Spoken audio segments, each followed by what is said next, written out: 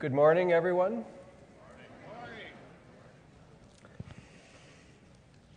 I'd like to call to order the 182nd Synod of the Incorporated Diocese of Huron. Welcome to you all, and it is a delight that we can gather here together in a couple of ways.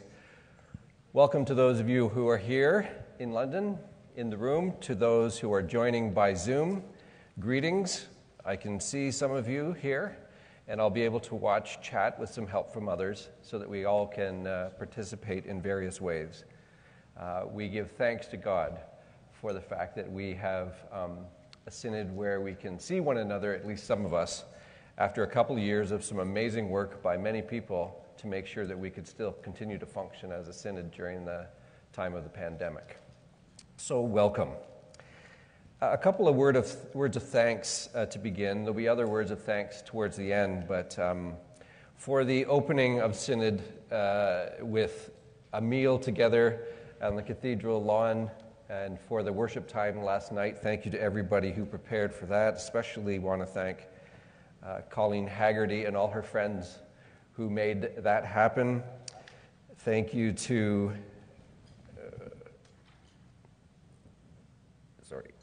I'm hearing myself more than once, which is painful. There we go.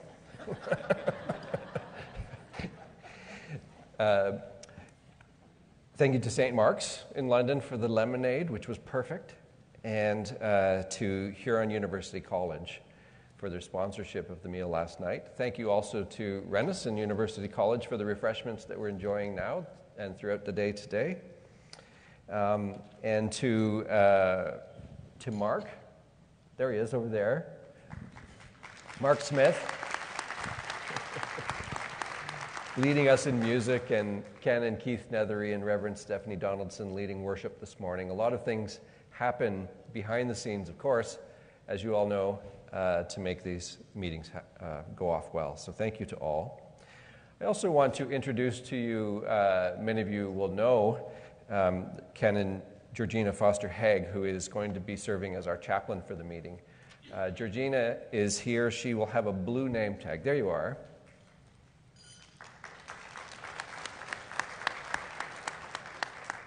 Most people have a white name tag, and to identify Georgina, there's a blue name tag.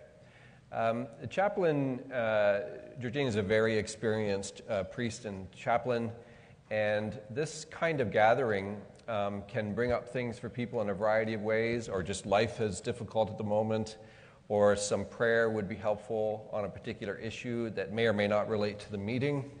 Also, because of COVID-19, we're not used to gathering, and for some people it raises concern or anxiety that is unexpected and so on. So all kinds of reasons, the ones we've named and others, that you may want support from Georgina, that would be great. And of course, there are many people around each one of these tables who are tremendous supporters of one another. So thank you, Georgina. I'm going to turn to our Honorary Clerical Secretary of Synod, Canon Valerie Kenyon, for some more announcements. Thank you, Bishop. First, about masks. Thank you, everyone, for wearing your mask as much as possible. Of course, you need to eat and drink and take it off, but wear your mask as much as you can manage. Certainly when you leave your table, and certainly when we break into song. So that's an important thing to remember. The Anglican Fellowship of Prayer wants to send you a message that prayers have been distributed around the diocese, and we are being held in prayer for our meetings today.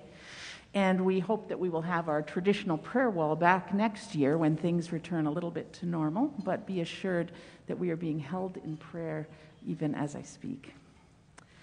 Wi-Fi information is on the reverse of your name tag if you haven't discovered that yet, so please have a look at that. Wanted you to know that the leftover food from the barbecue last night was given to mission services. That's great. The bishop's charge that we'll hear shortly will be posted on the website by Tuesday morning. St. John's Ambulance personnel are available if you feel the need to visit them. They are in the back room by the walkway, which I believe is over in that direction. And box lunches are going to be brought to your table right where we are. And if you ordered a gluten-free one, they will come to the back of the room, and you should get up from your table and go look for them when everybody else is getting theirs delivered to the table. And we have a thank you from Matt Martin for the hard work of the deacons. And Matt's just going to do his thank you from there. Thank you.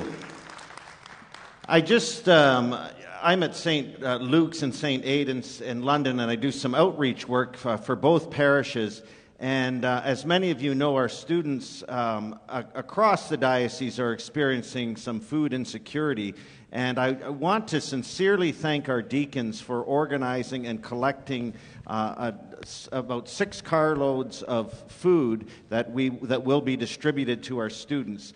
They work so hard to make sure that they are the hands and feet of Christ. So I can't thank them enough. If we could please give them a round of applause for all they've done.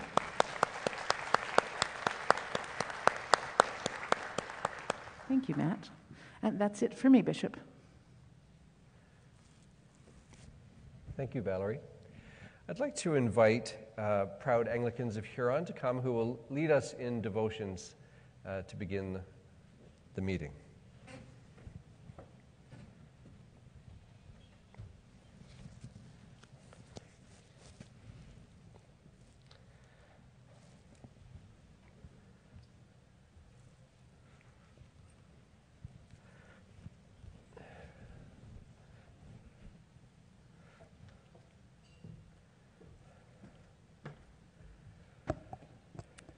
Hello, my name is Sydney. My pronouns are nay, nem, near, and I'm one of the co-chairs of Proud Anglicans of Huron. Hi, and I'm Reverend Hannah Scorer, she, her, and I am the clergy co-chair of Proud Anglicans. We begin with a reading from 1 Corinthians. For just as the body is one and has many members, and all the members of the body, though many, are one body, so it is with Christ. For in the one Spirit we are all baptized into one body, Jews or Greeks, slave or free, and we were all made to drink of one Spirit. Indeed, the body does not consist of one member, but of many. If the foot were to say, because I am not a hand, I do not belong to the body, that would not make it any less a part of the body. And if the ear were to say, because I am not an eye, I do not belong to the body, that would not make it any less a part of the body. If the whole body were an eye, where would the hearing be? If the whole body were hearing, where would the sense of smell be? But as it is, God arranged the members in the body, each one of them as God chose. If all were a single member, where would the body be? As it is, there are many members, yet one body. The eye cannot say to the hand, I have no need of you, nor again the head to the feet, I have no need of you. On the contrary, the members of the body that seem to be weaker are indispensable, and those members of the body that we think less honorable, we clothe with greater honor. And our less respectable members are treated with greater respect, whereas our more respectable members do not need this. But God has so arranged the body, giving the greater honor to the inferior member, that there may be no dissension within the body, but the members may have the same care for one another. If one member suffers, all suffer together with it. If one member is honored, all rejoice together with it. Now you are the body of Christ, and individually members of it. The word of the Lord. Thanks be to God.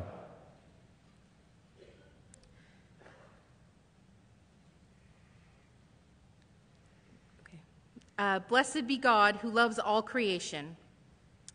God's love has no exceptions. Alleluia. We are the body of Christ, justice-seeking, bread-breaking, hymn-singing, risk-taking. Body of Christ. Baptized by one Spirit, we are members of one body. Many and varied in culture, gender, sexuality, age, class, and ability, we are members of Christ's beautiful body. None of us can say to another, I have no need of you. For only together can we find wholeness. None of us can say to another, I will not care for you. For we all connected like muscle and bone. if one suffers, we all suffer. If one rejoices, we all rejoice. Come in. All are welcome. Come into worship. Come with your longings, your questions, and your fears. Come with your dreams of a better day, one with dignity and safety for all. Thanks be to God, who in Christ has made us one. Let us worship God. Alleluia. And let us pray. Holy God, we believe that your love will find a way to heal our wounded world and that suffering and poverty will end, for we believe in your persistent love. God, help us to be your love in the world. Send us to those who suffer. We believe that you have made us who we are. In your image, a beautiful community of race, culture, gender, and sexualities. You declared us good. We celebrate this diversity, for we believe in your creative imagination. God, help us to make it safe for all to live with integrity, for barriers to tumble down, and for all to live in peace. Send us out to change the world. We believe we are all members of one body. We share a heart with those who suffer violence, who live in fear, who are cast out because of their sexuality, gender, or any other reason. We ache with them, for we believe that you love without exception. God, help us reach out in love. Send us into the world proclaiming the good news of the gospel. We believe that we are not yet perfected. We fear, we judge, we cause harm by our action and our inaction, but we still turn to you for help, for we believe in your forgiveness. God, help us to receive your forgiveness. Send us into the world to forgive. We believe that the liberation of those in captivity did not end with Moses leading slaves out of Egypt. It did not end with Jesus' death or resurrection. But even today, you are still pulling humanity out of darkness into the light, for we believe in the reign of God on earth.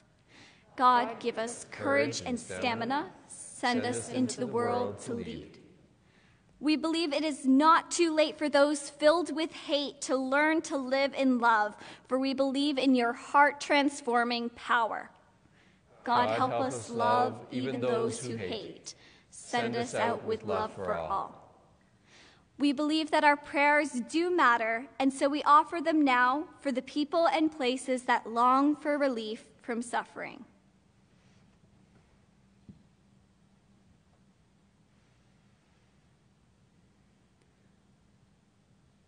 For we believe in the power of prayer. God, remind us that we are not alone. Send us into the world to be a soft landing place for all who suffer. We believe in gratitude. We offer thanks to those brave souls who risk much for others. We offer thanks for all of the moments of grace that sustain us, which we name now silently or aloud.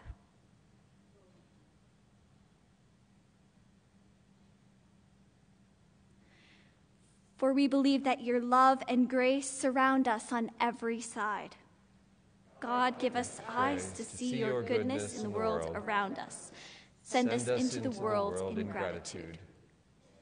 We believe that the church is an imperfect but well-intentioned collection of souls, even though we often fail to understand your gospel, even though we often lack the courage to take risks for justice, even though we have not always welcomed your beloved outcasts. Still, we see that you have not abandoned us, for we believe that you still hope in us. God, help us to be a better community. Send us into the world as the life-changing, liberating church you imagine. All this we ask in the name of your Holy Trinity. Amen. And tomorrow is the International Day Against Homophobia, Transphobia, and Biphobia, which was created in 2004 to draw attention to the violence and discrimination experienced by lesbian, gay, bisexual, transgender, and intersex people, and all other people with diverse sexual orientations, gender identities or expressions, and sex characteristics. The day of May 17th was specifically chosen to commemorate the World Health Organization's decision in 1990 to declassify homosexuality as a mental disorder. The day represents a major global annual landmark to draw the attention of decision makers, the media, the public, corporations, opinion leaders, and local authorities to the alarming situation faced by people with diverse sexualities, gender identities, and expressions and sex characteristics. In honor of the International Day Against Homophobia, Transphobia, and Biphobia, let us pray. Loving God of the Rainbow Promise, thank you for creating in us your holy image with a wide range of genders and sexualities that reflect your own sacred diversities. May we hear your voice and embody your love today as we enter into the International Day Against Homophobia, Transphobia, and Biphobia. We pray for an end to hatred and violence against lesbian, gay, bisexual, transgender, queer, and intersex people in every nation. Bring strength and comfort to LGBTQ people who experience violence, poverty, job loss, homelessness, and other forms of discrimination because of who they are. We acknowledge our own brokenness and invite you to heal the wounds, ease the pain, and calm the fears in every human heart. Be known to us even in the midst of every storm, and illuminate a way in our wilderness. We pledge to help build a world where love means love, where people of all genders are affirmed and celebrated, a world where justice and peace kiss each other. As a rainbow community, we give thanks for friends, families, and allies who join us in the journey to protect and celebrate sexual and gender diversities worldwide. In your many names we pray. Amen. Amen.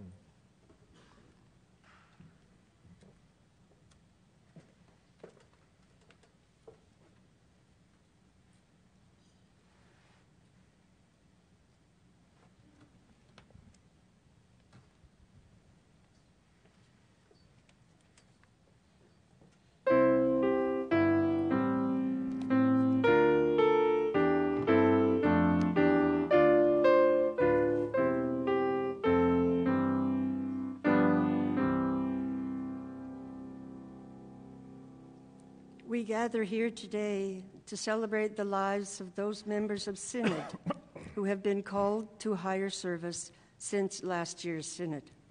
These people include clergy, clergy spouses, and laity. It is appropriate at this time to honor them as servants in God's vineyard. We remember and thank them. The most beautiful memory we can give to those who have died is not made of stone, but it is a living memory that is nourished by prayer, gratitude, and an ever-deepening affection.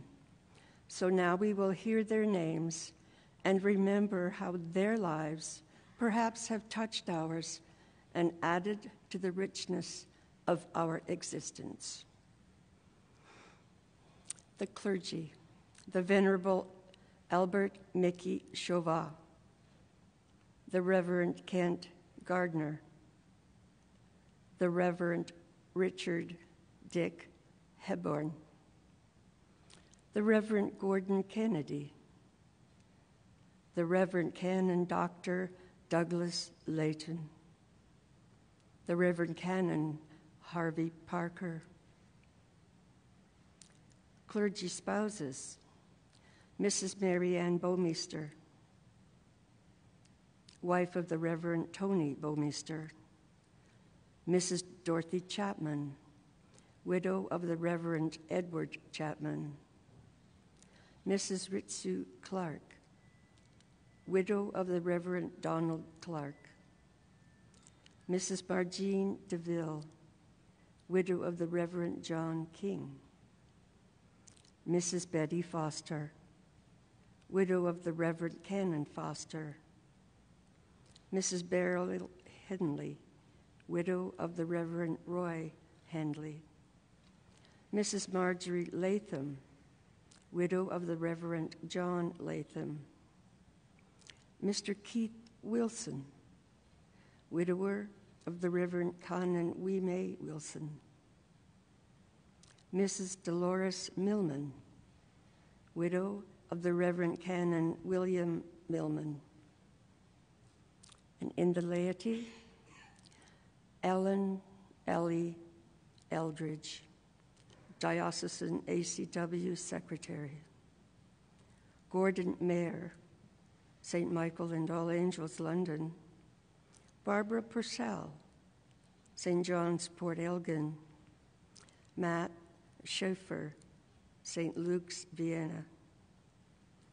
Margaret Shaw, former Huron Church House staff member. Cheryl Yako, Christchurch, Amherstburg. And Marna Jakokovic, St. Matthew's, Florence. Grant eternal rest to them, O Lord, and let light perpetual shine upon them.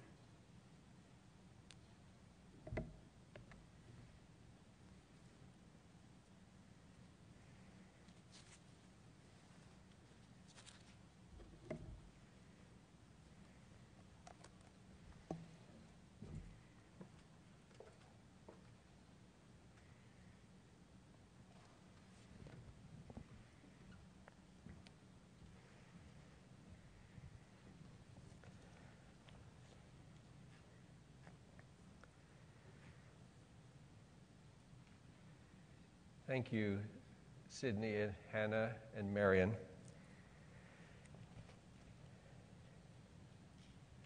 We continue with apologies for absence, some of whom are traveling out of the country, some of whom would appreciate our prayers. The Reverend C.J. Adams, the Reverend Dr. Barry Craig, Dr. Gordon Drake, the Reverend Cheryl Highmore, the Reverend Chris Travers. And to extend my welcome, there are new members of Synod.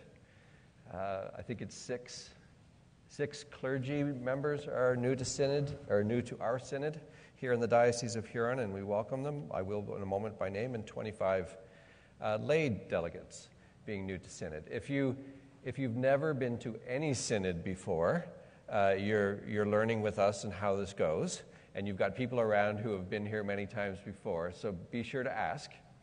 But maybe you've been to other synods in other places, and we welcome you here.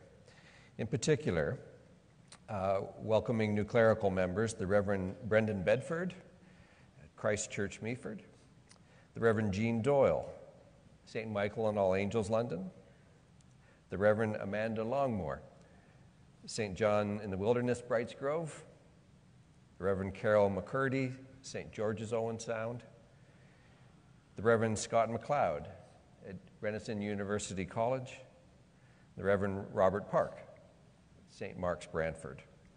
Welcome to you and to all others who are new to Huron Synod.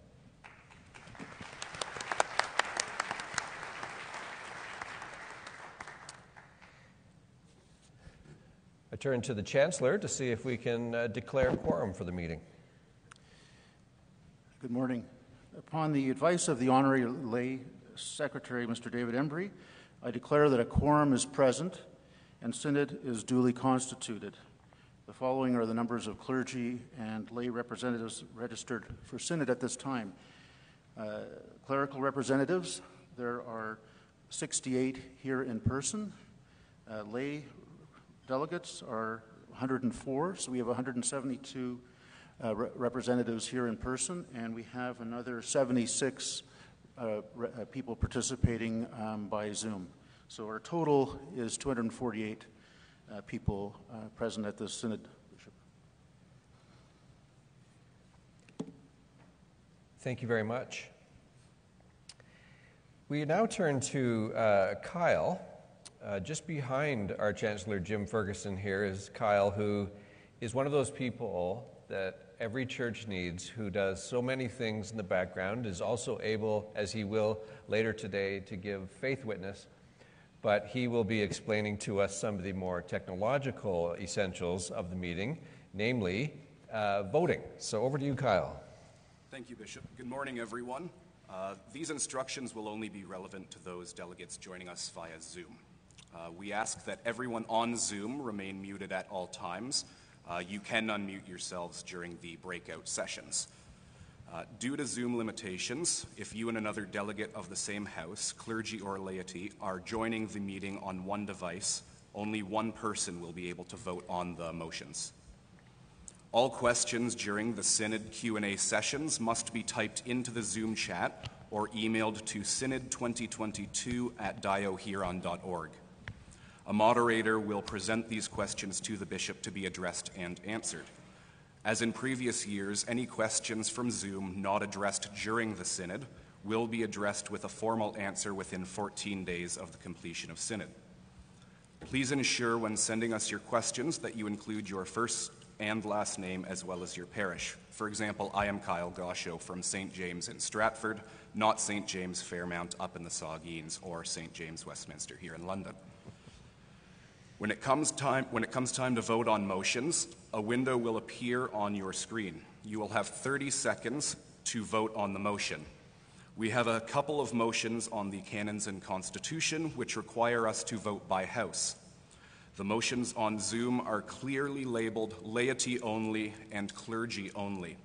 If you aren't ordained, wear a collar, and preach on Sundays, please do not vote when it says clergy only. If this happens, I will make sure that your priest knows they have next Sunday off and that you are preaching. Thank you.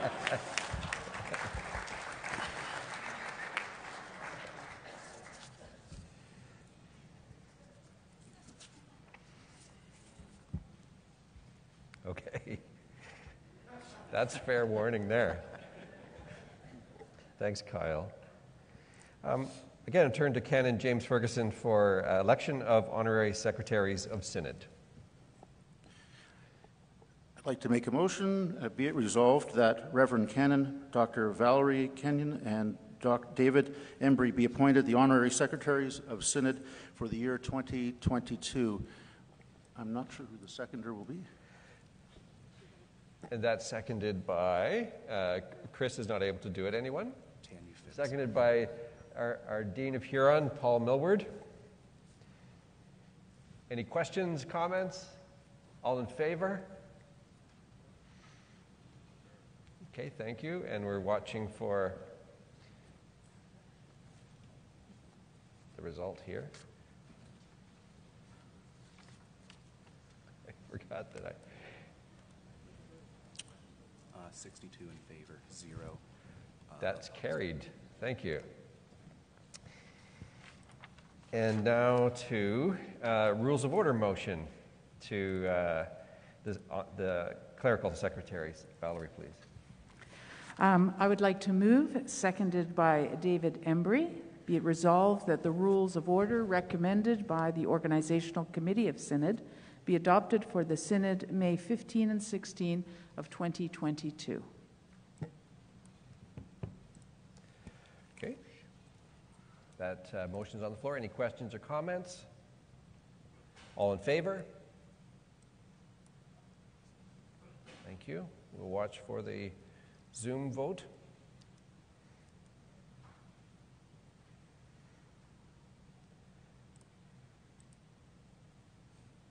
And that's carried. Thank you. There will be a delay like that at this meeting because it takes a moment for the folks who are on Zoom. If you've been on Zoom, you'll know that a window pops up and you have dots you can check to vote in favor, oppose, abstain, and so on. It takes a while to calculate those, but that's pretty quick, so thank you, whoever's doing that magic. Number 11, common consent list of motions. The Honorable Lay Secretary of Synod, David Embry, will lead us through this. Good morning. Just before I start that, I have a short announcement, and that is that anyone in the room or comes into the room who did not register, did not check in, as it were, because they arrived a little bit late, please see me before noon sometime, and I will get you checked in and get you your name tag so that you can have lunch.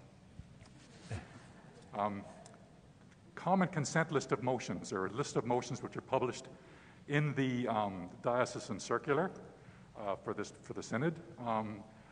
Motion number 3, if you vote for this motion, you will vote for to adopt the proceedings of the synod from last year, to appoint our synod auditors, KPMG, to formally receive the motions and reports in the circular, also any motions received since the circular was published, and also to formally receive and acknowledge the nominating committee report. So it's moved by myself, seconded by the Reverend Canon Dr. Valerie Kenyon, that the motions 3B through 3F be passed. Thank you, David. Any comments or questions? All in favor? Any opposed?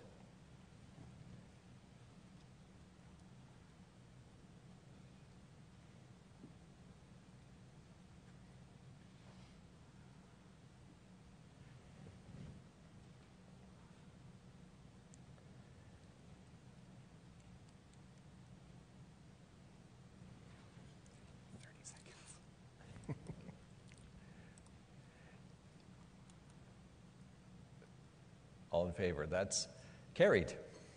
They are carried. Thank you. And where are we now? That covers all of those, right? Well, that's exactly where we are.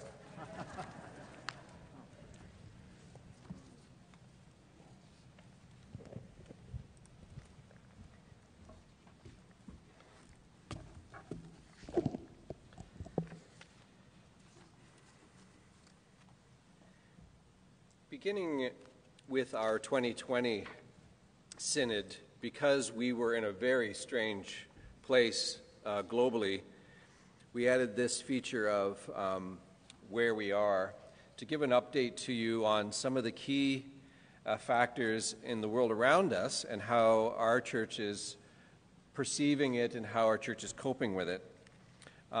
We're continuing this, at least for this synod anyway. For that opportunity for me to do this. Each annual synod is, among other things, like a snapshot in time of where we are together along the road with Christ. And it's good to quickly take stock of some of these things and be honest and clear about how we're doing. So I've come up this year with 5 ways to speak about this moment in time as I see it, acknowledging that this just briefly brushes over many of the realities of life today. I'll speak to each of these, keeping in mind the major events that are happening in our war and keeping in prayer in our world, keeping in prayer those who are suffering from war, from the pandemic still, which continues, and from many other forces of evil that need to be resisted and confessed. But here are 5 areas I will touch on. 1, that we live in an ambivalent moment. 2, we are seeking a faithful equilibrium. 3, we're living in a changing culture, a changing church culture. 4, we're undergoing significant leadership change. And 5, an update on our financial resources for ministry. First of all, an ambivalent moment. Simultaneously, at the same time, we are experiencing grief, trauma, isolation in ways that many of us have never before, collectively and individually. But we're also glimpsing joy, experiencing healing, and knowing community in new ways again, sometimes for the first time. And it's both of these at the same time. I use the word ambivalent here, simply, not simply just to mean, mixed feelings, feeling ambivalent about things, but from the root of the word ambi, which is like both, ambidextrous, both, and valer, strong, to be strong. So both of these things are felt strongly at the same time. We are experiencing grief, trauma, and isolation, and joy, healing, and community strongly at the same time. Christians tend to be able to see that this is possible, necessary even, when we believe that Christ is both fully human and fully divine, when we believe that Jesus is both present and absent. We have a capacity to see things this way that sometimes the world doesn't, which can be helpful. And we're even both at the same time in this meeting right now, both some people in the room, some people experiencing it and participating virtually. We're getting better at doing this. So in some ways, we're halfway. We're halfway back in some people's view. We're halfway to where we will be in other ways. And I consider this progress. I consider it something to celebrate, that we have been able to adapt in these ways. This has allowed us to participate. It's allowed the church's work to continue and indeed to flourish in some cases. And I want to thank all of the people, both in this meeting, but all through the last couple of years, who have moved the levers and pushed the buttons and plugged in the devices and bought people and brought them devices and everything else to make this happen. Thank you very much. But the last 2 years has definitely taken its toll on all of us. There is a hidden, or not so hidden, exhaustion that has now surfaced in pretty much everybody. Wellness continues to be a concern for all of us, the wellness of ourselves, the wellness of those around us, and it continues to be a high priority for me, especially when I see this massive effort that all of you have made and all of you continue to make. And I'm grateful for all that you and your communities have done. The second thing is that we are at a time when we're seeking a faithful equilibrium. If you've studied systems at all, you'll know that all systems want to go back to find equilibrium, even if it didn't work, even if it wasn't good. We do need certain kinds of equilibrium and balance, but the question for us now, also an opportunity for us now, is which ones? What kind of equilibrium? In some quarters, this has been expressed repeatedly as a desire to get back to normal. But normal was not working for many, many people before. And as we seek new, faithful equilibrium, we can be asking questions like, who does this arrangement favor? Who does it calm? Who does it agitate? Who does it harm? Who does it serve? And as we do that, we will become better at finding the faithful equilibrium, especially for those for whom systems tend not to serve well. So we seek that. We're also in a changing culture, changing cultures, and certainly a changing church culture. And here, when we're trying to make decisions and be strategic about our life together, we remember Peter Drucker's famous reminder that culture eats strategy for breakfast. That strategy is important, but it's all within a culture, and culture is a very powerful feature of human life and society, and certainly church life and society, and the way society in the sense of the way we relate socially and ecclesiologically. I think it's very important to keep remembering this. The Diocese of Huron itself is a culture. It is a collection of cultures. And you and I are part of this, and part of that culture is the incorporated body, legally, the incorporated synod, that we all make up in this moment, in this meeting, representing the Anglican Church in our diocese as a whole. But also, theologically, we are the enfleshed body in this time and place. To make sure that our organizational culture is faithful and healthy is a high calling and an important task. Culture is simply the ideas, values, customs, patterns, social behavior of particular people in a society. It's based mostly in our habits, what we think our normal is. It's our automatic ways of being, and we need these things because we can't be making decisions about every little thing that we do all of the time. It seems, culture does, to be the most natural thing in the world if you've been in a stable cultural situation. It's just the way things are. And you don't realize that until you have people come from other cultures that tell you how odd it is to them. So as I said last year, part of the reason we've been able to be resilient in a pandemic is that much of our cultural makeup is very good and healthy. It works. It sustains us.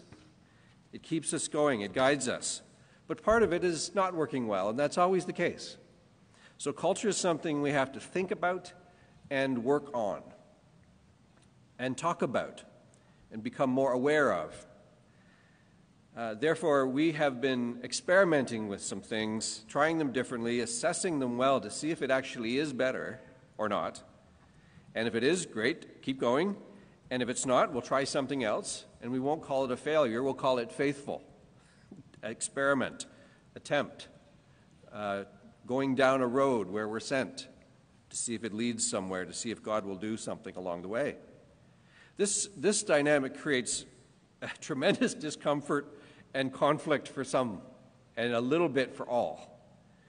But we can deal with that because we have love for one another and for the world that God so loves.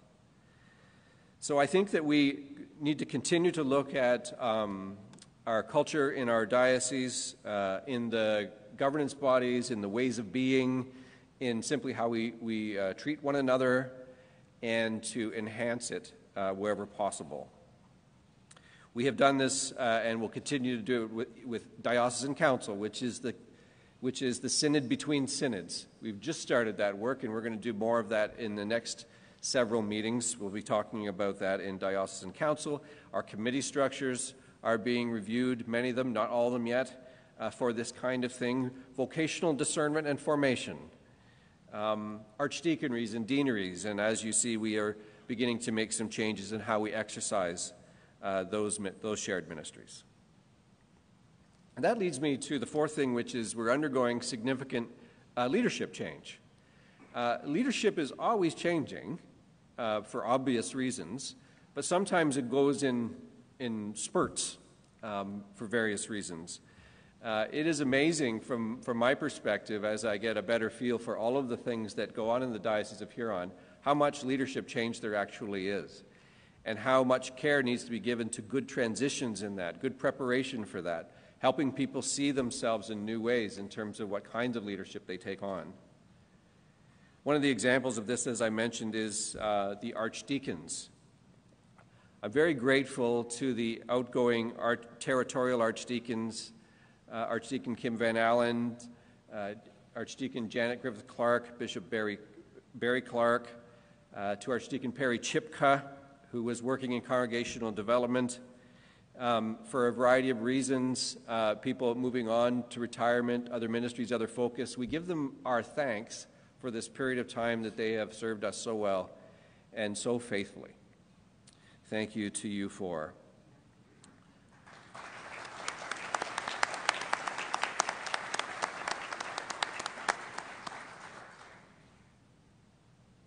Their archdeacons give a sacrificial gift, as do their congregations who support them in what they do. And I also want to thank Archdeacon Kristen Aikman, who is going to be taking on a new focus in the area of lifelong learning and vocational development as an archdeacon in the near future. Archdeacon Rosalind Elm will continue in her work in reconciliation and Indigenous ministry, and Archdeacon Tanya Phibbs will continue serving as Archdeacon of Huron in her role as Executive Archdeacon. I also want to thank the incoming territorial archdeacons, Jane Humphreys, Sam Thomas, Megan Collings-Moore, and Osido Olubo, who will begin a new and, I pray, better supported, expanded in terms of breadth, but also deepened way of working as Archdeacon for a 3-year period of time where we will do, again, assessment to see if this helps the church. It's better funded and better supported, and we need to try that way of doing things. So I'm grateful that that has happened. These appointments were made very recently. We worked out many of the details. Some of the details remain to be decided around some start dates and some transitions. And Diocesan Council, in fact, has the authority to make final decisions about the names and boundaries of deaneries and archdeaconries.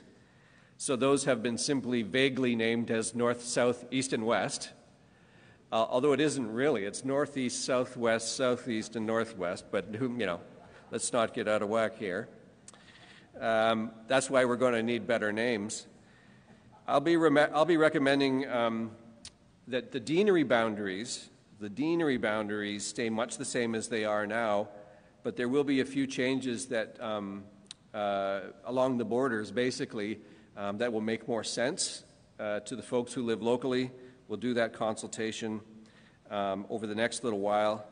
And we also want to, there may be some changes in terms of what deaneries are aligned and what archdeaconries, but I would like the chance to consult with those people who it most affects over the next month or so before the June 17th meeting of Diocesan Council. I'd also like to recommend that when we talk about what names we're going to give to the 4 new archdeaconries, that we consider the features of the land itself, and or to consult with those who are indigenous to the land to learn what names may better resonate with where we actually are. In addition to new archdeacons, there will be some new canons, people canons, not law rule canons, people canons, some new canons named and some new committee chair people named over the coming month or two. We're hoping to be able to celebrate those new ministries early in the fall and have them named before the summer. These folks will help with our common work in a variety of ways. And finally, the primary structure of the church, I want to remember, is the assembly of the baptized, the greater assembly and the local assembly of all baptized people. And here is where the Spirit has the greatest, perhaps most unrealized potential in terms of leadership and support. Not everybody has to give leadership to everything. Not everybody has to be competent in every way. In fact, we know that no one is competent in every way. But the communities are and need to be. So in the totality of all of the baptized together in a time and place, all of the competencies, all of the gifts, and all of the leadership can appear in a shared way. And I'd like to find ways to really encourage that. And in particular with children, teens, and young adults who are vital to our decision-making and our spiritual growth. Jesus knows this about children and teens and young adults, and so do we. So we will practice this with more intention over the coming months and years. There's also significant change happening in the church house offices, the diocesan offices here in London. Last year I said that we'd be looking for more coordinated, complementary, and collaborative approaches to our work in serving the diocese. And since then, retirements, staff changeovers, pandemic recovery work, and other things have all strained the system, even while we're trying to replace aging systems, and this has created huge challenges. It has amounted to an overhaul. I've called it a renovation of much of what we do in Church House. I don't know how many of you had tried to live through a renovation of your home while living in it, but that's sometimes how it feels. We are getting there. It's kind of an exciting time, but it is messy and dusty, and there has been plenty of frustration and anxiety and tension and setback. And I know that everyone has been feeling it, especially I think the people who work in the church house, but also every one of you who has to relate to church house in one way or another. I want to acknowledge that you must be feeling those same experiences and feelings as well. And I thank you for your patience, but I also want to encourage you to continue to let us know the things that are working and the things that are not working. We're going to hear more a bit about this, but that's the way that we learn what services, what shared work, what systems actually are helping. A special thanks to about a half dozen people who have been sent directly from the merciful hand of God to help with all of this. There are many, but I will name a few. Mark Charlton, Stephen McClatchy, Lloyd Symington, others like Diana Boland, Evelyn Beebe. They've all been such people over the last while. Helen Booth, Tanya Phibbs, and other church house folk have steadied the ship many, many times. The canoe, maybe, is what we ought to call it at times. I'd like to thank Hannah Goshi as well, former General Synod Treasurer, for her work in helping us for several months as a consultant. And now again to Mark Charlton, who is serving as Interim Director of Finance as our search for a new Director of Finance continues. There are great people on the job. I have great confidence that we will come through this in a way that is good for the church. Mark puts it very clearly, and I agree with this completely. I told Mark I'd read sort his words, but actually I'm just quoting directly. We are committed to uncovering issues, correcting errors, and taking steps to avoid recurrences. These are highly manual efforts, yet essential to restoring confidence and reliability. To establish efficient and simple processes, we need to rethink how we let automated processes flow freely. We need to rethink how we let automated processes flow freely, monitor that flow, and determine the proper point to intervene with fixes. This names it very succinctly and challenges us in a way that I think is very helpful. So please pray for all those who serve you at Church House.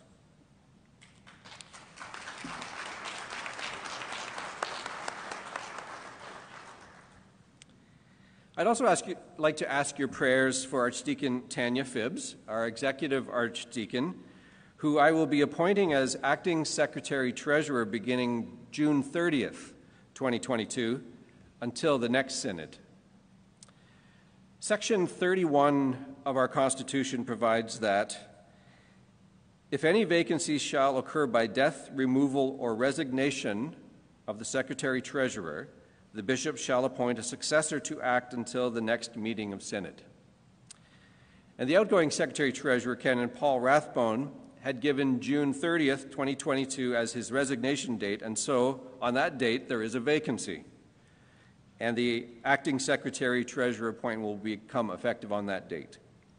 So I thank Tanya for taking on this role. It will give us a very knowledgeable and competent person in the office of Secretary-Treasurer, and it will allow a period of time for us to finalize the search for the Director of Finance, which continues with interviews on Tuesday morning, and it allow us to access particular needs of the organization over that time, to assess it, to redistribute workload, to make it possible for everyone. Early in 2023, I pray that we will have a clearer idea of how these essential roles will be structured, especially in the bishop's office, as that work must be intact and well supported also.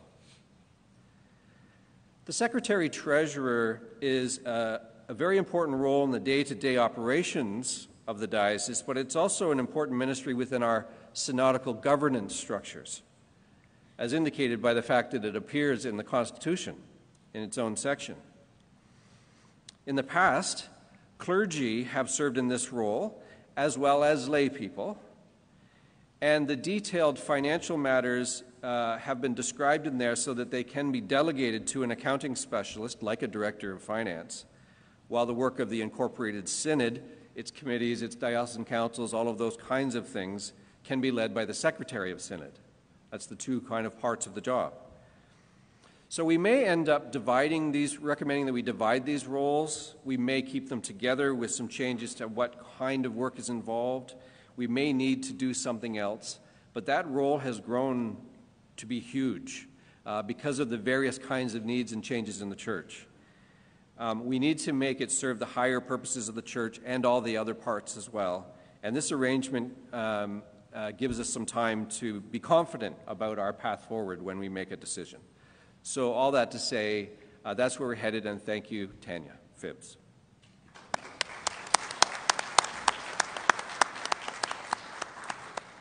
And finally, financial resources for ministry. The finance report follows this immediately, so I'll be brief about it. But I do want to say that I have been working closely with those who steward our diocesan finances. And as mentioned, there is a renovation of systems going on, and one that's appropriate to happen on a regular basis. But I want to say that we're going to be okay. This is due to the faithful generosity of Anglicans past and present. Mainly, we're going to be okay because of the faithful generosity of Anglicans past and present, and to say that we have weathered much more threatening times than this, financially speaking, in the past. And looking at those things and gaining some perspective around them has made me trust in God, of course, and in all of you, and that we are going to be just fine. We've got some work to do, no question, but we're going to be fine. And there are other things to remember. We only have resources from God because God is generous. And God is not going to stop being generous. Every breath you take is an expression of the generosity of God, that you have life. We only have church resources because Anglicans are generous in response to God. And I also want to point out that while we'll be okay, not everyone in the church is okay. Not every church community is okay.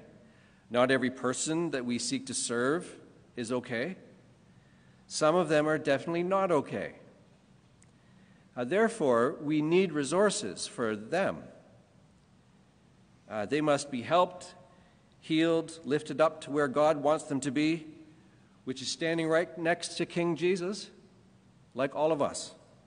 And that is our promise. So we continue to offer every creature under the sun this life of the Spirit, and it requires our generosity of time and talent and treasure to do that. And only then are we ever okay.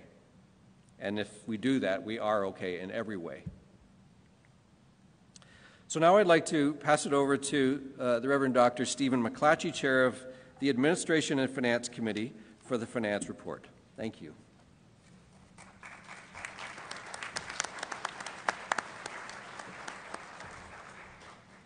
Thank you very much, Bishop. I'd like to invite Mark Charlton to come and join me because I'm going to punt the hard questions to him.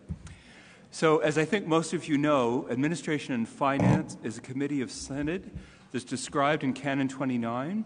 Our role is to oversee and to steward the financial resources of the diocese. The work that we do is supported by 7 subcommittees that essentially do homework for and make recommendations to ANF. These subcommittees are audit, budget, cemetery, grants and loans, insurance, investments, and land and property. We in turn make recommendations about most, if not all things, to diocesan council. As I think you know, and as our bishop has just described to us, the diocese is still in the midst of a major transition for reasons that I don't really need to rehearse in any more detail. Not only have we been dealing with a global pandemic that has upended our lives and shut everything down, we've also had to deal with its impact on the administration and the financial processes of our diocese. not to mention the recent retirement of our longtime Secretary-Treasurer, Canon Paul Rathbone. Transitions are hard. They're very hard. And so I want to really just reinforce and echo the message that our bishop has just given us, which is we're going to be okay. There are, in fact, a lot of good things to report on, and for which we need to be grateful to God. While the books are not yet finalized, we're confident to report that the 2021 surplus will be over $200,000. This is a really good news story, and there's a few reasons for this. The principal reason is for all of you. The hard work that's been done in your parishes has meant that we are almost perfectly at our target for the apportionment.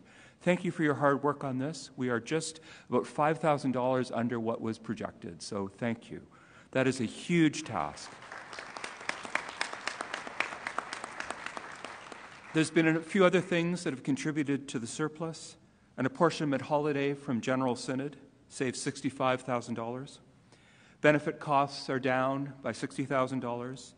For obvious reasons, meeting costs have been down for $40,000. And other revenues were up by $26,000. We're grateful as well that the market rallied strongly in 2021, and our investments are up $11 million over the previous year. So we've had a total of $96.5 million as of December 31st, 2021, which strengthens parish and diocesan trust funds as well as pensions.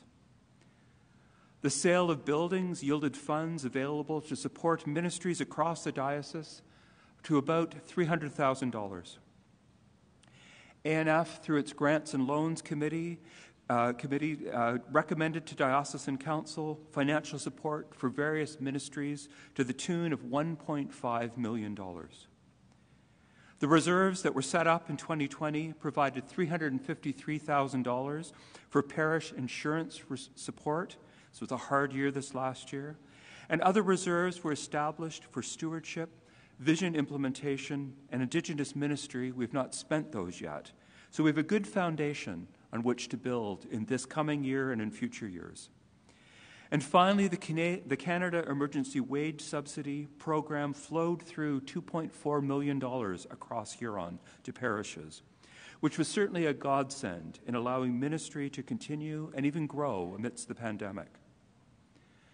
It would be wrong not to acknowledge those areas where we've done less well over the last year. I'm certainly aware, even in my short time as chair of ANF, of the frustration and even the anger that exists across the diocese because of poor or non-existent communication, mistakes, and lack of responsiveness to questions and concerns that you, the parish community, have raised. There's many reasons for this. I think you understand them. Staff turnover, difficulties with handoff, training, steep learning curves, not to mention the fact that resolving a lot of the problems that exist are pretty labor-intensive. Overall, I would have to characterize the past few months as a Herculean effort to right the ship and to get us back on track. And we're making good progress in this regard. Thanks particularly to we brought in extra help, like retiree Charlie Munger, Lloyd Symington, and others, including Mark Charlton, whose great work with the CEWS, the emergency wage subsidy, probably got him into his current predicament. But seriously, though, as the new chair of ANF, I'm hugely grateful to Mark for his willingness to serve in the interim role as we search for a full-time director of finance. That process is going well, as the bishop mentioned. We're moving to the next stage tomorrow morning, where we're going to meet a handful of candidates. I would like to invite Mark to comment briefly on the short and the medium-term focus of his team and the challenges and opportunities that he sees.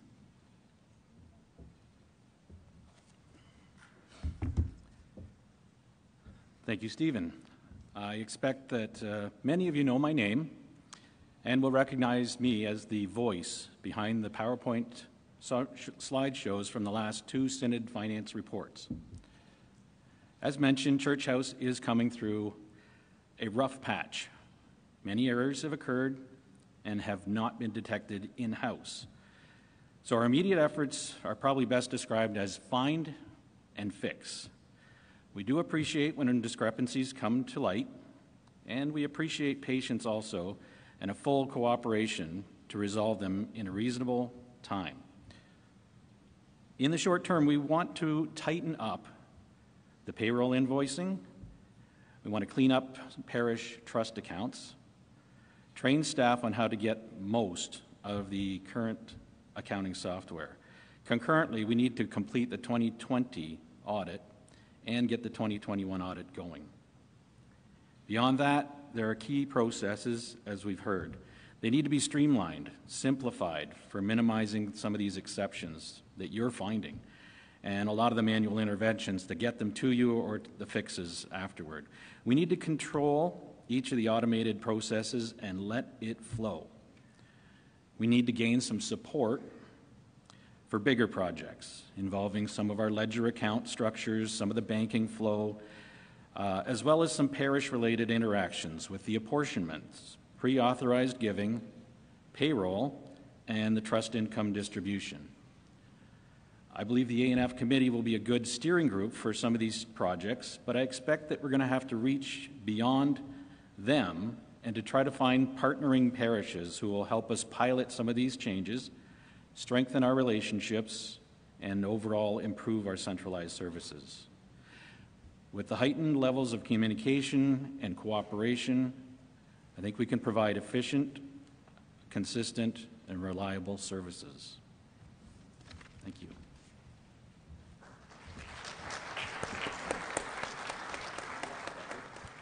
Thank you, Mark, and thank you again for your leadership. The A&F committee is also in a transition, with 6 new members having been elected just an hour or so ago. I want to sketch, and so I will be calling you soon, all of you. I want to sketch in broad terms what I see as our work for the next year. We will be continuing to support, advise, and engage with Church House as they work to right the ship. We want to assist as we can a smooth transition to a new Director of Finance.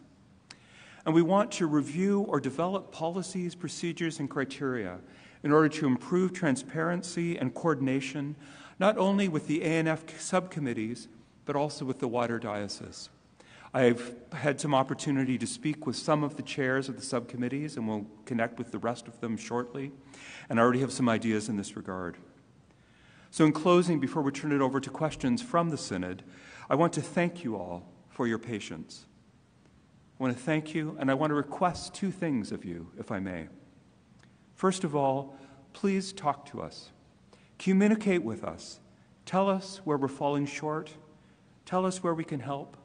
Let us know what's going on.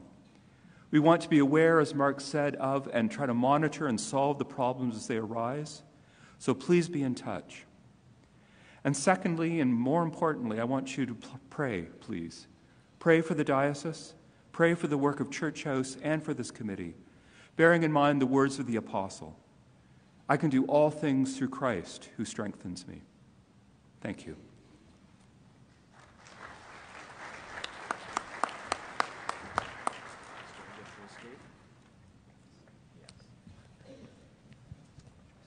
Okay. Thank you very much to Stephen and Mark. They're going to stay handy in case there are questions that they'll be able to answer. We're right on time, which is great. There's going to be a break after this for stretch or whatever else is needed. But I did want to have a time where Synod members can ask questions or offer insights about things that have been reported and discussed so far in the meeting or anything else. We'll have a couple of these opportunities in the day as a whole. If these can be answered immediately, we will definitely do that. Sometimes we have to go find things out. And there's a commitment to doing that so that we can get a good and full response within 14 days, as we've done in the past, so we can follow up. So feel free to do that now. There are microphones around the room. There's also a chat function that I get some assistance with here, and I can see a little juggling there. But are there any questions, insights, comments that you'd like to make? And I may need a little wave of the hand. I can see one there. A little motion helps me see the past the lights here. Thank you. I think that is Ken and Kevin George. Thanks. Is it? Yep. It is. I know. I recognize the shine on your head. Thank you. We look like brothers. It's a very popular hairdo, Bishop. As the Bishop said, my name is Kevin George. I'm from St. Aidan's Church here in London. I want to first thank you, Bishop, and Mark and Stephen for the work that has to go into, I think the appropriate word you used is renovation, because there's so much to do. As I listened to Stephen, one of the things that leapt out at me is I think that one of the things we've been learning at St. Aidan's through this pandemic is that the pandemic, I keep saying over and over again, let's not let a good pandemic go to waste. Because it's freed us up at times to get on with things where we often get wrapped up in process. And so one of the things that leapt out just now as I was listening, Stephen, was we're a committee with 7 committees. And I guess my question is, as a part of the restructuring or looking at all of that, are we at all examining what it looks like with all these committees we have all over the place? It almost seems like a paralysis of analysis at times. There's so many people talking about so many things with crossover, and I just wonder if that can be simplified. I can take a general shot at responding to that, and then I'll ask Stephen for some, because it was specifically asked about administration and finance has 7 subcommittees. The committees as a whole in the diocese do excellent work. One of the things that's lacking is integration across from committee to committee. There can be, it's an overused term, but there's a bit of a siloing of activities and less integration. Diocesan council can help with this. Some people who are staff can help to be liaison between, but we've relied too heavily on that. So that's one of the aspects that's being looked at, Kevin and others, is how to have the committees in tune with one another, resonating in their missions in certain ways. And not that the work is being repeated in other places very often, although sometimes. It is that there's a lack of awareness. This became clear to me when I went to more and more committees. The other is that there will be some paring down. Committees and subcommittees tend to grow, and sometimes the work gets continued because there's a committee or because there's a subcommittee, when it actually doesn't need to be done and other things could grow. So there'll be some pruning of the tree. And Stephen. Thank you, Kevin. That's a really good comment and observation. I mean, it's kind of early to say at this point, and I've attended a handful of committee meetings. I think that the way I would characterize it is that the subcommittees have maybe drifted away a little bit from ANF, and what I want to do is find ways to tie them more closely into what we do. If there's a way to work more efficiently, that's absolutely something we're going to look at. One of the things I was a bit surprised to discover is that there were not terms of reference, for example, for most of the subcommittees. And others where they do exist, they need some revision just because the circumstances have changed. So, for example, in grants and loans, there's a significant amount of money that's available now for that process. And it needs to be better sort of described how and what are the parameters around the work that the subcommittee does. I characterize the work of the subcommittees as doing homework, and I think that's a good way of putting it, that more heads are better than fewer, and so sometimes it can be the most efficient way, so there's not a 6-hour ANF meeting, which no one deserves, for the subcommittees to do some work beforehand and bring us together. I feel a little guilty as well because I've just added one subcommittee, and it's maybe a process of looking at the work that needs to be done and ensuring that we've got the right structures in place. So at our last meeting, we just reestablished an audit subcommittee.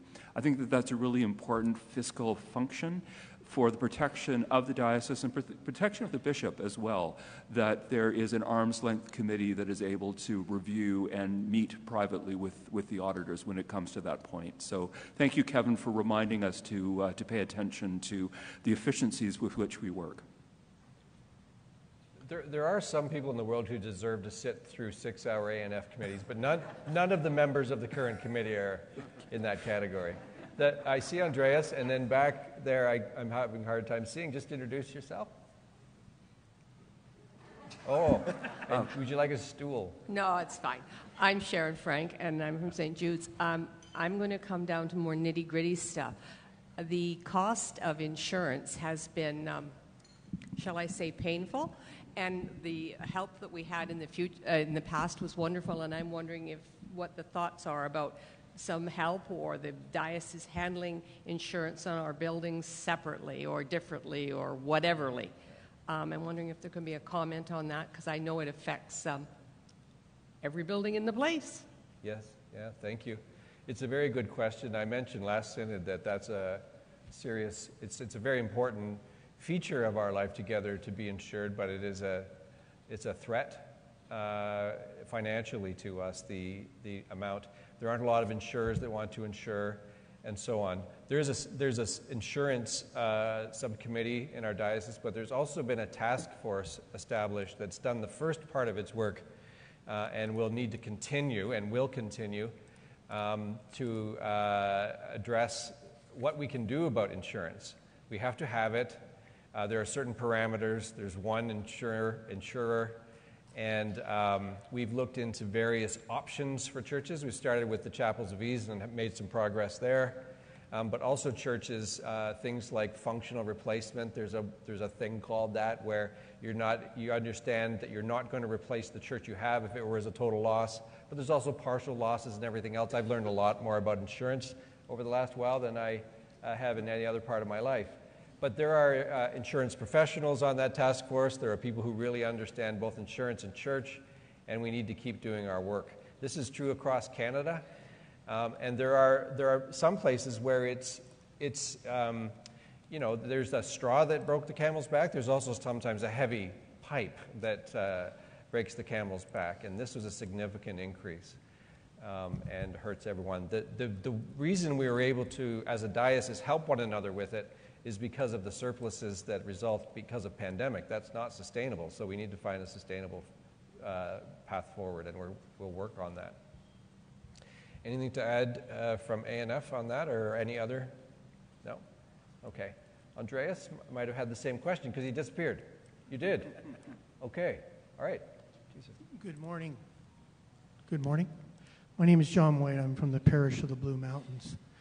Mark, you probably did not like writing your report as much as I was distressed listening to it. And I noticed that we put through the approval of auditors and the consent agenda, but to the point about our 2020 audit is not completed because of issues. You mentioned that many of them were internal to Church House, not discovered by auditors. I'm wondering, my question is, are the auditors that we have approved at consent the same auditors that we've had for a number of years? And therefore, with the changes in what we've discovered, and then with the change in a financial leadership, it's not uncommon, therefore, to change auditors and do a more detailed review on the change of long-term financial leadership.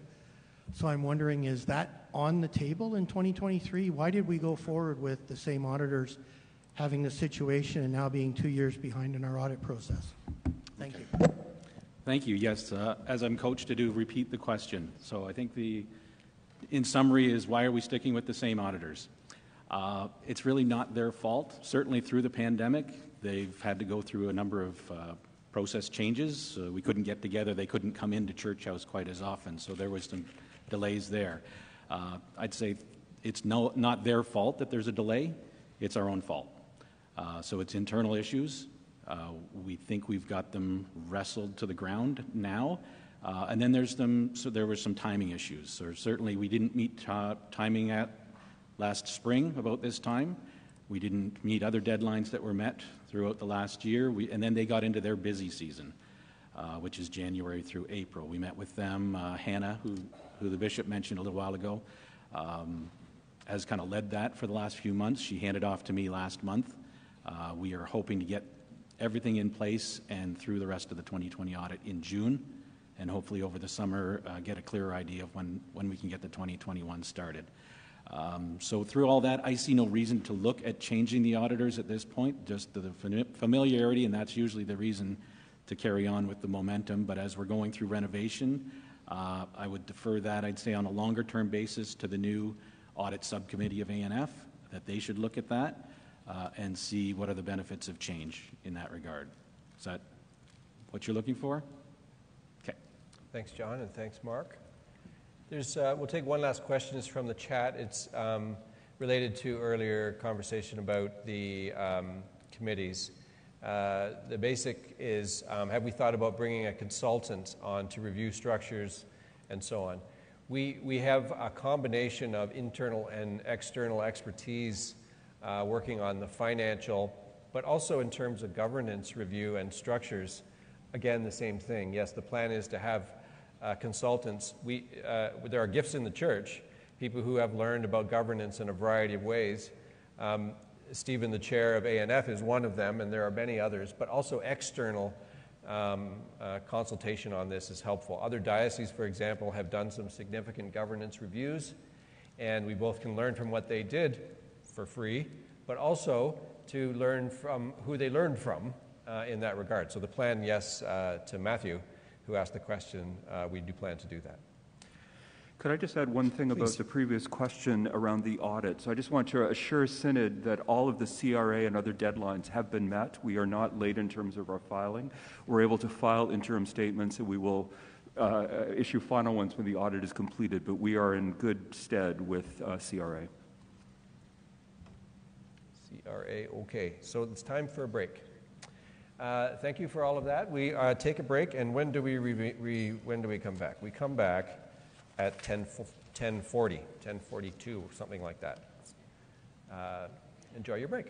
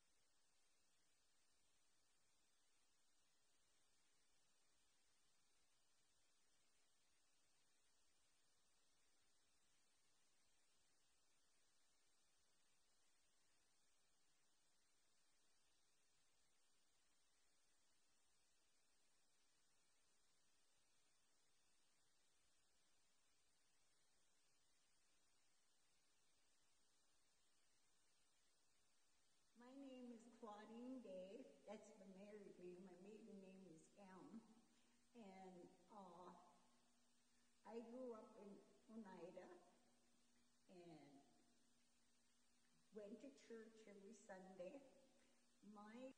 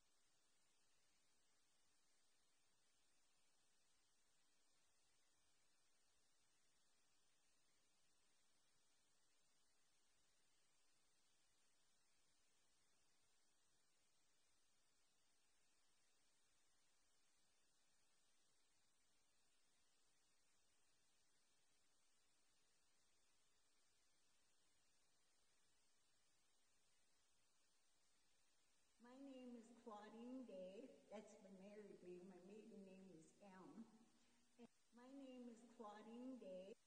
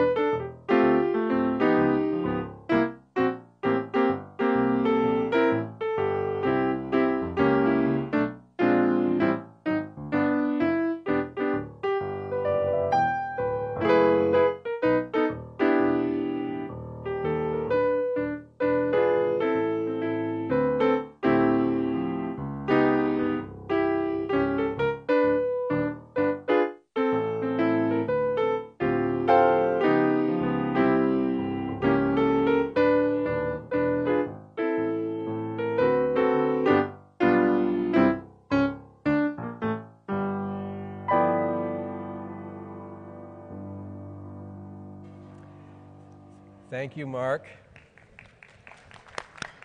Mark Smith. Hope you've had a good break. We're continuing on with the witnessing to faith in the life of the church is one of its great resources. It's fuel for others of us, and that's sometimes how we hear the gospel for the first time. And so I'm really pleased that there are faith witness moments in our meeting. The person who was originally scheduled to do this particular faith witness was unable to do it at a late hour, so Claudine Day has been recorded giving her faith witness on short notice, and we're very grateful to her and to the others who made it happen and the people who got the video in place. So it is a video instead of an in-person presentation, and we'll begin that now. My name is Claudine Day. That's my married name. My maiden name is Elm. And I grew up in Oneida and went to church every Sunday. My dad volunteered for the Second World War, and he volunteered to go because at that time Native people didn't have to go. But he and his two brothers all went at the same time. And before my dad left, he didn't ask, but he told my grandmother, I want my two kids to get an education because that's the only way they'll survive, and go to church. And my grandmother kept that promise. My mother did this and that for the church, and she practically ran the thrift shop. And I joined a young people's group, which I got to know a lot of people my own age. And I really enjoyed going to church and going to these different, things going on at the church with us young people then. Graduated from high school, and I hope I don't have to go to church. This went on for a couple of years. Then suddenly I thought, geez. So I took a bus to this church, Episcopal church, and it was too ritzy for me. So then the following Sunday, I took 3 buses across the city to where I had gone to church before. And I felt at home. So that's where I went to church. Then I married my husband and moved back to Canada and to the res. And he was Anglican.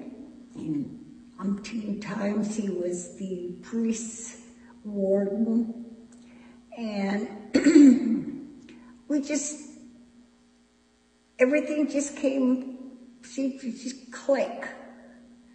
We both helped with fundraising.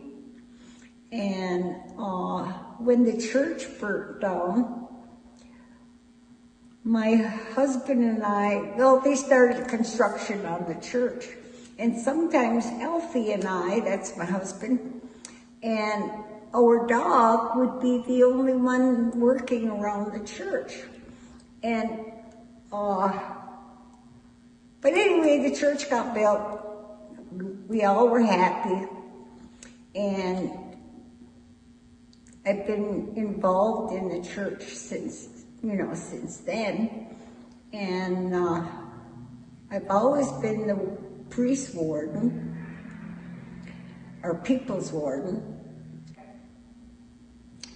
Why I'm church, that's part of me. I can't think of doing anything else. There's a lot of things in church that I do volunteer at the long-term care, because I'll be there one day, and I feel I'm doing something, some of God's work.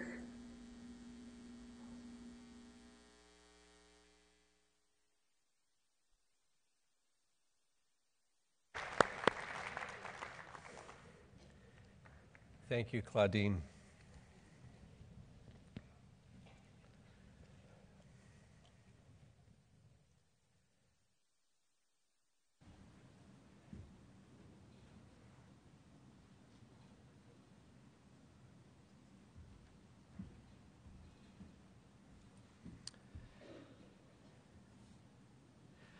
Together on the road with Christ.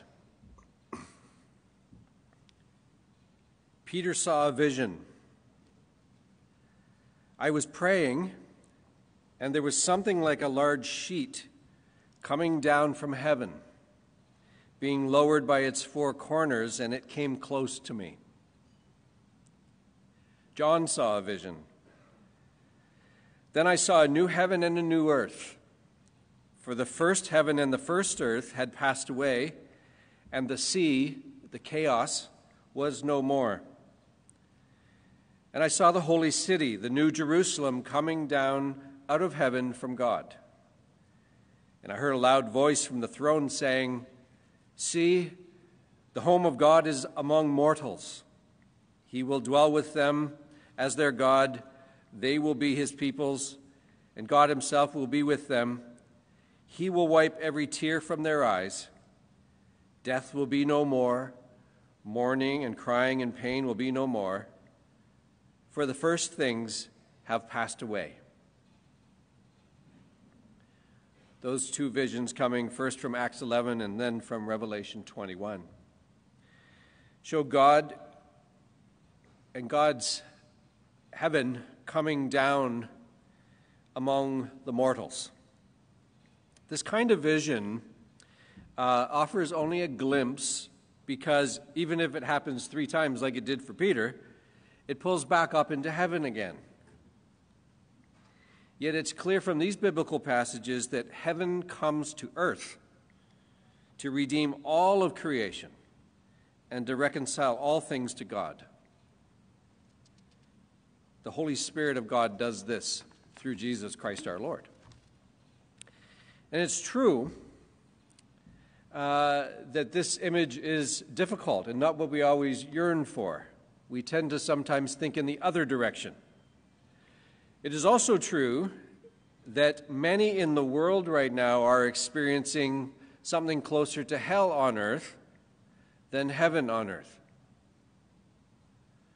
And the work of God has not come in its fullness, at least not as we can see it. So it remains tempting to stay with that other image that we go up to heaven and escape all this. But in fact, these and other passages show a vision that goes in the other direction. We see heaven comes down to earth, to creation, to us, and this is good news. Come, Holy Spirit, come.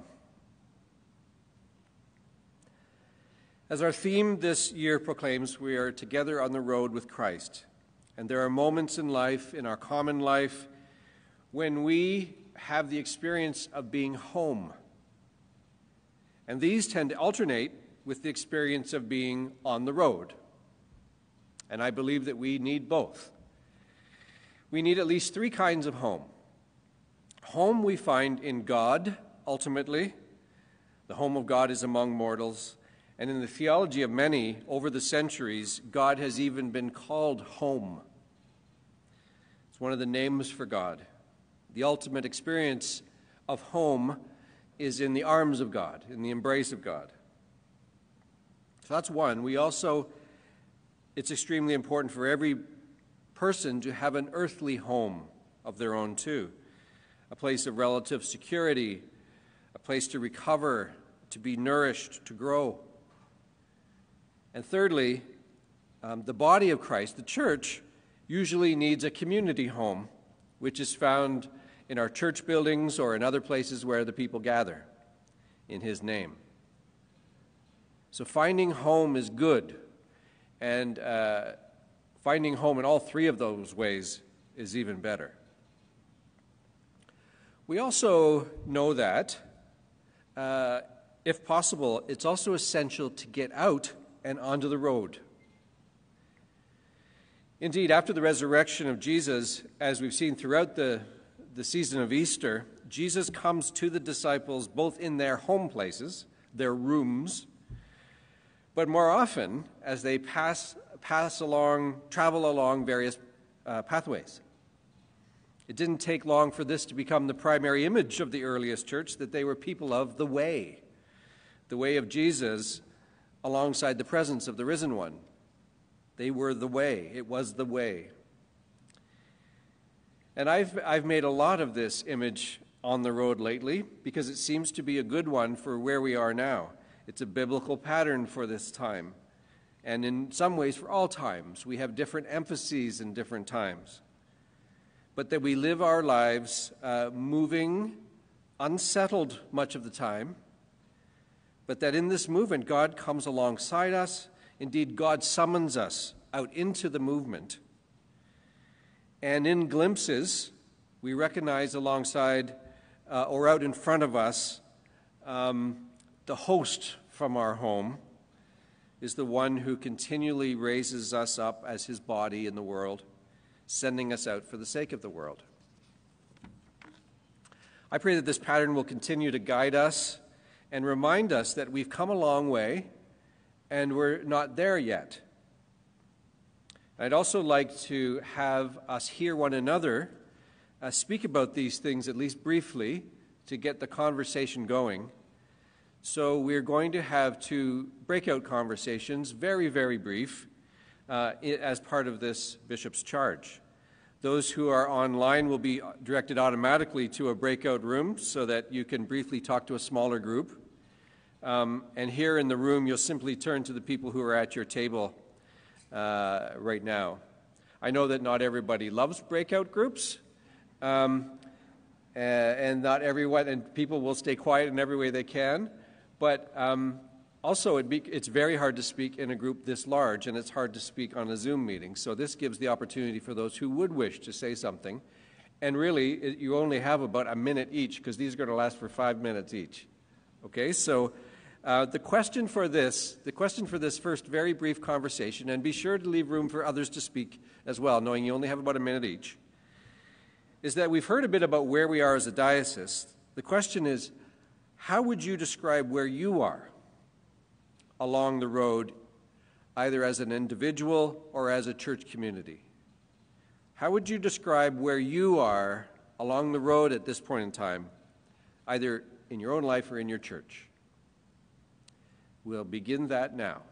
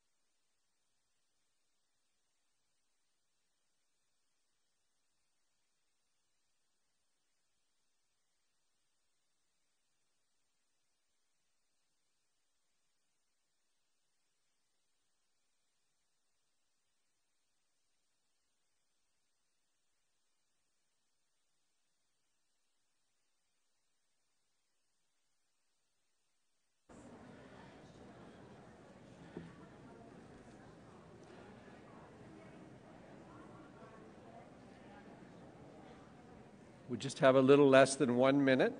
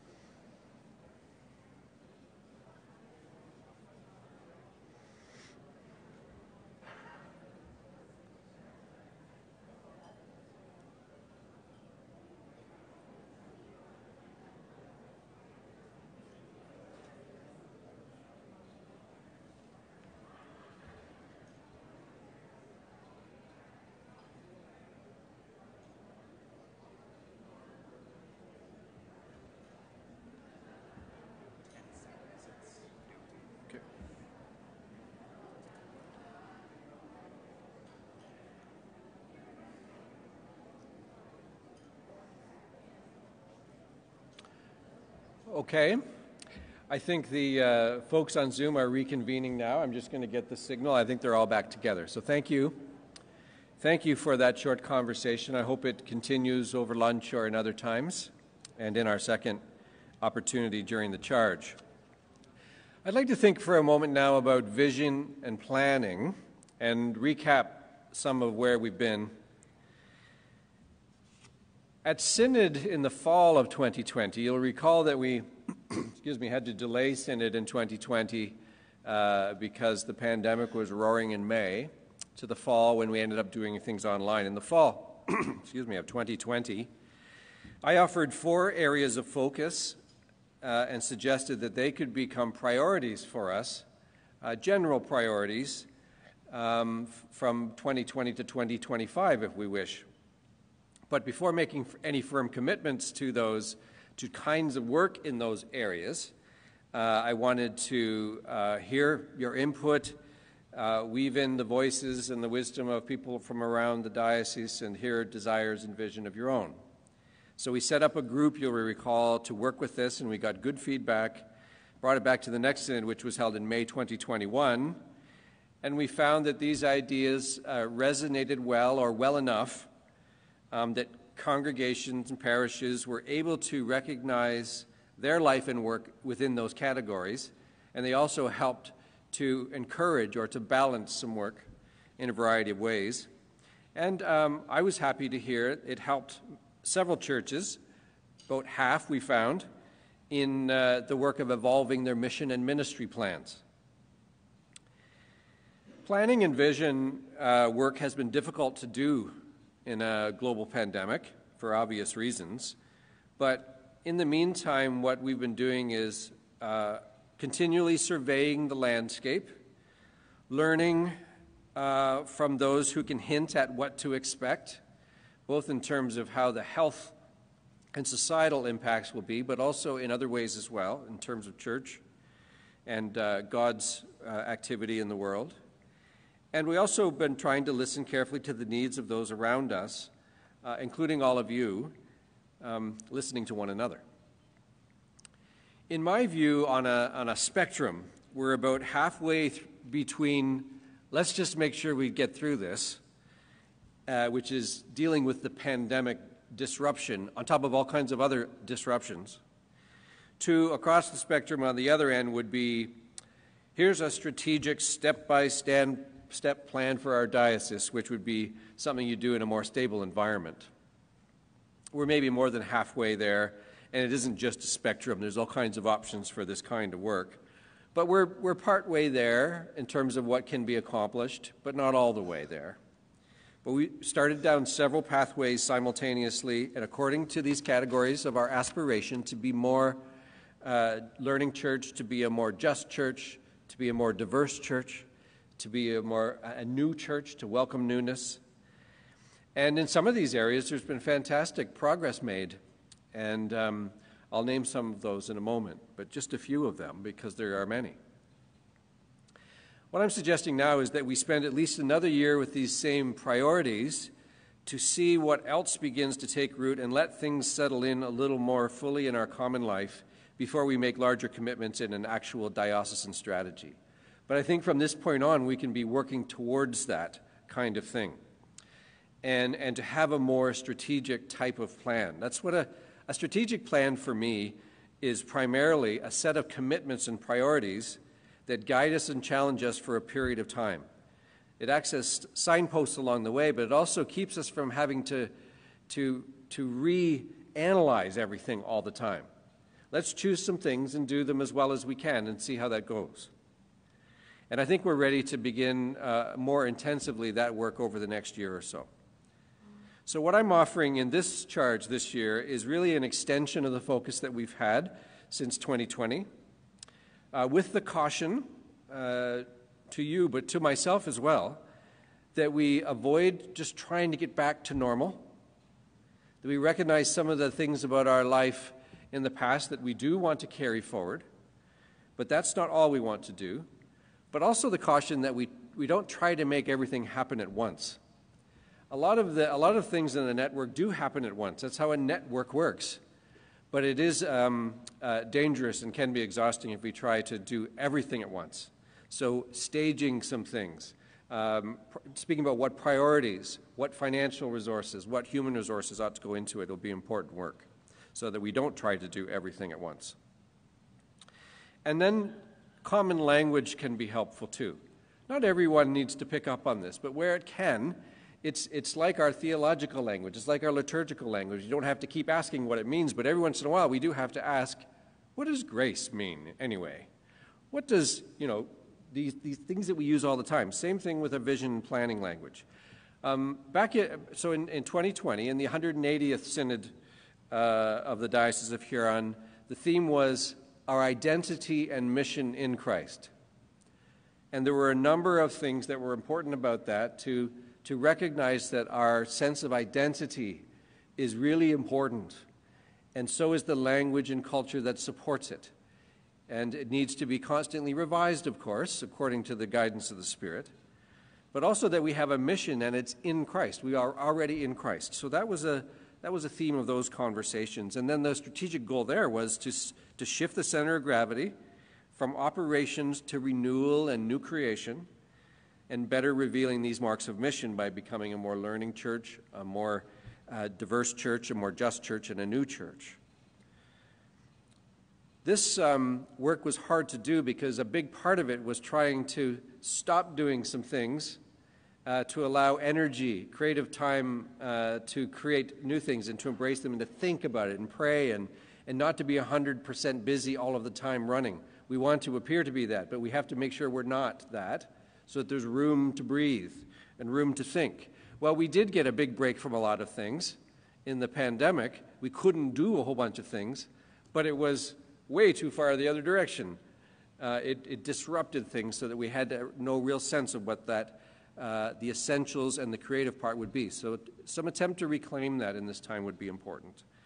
The key, of course, as always, guided by Philippians 2 that year, was to be open to God's desire for us. What does God desire in this? What does God want to have happen? And part of us would say, how would we know that? But other part of us would say, well, we know that. We all got all these patterns in Scripture and church life and in our prayer life and in ongoing revelation of God.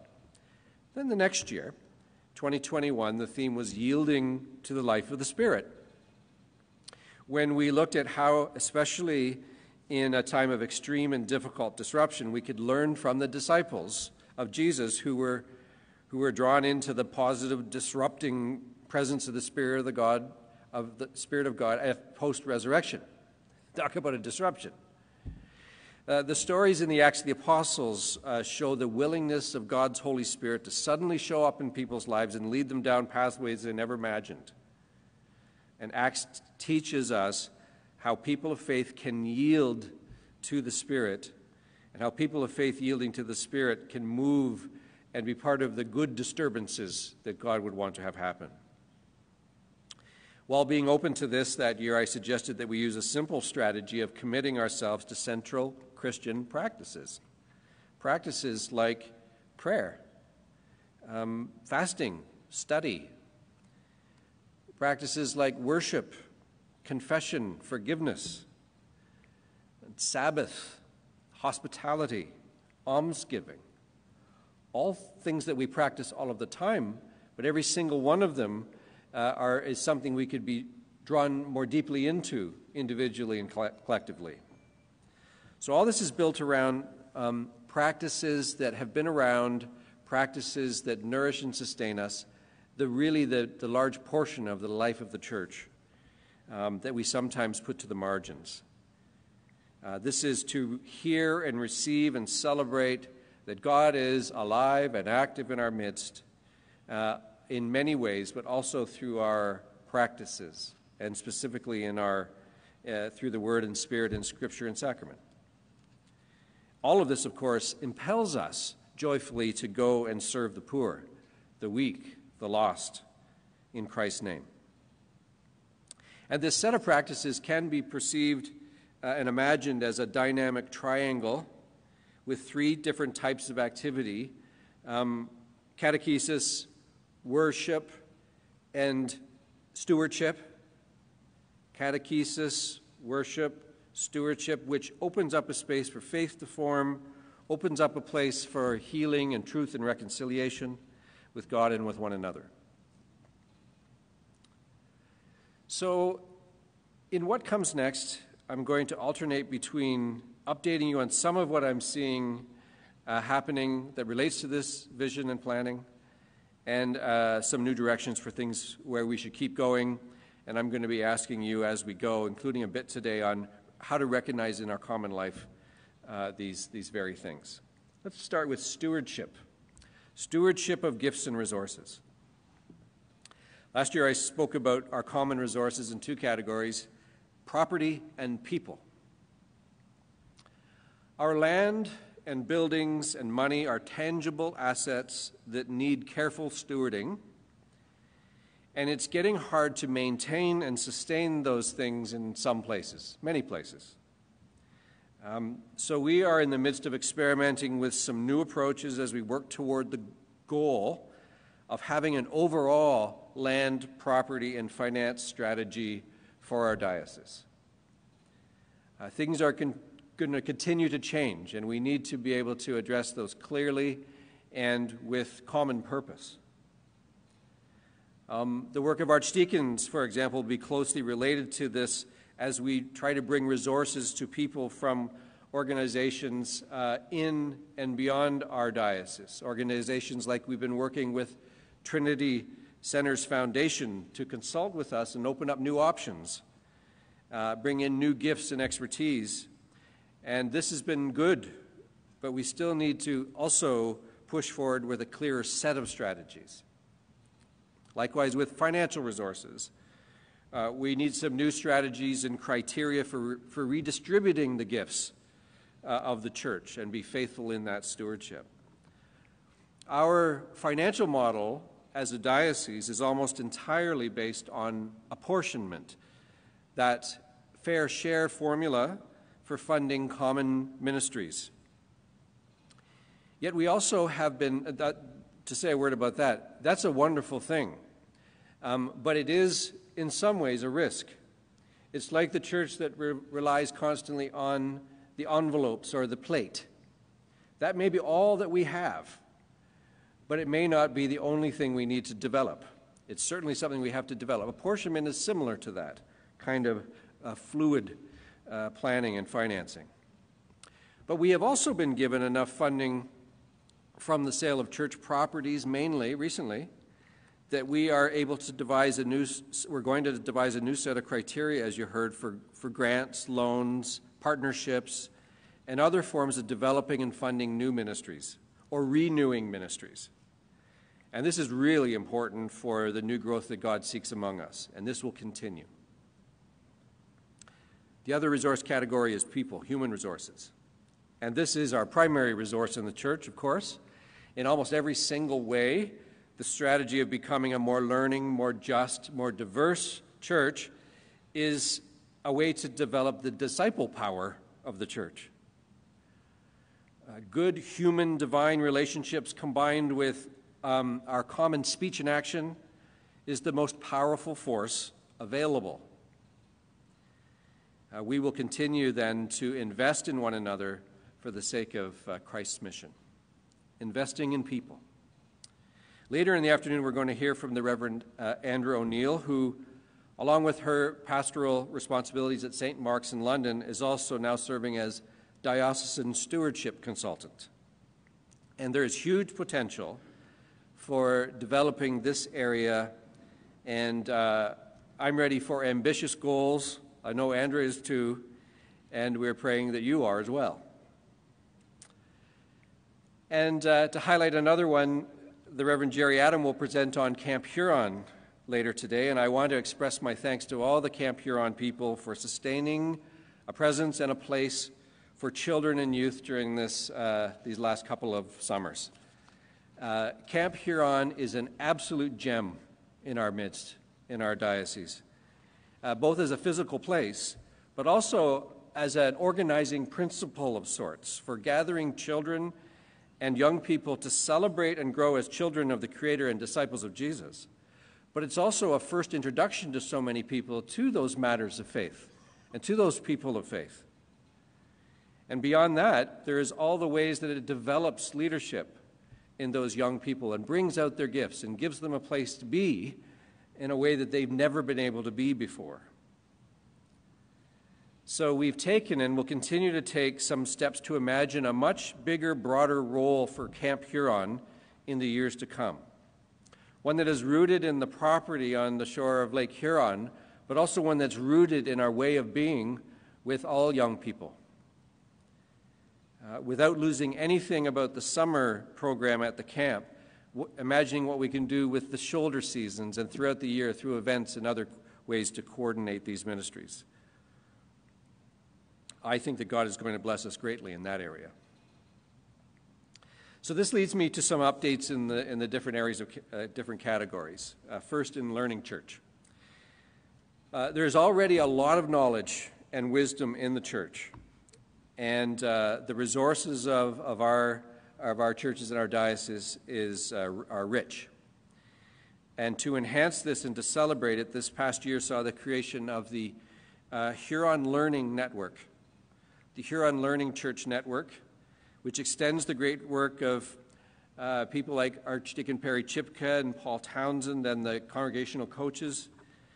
Archdeacon Kristen Aikman, as I mentioned, is going to have some responsibility now for developing this network of independent learning institutions and opportunities as a way of coordinating, collaborating, finding the right kinds and pathways of learning for everybody.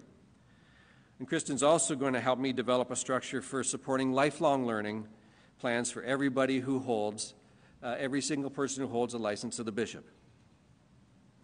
I hope to enhance both the early detection and the development of faith and leadership in all Anglicans through the work of people like Reverend Dr. Lisa Wong in catechumenal ministries and many others, to find ways to extend this desire to learn and grow all through our earthly lives. This will certainly show an increase in number of people who can serve and who feel ready to serve. Along with their gifts, they develop their competencies to become catechists, basic teachers of the faith in small groups or one-on-one settings, to become lay readers, those who proclaim the word and help with liturgical leadership and other things, to become deacons. We have been so blessed by the ministry of deacons, and it needs a second wave of renewal. Priests and all kinds of other official ministries, too numerous to name. So the Learning Network and the lifelong learning plans, along with increased financial commitments, that will help us to do this. You may want to look for the new website where all this information is and will be collected over time. Learning is for everyone, and it can be fun, as we have seen. Now for some examples from our development to become a more just church. I'll say more about this later again, but climate justice and reconciliation between Indigenous and non-Indigenous people are the two primary justice concerns for us all. Yet every single part of our common life together is a matter of justice. God wants God's justice for all. We want God's justice for all. And we ache with longing to see the day when everyone has proper housing, everyone has sustainable food sources, everyone has a basic income of one kind or another, the ability to work, but also time to play, participation in community, in abuse-free environments where people can truly feel safe with one another. All of these things are possible, even though there are going to be setbacks along the way. We understand, as the church, we understand the language of sin and the truth that our weaknesses combined with evil powers can break us down and cause us to harm one another. We know these things too well. And the world around us doesn't really want us to talk openly about sin. Yet, if we are to know grace at all, we must be willing to constantly come face to face with the truth that God's justice does not always reign in us or among us. But that very thing, God's justice, is what we have in store for us in the end. So we continue to follow this desire towards that fuller justice, recognizing with wide open eyes the dangers of sin in us and acting upon us. We will continue to follow the lead of groups in our diocese like Social and Ecological Justice Huron, or Justice League, and others who raise the bar and the ambitions and the measurements for this work. And of course, we don't do this work alone. It's overwhelming because the challenges are so large. We do this, God does this work with us. And there are wonderful resources to work on and with. One area of attention that has been focused on recently is how those who have been abused or experienced abuse in the church of one kind or another by another member of the church have not found our processes to be helpful or satisfying in many instances. I have committed us to a comprehensive review of our policies and general practices with an eye to how victim-led, victim-centered, and trauma-informed approaches can help us all. It can help us, as I was in a conversation with someone who's highly skilled in these areas recently, help us to lift us out of the requirements to just keep safe in terms of law, in terms of insurance. That's a very low bar. There's a whole Christian ethic of wonderful behavior that we can also aim for and accomplish higher than that while including all of those other things. So I've invited 3 people currently, both with lived experience of trauma in the church and also professional expertise to guide us in that work. And a review has already started. We're going to bring a larger group into that work soon based upon recommendations. In the meantime,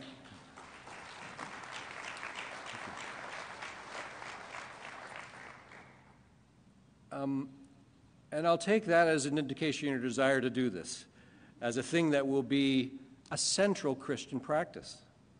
This is how we practice living out our Christian lives, relating to one another in ways that are healthy, and banishing abuses with the help of God. So we pray. We pray for this work, and we pray for all those who have been harmed and are currently harmed. We pray for those who have harmed others, and we pray that our church will be a place where healthy relationship can be learned and healthy community life can be trusted. How are we doing toward becoming a more diverse church? I've said before, and this pertains to diversity and equity and those hugely important things, but I think of it also in terms, and maybe more so in terms, because some of those things are justice issues. In this diversity, I'm thinking more in terms of the diversity of language and culture. How can the Anglican Church in southwestern Ontario begin to make much more space for the languages and cultures that do not flow directly from all things British? I love all things British, and so do the British, but not all of the British. There are things that could flow from other parts of the world and from our own area as well. We will all benefit from diversity of sights and sounds in our common life and worship. The Reverend Steve Green, the Reverend Enrique Martinez, Archdeacons Osita, Sam, and Rosalind, and many others, and many lay people who bring these gifts are going to be doing this work in earnest.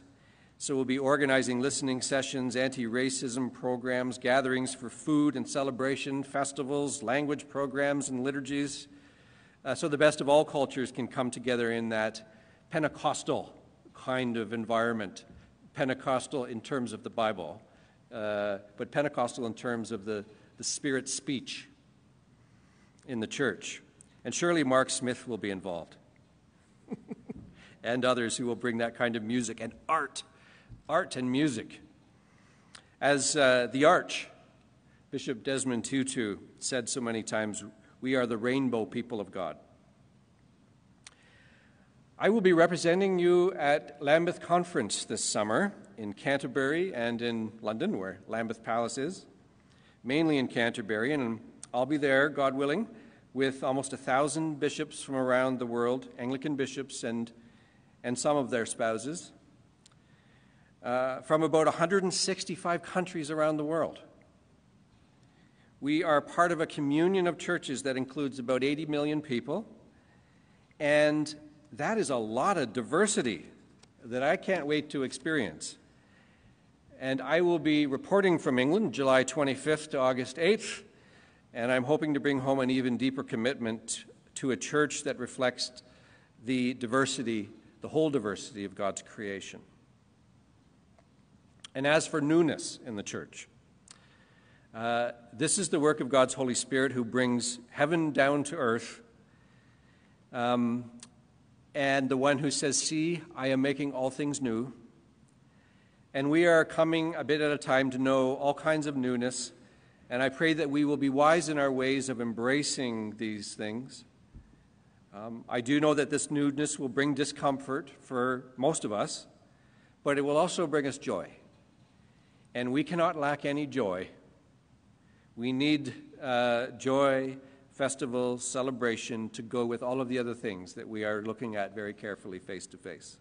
May God make it so, and may we be quick to recognize the new thing that is happening in our midst, and to recognize that it may well be from God. So in the second table talk conversation breakout room, I want to ask you this question, another 5-minute conversation or so. Keeping in mind the 4 aspirations, learning, justice, diversity, newness, what has been the most important thing that God has done in your life or in the life of your church community? What do you think is the most important thing that God has done in your life or in your church community, and when did you begin to recognize it? Okay, 5 minutes of that, please.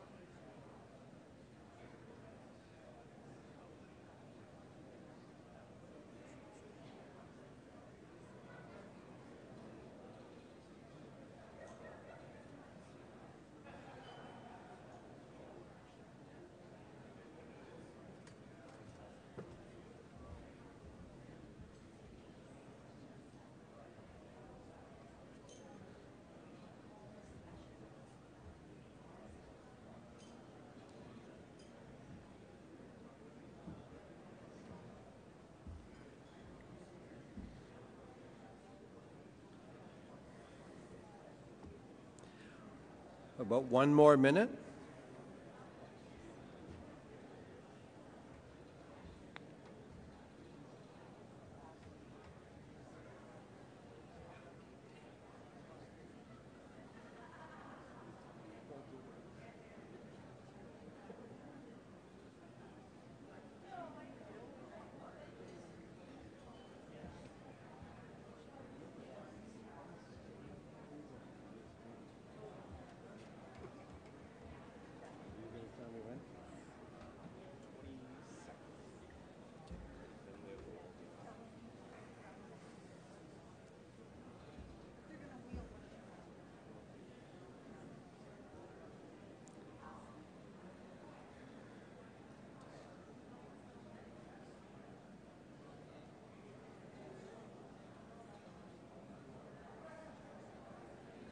They're back?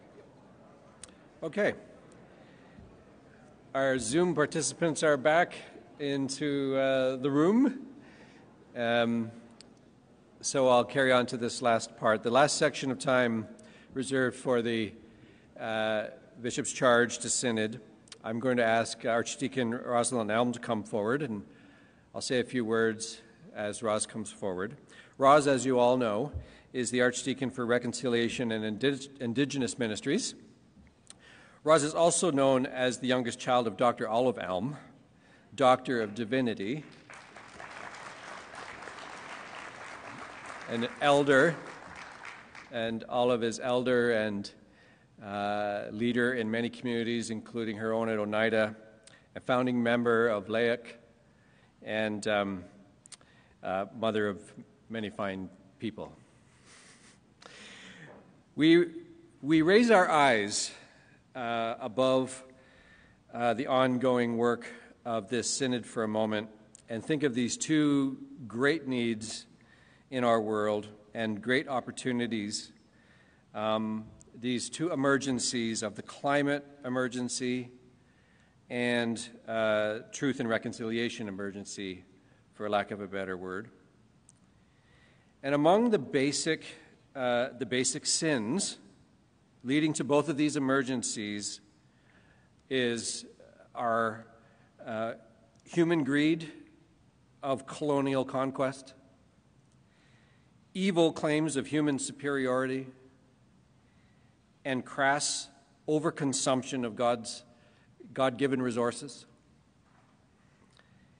And in the Anglican Church, finding a right relationship in all of these things is as urgent as it is anywhere else. And in fact, we should be able to lead. Finding right relations between Indigenous and non-Indigenous people is job number one. And I'm sure that if we do this well, we've done some of the work already, obviously, but if we continue and do it well, we will learn ways that will address all of the other emergencies that we're currently worried about and the ones that we're ignoring too. We're acting on this commitment, and we will give it all the time that it needs. I think we're at a turning point. There need to be many turning points, but I feel like we're at a turning point in the relationship. But the work has been much harder on Indigenous people than it has been on all the others.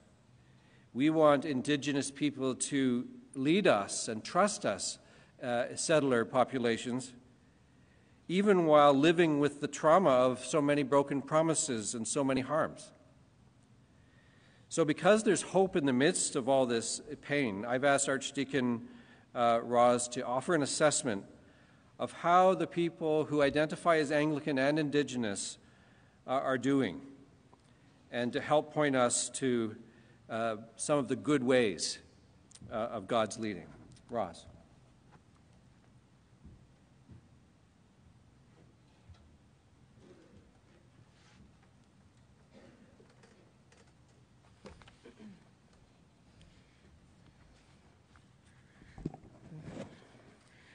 I wish I had a box to stand on. Cathedral, where is my white box? Suguli Sugweg. Thank you, my Lord Bishop. It has been difficult for Indigenous Anglicans in our current climate in the territories COVID has run rampant in our territories across the Diocese of Huron. Many of our homes are multi-family homes, intergenerational homes. So it's hard to keep COVID at bay when this is how we live and this is how we choose to live. And it's difficult when someone of that multi-generational, intergenerational family passes. So there has been some very difficult times of grief and some very difficult times of fear. It's been very difficult for us as Indigenous communities across the diocese to get together. We lack technical structure, infrastructure. The internet, the interwebs is certainly difficult to receive signals across our territories as well. So that has kind of been something that has certainly rested heavy in our hearts, and not being able to meet with one another, Six Nations and Oneida, Kettle, and Stony Point. Just a difficult time. But we do see hope. More of our people are getting vaccinated. Elders are fully vaxxed. They are going through their 4th stage of vaccination right now as we speak. So this means that an 85-year-old parishioner contracts COVID and bounces back. And we see that as a sign of hope. A sign of hope. So we keep looking for those signs of hope. So as we kind of make our way around this new normal of COVID, we're seeing a lot of our missions in our community starting to come back and take shape. In Kettle Point, we have Mark Loyal, who has been a radio personality. Make sure you get his autograph. He's a radio personality who holds church services over the radio, and that's a very special thing. And we hope that as we start to figure this out together, that their soup kitchen, where they feed the community and those in need, will certainly start to take shape again. In Oneida, we are so proud to have Reverend Hannah Skorar come on as our priest. She has held some wonderful revivals. Hot Dog Sunday was one of them. She started with bringing a few hot dogs, a little thing of chips, some salad, and soon everybody was bringing pretty soon we had a full meal that summer. And this was before she even came to strength. So Hannah, thank you for your care for the people at Oneida. Six Nations, our 2 main missions, Music for the Spirit, that serves the entire community and beyond, also the community at Wata, soon to the community of Kettle Point and Oneida. And Music for the Spirit is a collection of Anglicans, a collection of Lutherans, a collection of traditional people that are coming together to provide musical instruction, art instruction, and raising young leaders. And it certainly has evolved since its inception 6 years ago. 6 years ago, it was only a few people. Now we cover so many other communities as well. That continues to be strong, but more about that and how other parishes in the Diocese of Huron are becoming more involved in that mission. The mission of Brightening the Spirit is a mission that developed to combat the suicide epidemic that we have in our community. Brightening the Spirit has evolved from just phone calls, arranging grief counseling, to a research project. Now it is providing proactive programs for the community in things just as simple as recognizing grief, understanding grief, to some proactive programs of cultural revitalization, language revitalization, culture camps for families. These things, coming back to the land, coming back to our culture, becoming the spiritual people again that we're called to be, is certainly going to bring us out of this epidemic. So those are some of the missions that we see hope in. We see a lot of hope in of course, with Hannah coming on board. We see another Music for the Spirit program happening there.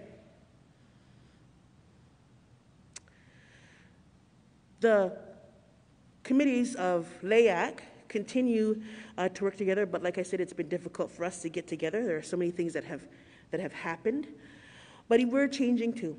We have developed the terms of reference. We are tightening up our administration there. I will be stepping down as chairman soon, just to become the resource person to provide them with different administrative needs. So that's a good thing too. It's true. There is hope in the midst of sorrow. There's hope. There is hope in our kingdom dreams. And we've had a difficult 12 months and a difficult 22 months all around. And we're no longer the same. Our communities are no longer the same. Very real things are happening in our communities still around residential school.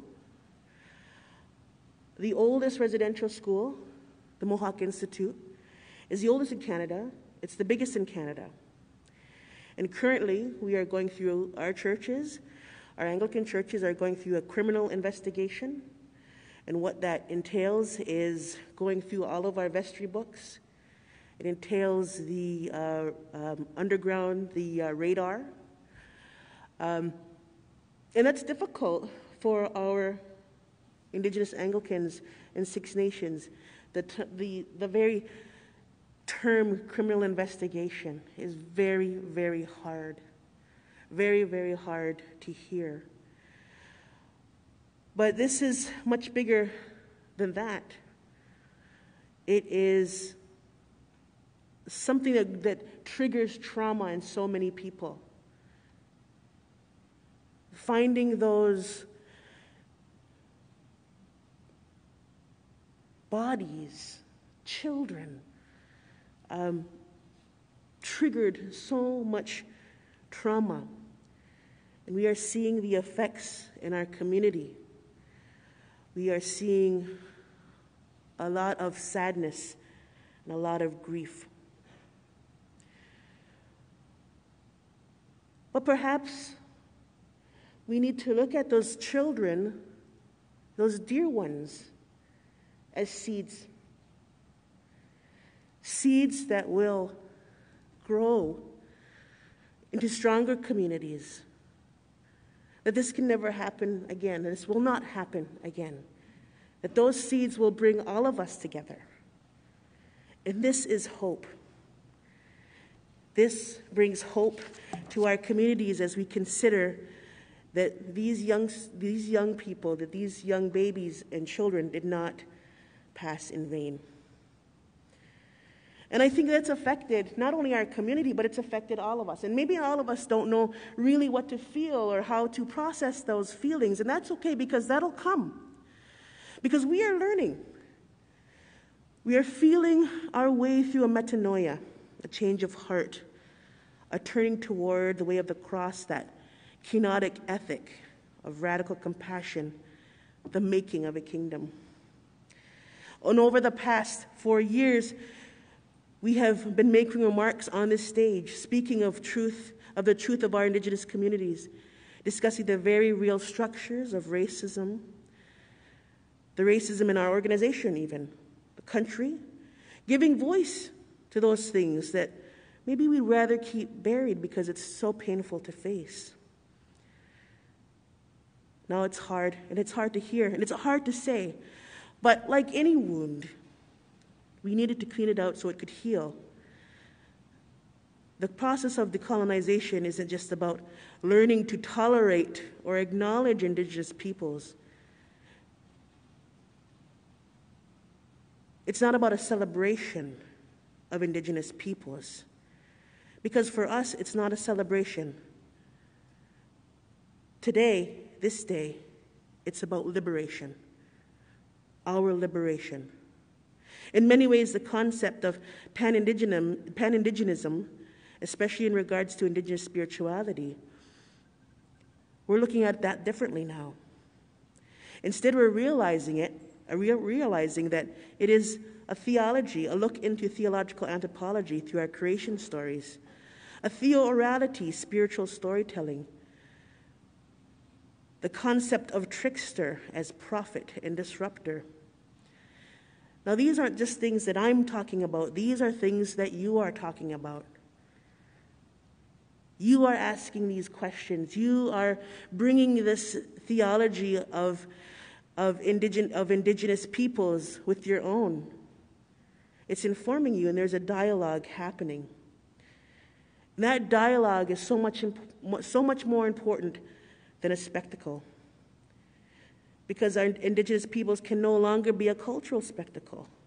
Our ways of being Anglican are the first ways of being Anglican on these lands. We're the original church of the Diocese of Huron. Our traditional interpretations and cultural symbols should stand alongside the settler church's British aesthetics. It's about contextualizing the unique communities, not only for Indigenous peoples, but for all of us. We are at a crucial point in the life of the church when it comes to truth and reconciliation.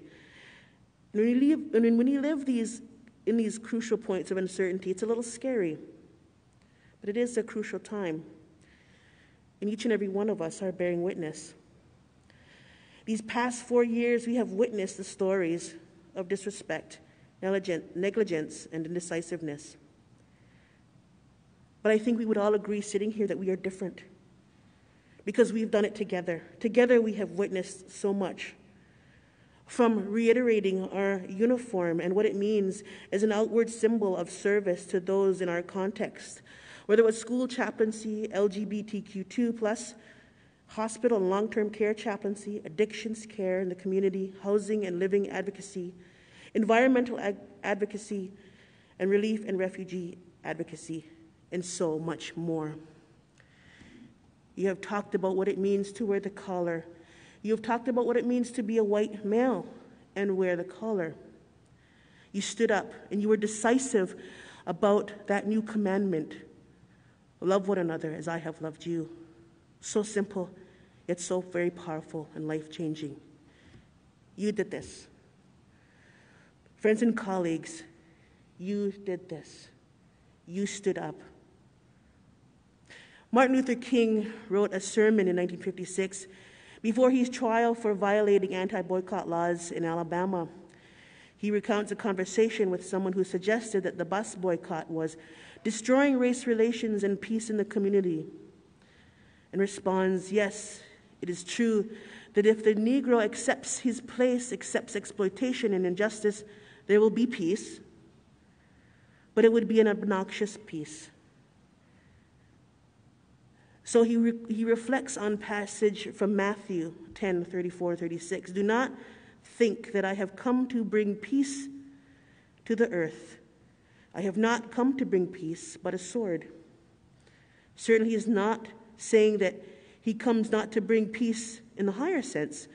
What he is saying that I have not come to bring peace of escapism.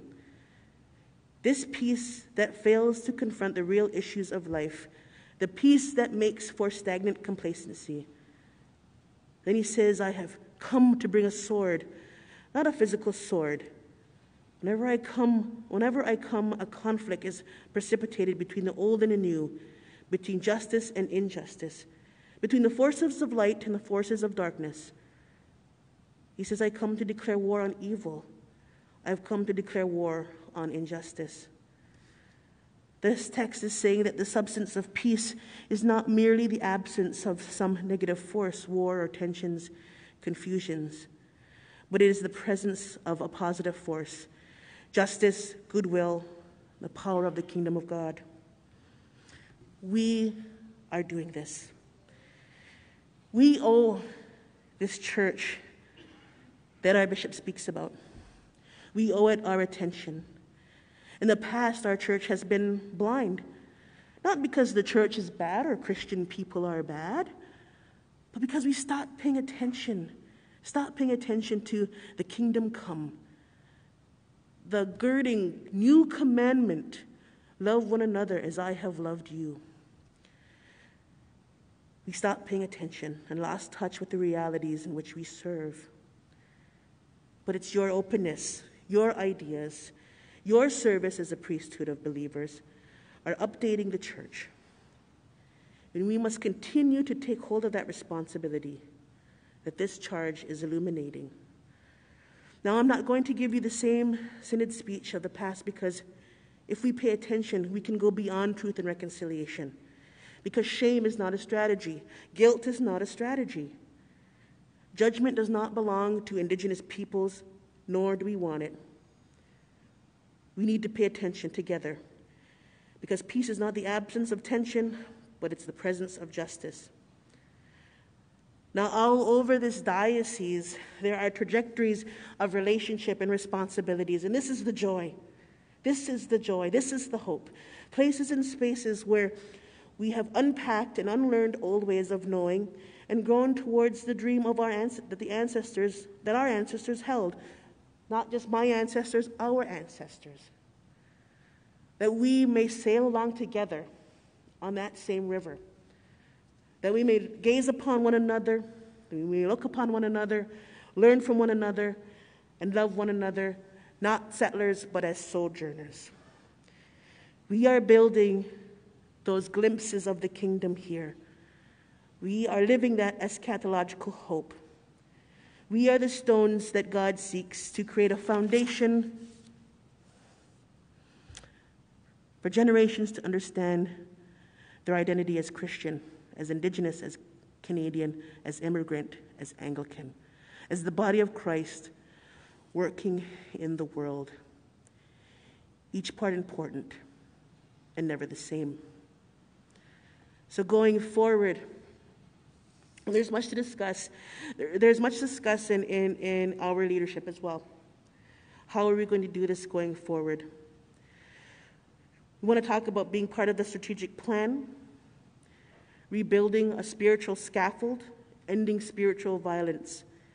We want to continue to support and share Indigenous spiritual cultures and missions through art and music and language. And we have St. George's of Kitchener already doing that, already in talks of providing scholarships to these young leaders who are raising up even younger leaders that are going to university and college. Indigenous peoples of the diocese, who are we? What are sacred medicines? Cedar, sage, sweetgrass, tobacco, and communicating the sacrament. You want to talk about sacred objects. You want to understand the Anglican Church, the New England Company, and the Diocese of Huron's role in the life of Indigenous Anglicans through the story of Her Majesty's Royal Chapel. We want to talk about the unceded territories of Kettle Point. Eons, thousands of years of learning and being in that place, praying on those lands along the waters. And what does that mean for us as Anglicans as we pursue environmental justice? Facing the challenge, a cartography of justice and learning, and certainly this is where you come in. You and your activities come in. We want to provide a visual map and a visual story of how you are planning on that journey for truth and reconciliation. You're all each on a trajectory of some sort, and nobody's at the same place, and that's great because we're learning from each other. But we'd like to learn about what you're doing, not necessarily to give permission, but to know. But your ability to tell that story through a visual is something that's going to help each and every one of us begin that journey wherever we are. We want to talk about the intersections of justice. With our many justice groups here, where are we in terms of, for instance, LGBTQ2+? How do Indigenous people intersect in that milieu, in that oeuvre? We want to talk about sovereignty. We want to talk about responsibility. We want to talk about the covenant with the National Indigenous Church and the National Church. What does that mean? This is very important at this time because the final draft has been presented, and it will be on the website shortly, along with, I guess, the charge as well. This covenant is not about sovereignty or self-governance, as perhaps you would understand it in the political realm, but it's about how we serve one another in perfect freedom. We are not looking towards a separated Anglican church as the Indigenous Church, but as many unique threads that wind together to be stronger than anyone could be alone. We are looking towards that eschatological hope that our resurrected life brings, new life from the dead, new growth from destruction, and new relationship from colonial oppression. Thank you so much for having me, and I pray for us. We are heading towards a new kind of church, and it's so exciting, and we can really feel it this day than we could ever before. And thank you, and I will continue to pray for you and this diocese. Good things on the horizon.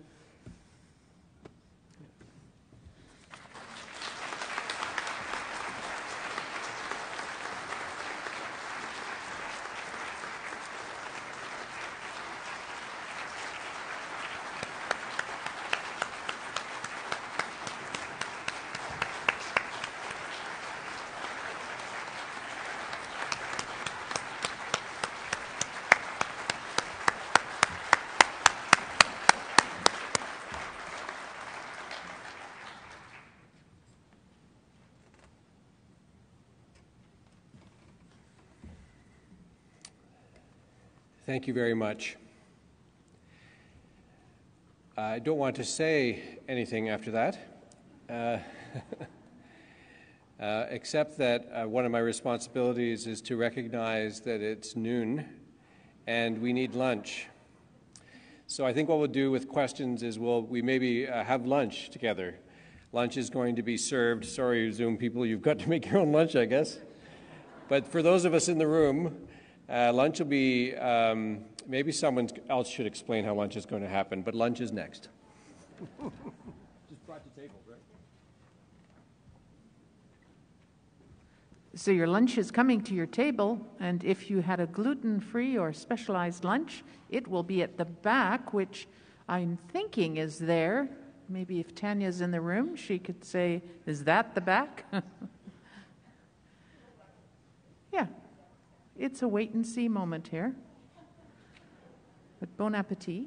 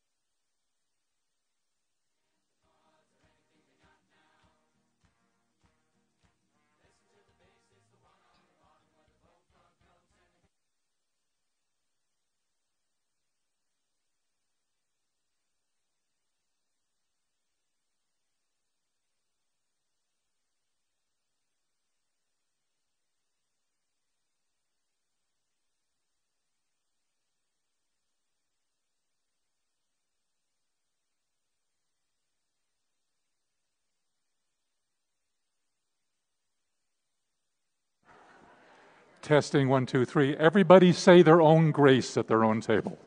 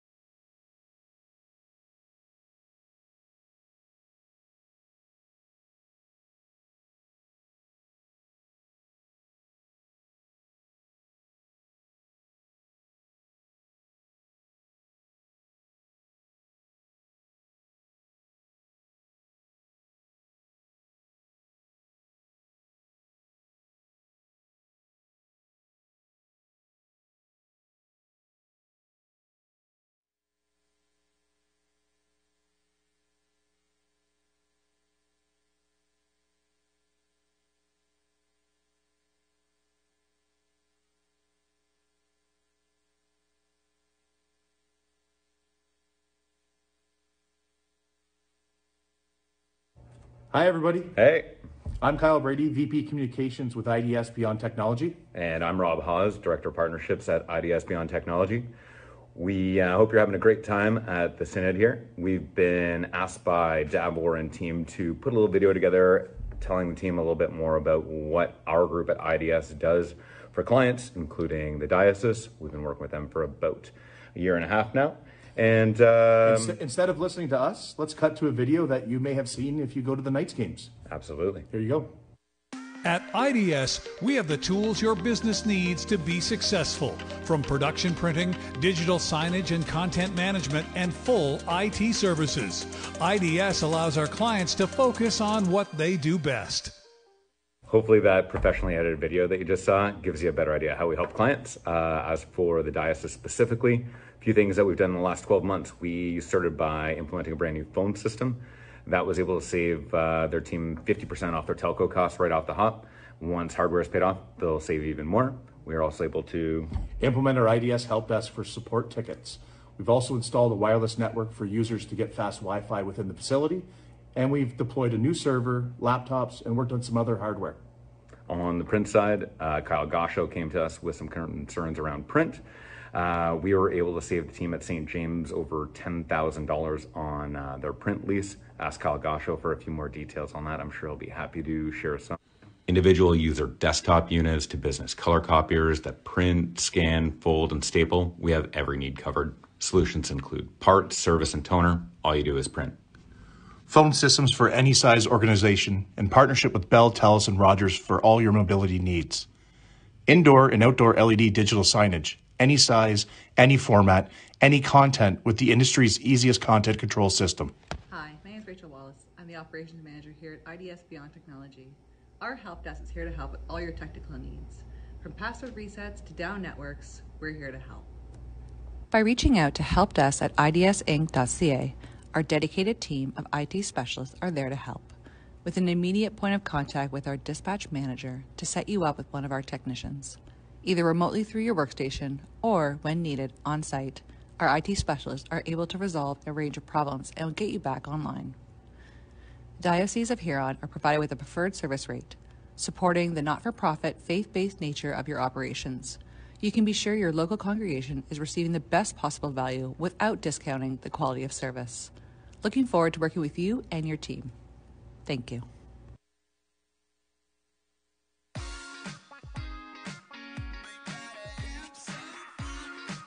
With IDS support for your office technology, every day is a Friday. Keep on dancing.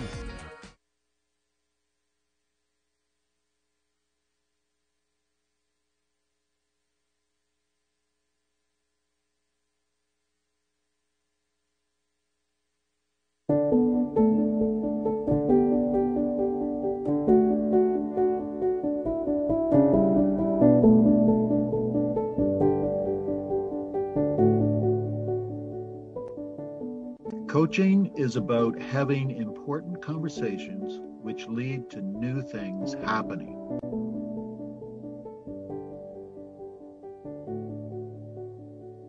Coaching and specifically working with other congregations has taught me to listen more intentionally and to work alongside them using the coaching resources they choose. Coaching provides an opportunity to look at the church's community and faith through new eyes and help to provide a fresh perspective to a church that is undergoing change. Coaching for me is leading people to investigate where God's present in their lives today, where He might be calling them to go tomorrow, and then talking about whether what we're doing and talking about is truly seen through Christ's eyes. Coaching is about stimulating good conversations so a congregation can hear different perspectives and begin to realize their own potential for their next steps forward.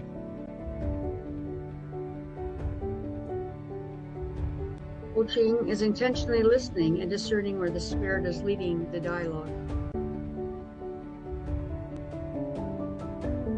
Coaching means to me that we provide an outside perspective, holding up a mirror for congregations and encouraging them to move in the directions they feel called to move in, all the while being heard in a slightly different way than they might hear their priest or their church warden.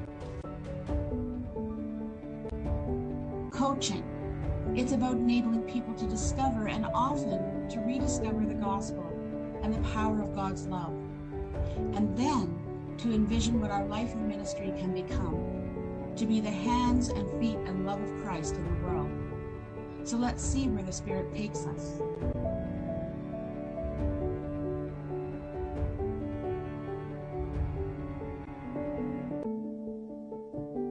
Welcome to the Diocese of Huron coaching presentation. Today we want to take just a moment to talk to you about what it is to invite coaches into your parish and what you might expect, especially if they begin with the Viva process. The Viva process includes discovering the congregation's unique identity, exploring a fresh vision together, looking at some doable goals, and then exploring the accountability with the parish. It's an exciting process. It involves a group of people that choose to come together for 2 or 3 weekends in a row to explore new ideas and possibilities for the transformation of your congregation.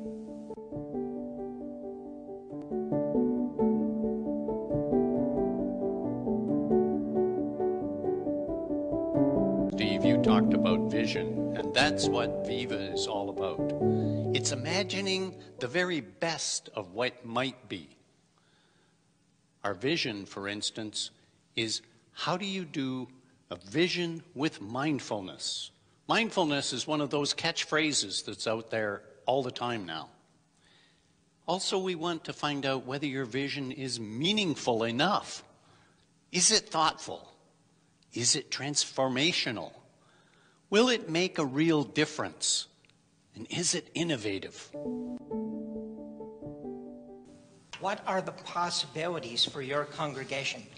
And so you get to explore some important questions. Does the vision have soul? Is it connected to our experience of Jesus? Is it big enough? Does it look at the broader community as well as the function of what's happening inside of the parish? Are you able to be profoundly inclusive in this new vision for the future of your church?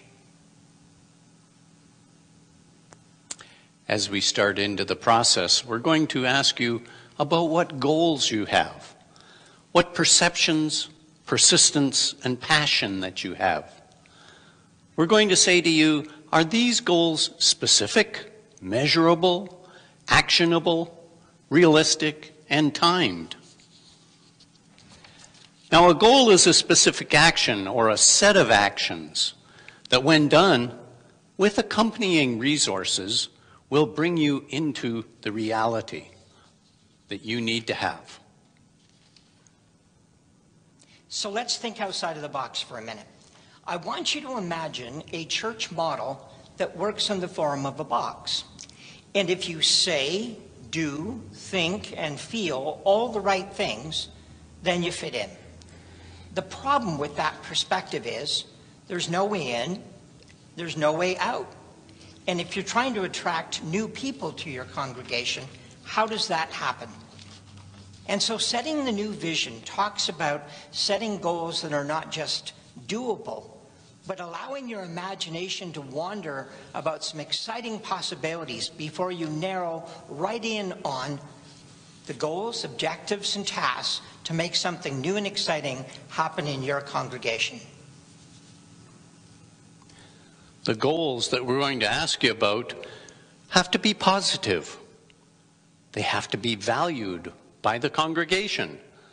They have to be imaginable. They have to be resourceable. They must satisfy our objections, the buts or the ifs or the ands. They have to be just and increase freedom. They have to be owned by the congregation because they have to say yes to these, and they have to grow in love and respect that already exists. The growth of loving relationships begins with truly listening to each other. When the congregational coaches come alongside the members of your leadership team, it is to listen to them, to hear the stories of the past of your congregation, to work through some of the hurts, some of the challenges, and then begin to explore a new path together. Once we've done those things, we're going to have to identify resources, which seem to be in short supply these days, but we will actually identify those resources.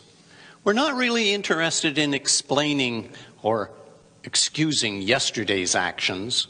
We're really interested in discovering the best of the past and the present in order to fuel your imagination and gather the resources to build for the future.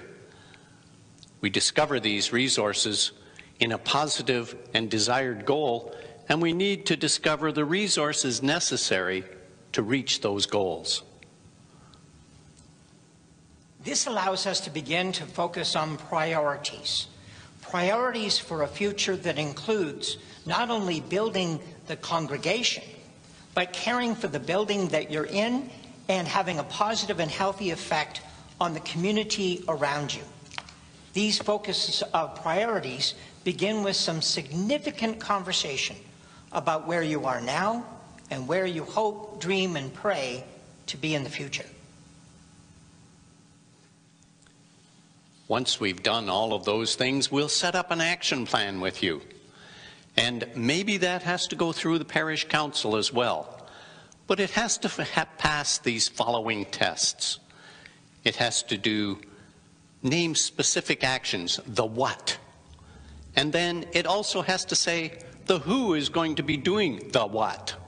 And then it will be when that specific action will be completed and where it will be completed, where it's going to take place. And it will also ask and answer the question, why is this action being done in the first place? Some will ask the question, how long is this effective if we go through the process of VBIT with the congregational coaches? And the answer is that we'll begin to help you put together a 3 to 5 year plan based on your Viva experience.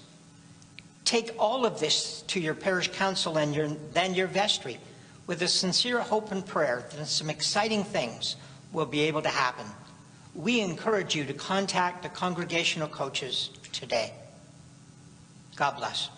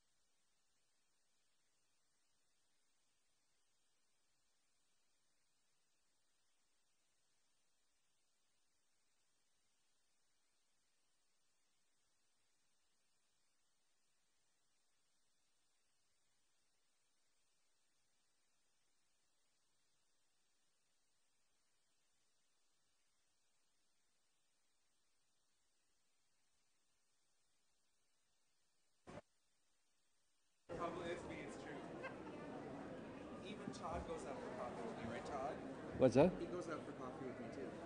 Yeah, but we don't get to see pictures of that one.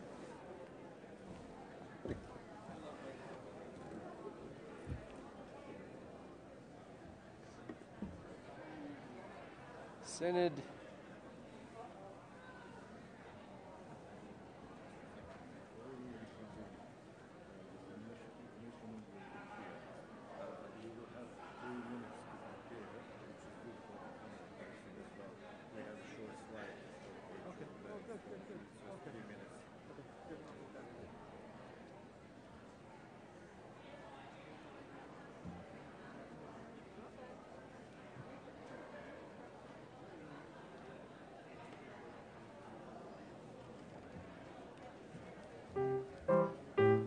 There we go.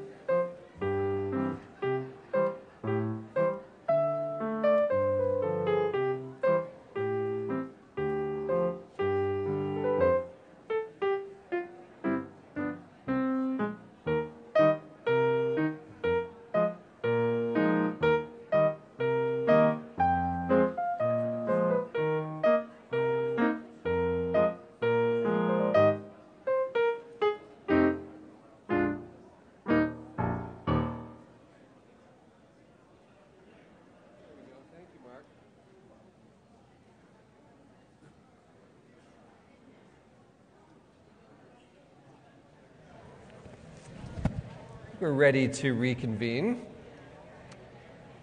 Hope you had a good lunch. Just in terms of there's some announcements coming, but I will first like to say that there's the Synod question period, which is item 18, will move to just before item 23, which is coming up in a moment. But I'll turn to David Embry, please, for any announcements. I know there are some. Good afternoon and welcome back from lunch. I have a number of announcements. I hesitate to do announcement number one considering it points us to the end of this afternoon, and I know we have such a power-packed and interesting agenda for this afternoon. However, when leaving this evening, would you please bring your name tags back? What I have done is I have put a large blue box on the registration table at the outside where you came in. Perhaps, I know people sort of jump on their horses and ride madly off in all directions, but at the end of the thing, if you could perhaps nominate one person at your table to grab all of your name tags and your lanyards and go out the main door and put them in the box for me. I'd appreciate that very much. Number two, we're looking forward to the popular report. The Reverend Ann Weber will be writing that report, and that will be posted on the website by the end of the week. It's scheduled to be. There will be also a short evaluation of this synod, emailed to all delegates, and we'd appreciate if you fill that out. It is one of the primary tools that the organizing committee uses for next year's synod for your response to that evaluation. If you have something rather more long-winded to say, you can also send your questions or comments or whatever. You can email them to synod2022@diohuron.org, and we will look at those as well.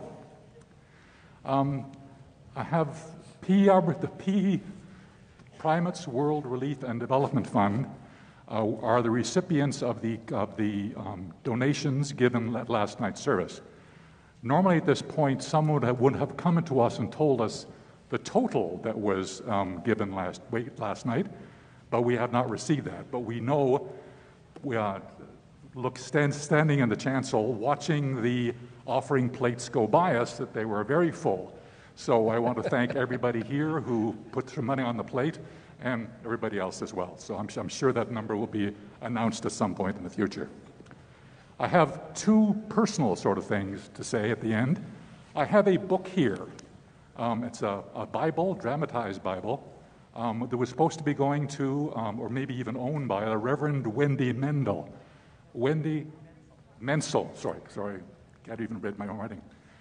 She is not here, we know she is not here, but is anybody from her parish or her deanery who will be seeing her soon, could they please come and take this book and give it to her soon?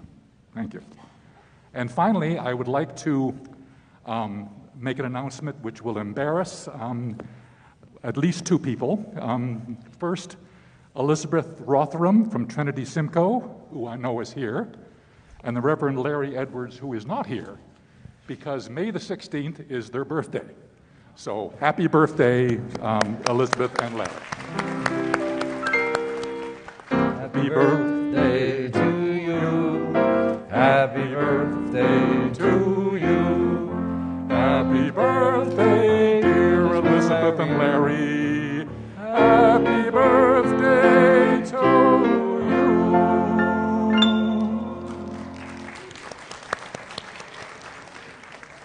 Thank you, Bishop. Thank you, David. I think we're going to continue singing if we are able to stand. And Mark will lead us. The words will appear on the screen, not magically, but somehow.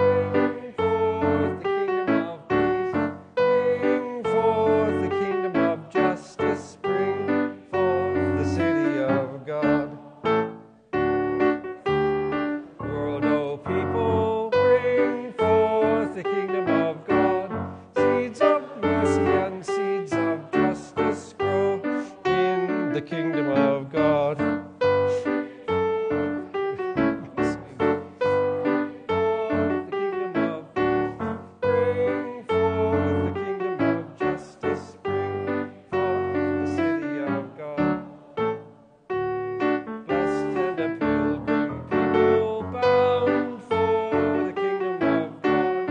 Love our journey and love our home, and love is the kingdom of God. Bring forth the kingdom of mercy, bring forth the kingdom of peace, bring forth the kingdom of justice, bring forth the city of God.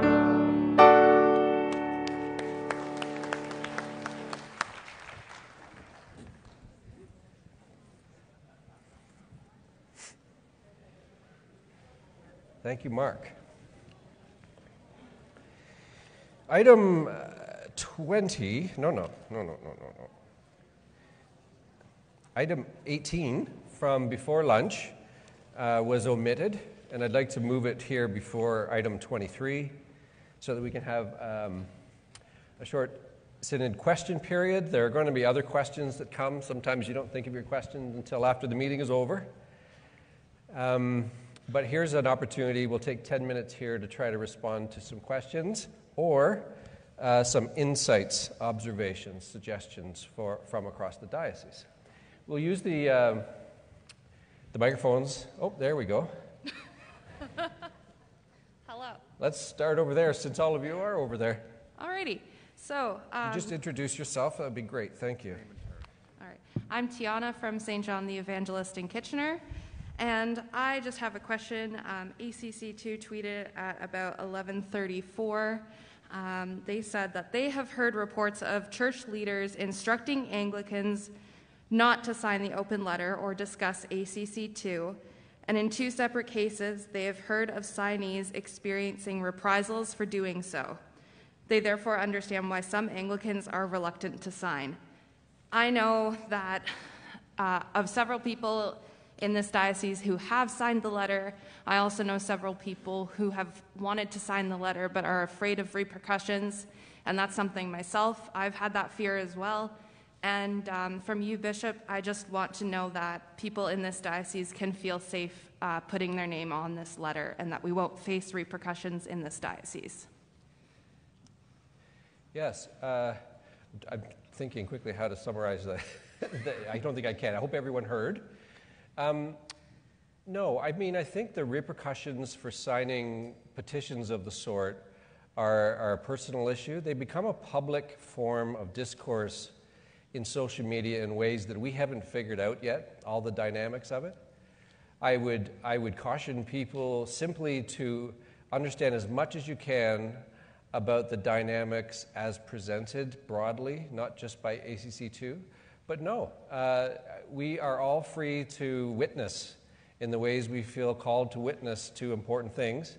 And I would just hope that all those who sign it, who are members of the Anglican Church, will also put their energies into the changes that need to come. ACC2 is a website too, I guess, but a social media tag that refers to specific cases, but also general urging the church, demanding of the church certain things. But the main thing is to improve what I was speaking about earlier in the charge, improve the processes for dealing with abuses in the church. It's hard to summarize quickly, but yeah. Okay? Yeah. Let's go over here. That's Sydney. So Sydney Brouillard Coyle, pronouns are they, them, near, and I'm at St. Paul's Church in Essex. And I speak to you today as somebody who used to be a youth delegate, but I'm now serving as a lay delegate, and that is because I wanted to actually have a voice at this synod, and I felt that in my 2 years of being a youth delegate, that was not a possibility. You see, in this church, we like to pat ourselves on the back and say, wow, we have young voices here. But if we look around the room, how many young voices do we actually have? How many young voices are actually represented in our committees, in our leadership? And we know that that is not the case. You know, in many minority communities, we like to say that 1 is a token, 2 is a minority, 3 is when you can actually get something done. And having 1 or 2 youth representatives on committees is not enough. And having each deanery choose 1 or 2 youth delegates to come to Synod is not enough, because we will always be outnumbered by the 150 lay delegates and however many clergy we have here. So what I am calling on all of us to engage in the collective work of doing is, if we genuinely care about the voices of young people, Bishop Todd said earlier, calling our voices vital. If we care about stopping saying that, you know, youth are the future, because no, we are here now. We want a voice. We want to be participating in all parts of Synod. I'm calling on us to restructure the process, to have a youth committee that is led by and for people under the age of 30, because we know best what people in our generation need. We need better theological conversations. We want to talk about our faith. And even more than that, we need to stop singling out youth delegates, and we need to incorporate that into the full part of Synod. And if the diocese has indicated that they are willing to financially put money behind things that they care about, and I hope that this is one of those avenues. So I'm encouraging on us to no longer have youth delegates, but instead to offer parishes an opportunity to bring a second delegate if they are under the age of 30, and have financial support to do that. Because the reality is that we deserve to be here. Our voices need to be heard. And if the diocese and the church wants to be able to survive, wants to be able to meet the needs of our society that we're seeing, young people are the way to do it.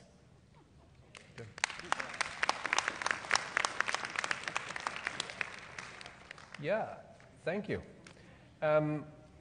There are a few things there that I'll just briefly respond to. One would be absolutely, in some places, the whole landscape of ministry with children, youth, young people, or under the age of 30, as you say, is something that people would love to be able to do, but the participants aren't there. So there's something lacking in our overall church life together that causes that needs to be addressed. Then there's the issue of being delegates to Synod. Those are structural changes, so we take and we'll have a recording of this as an insight and a recommendation. Part of the significant leadership change is that the youth ministry leadership has undergone a significant change in the diocese as well. And recovering and advancing it after COVID times, a lot of events weren't possible. Now that events can be planned, that leadership will need to be put in place, and this is very timely for you to say, so thank you. But when it comes to changing how the delegates are organized for Synod, we'll need to do a structural changes for that, so that will take a little longer, but that can be part of the conversation from the beginning. Yeah. We'll go back over here. I'm Robin Ferguson. I'm from the Church of St. David and St. Mark in Windsor, and I just have a statement, and that's very hard to follow.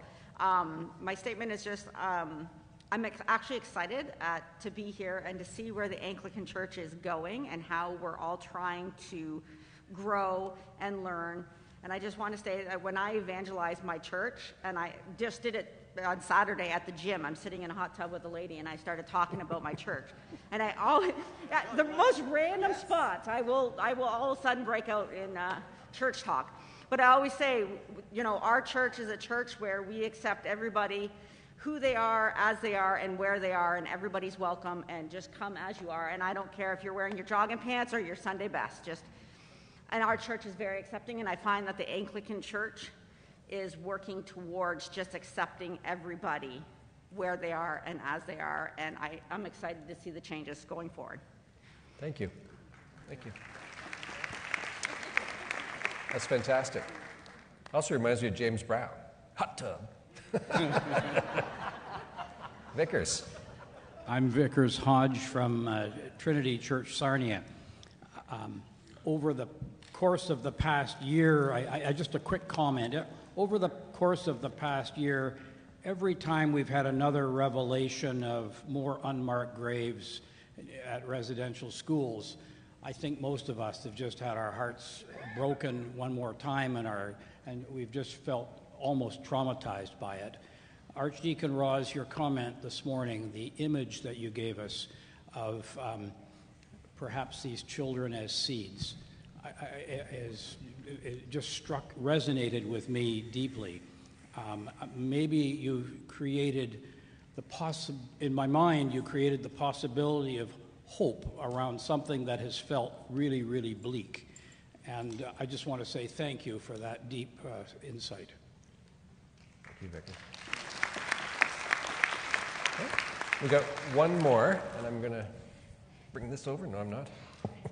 Okay. Hi, my name is Rose Van Sickle, and I'm from Palmerston, they're all St. Paul's. I was at the service last night, and I have some checks here for the Primate World Relief, but I didn't put them in the collection. Where do I take them? Okay. I'm sure there are other people here, too. Yes. Yep. That's fantastic. Everybody get out their checkbook. Thank you, Rose. I think it's Rose. Okay, I'm just quickly going to look on the chat.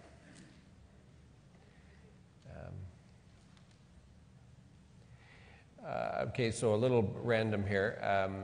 Speaking a question about plans to modernize liturgy and structure of services, speak to new generations. There's ongoing liturgical revision going on. One of the questions is about books. Currently, the Anglican Church of Canada makes revisions that are not based on a new book, but the principles for liturgical change are published on anglican.ca, and our Doctrine and Worship Committee does this kind of work with me and with others, and I do believe that liturgical renewal of some kind or another is absolutely crucial to this time, so I appreciate the question.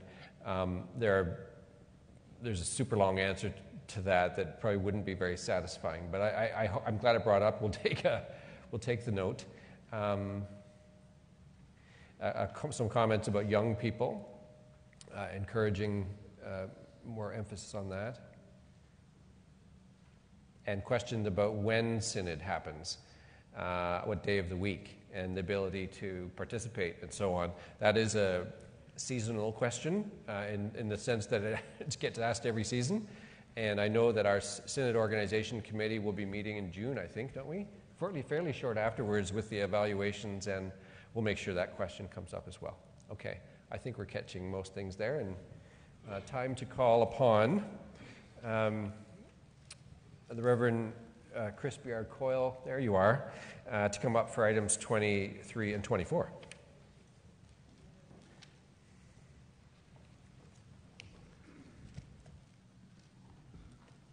Good afternoon, Synod.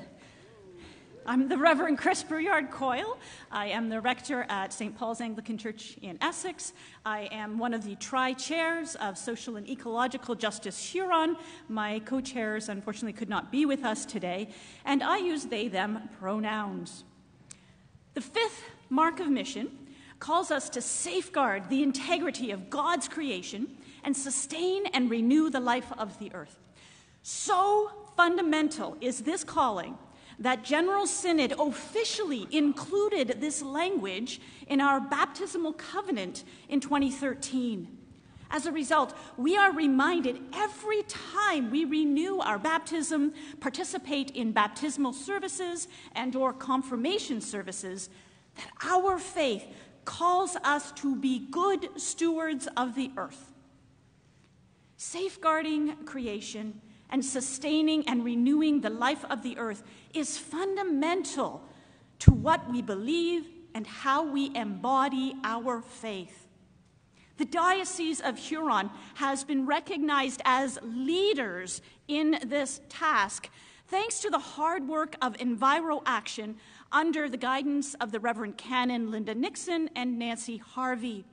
The Green Awards, developed by this group, have become a standard that has been used across the country. When Enviro Action merged with Social Justice Huron, becoming Social and Ecological Justice Huron, we committed to continuing this important work of being leaders in environmental programming. With this in mind, in 2019, we brought forward a motion to Synod calling on churches and Church House to stop purchasing single-use plastics and styrofoam products by 2023. In 2021, we brought a motion to Synod challenging churches and Church House to work towards an updated light green standard by 2023. Both motions passed with significant support from the members of Synod. So here we are in May of 2022.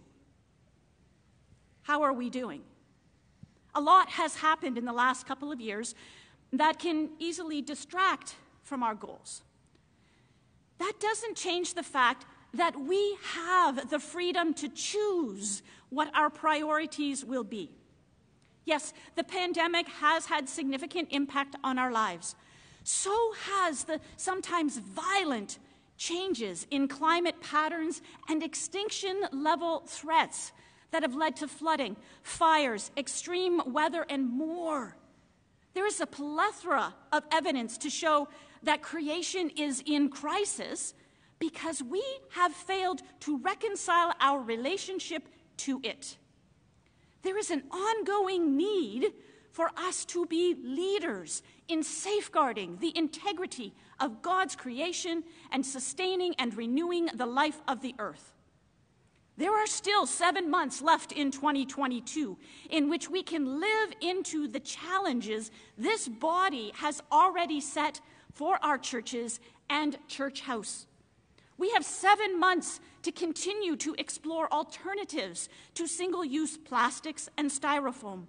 We have 7 months to further ensure that our churches and Church House have reached a bare minimum in creation care.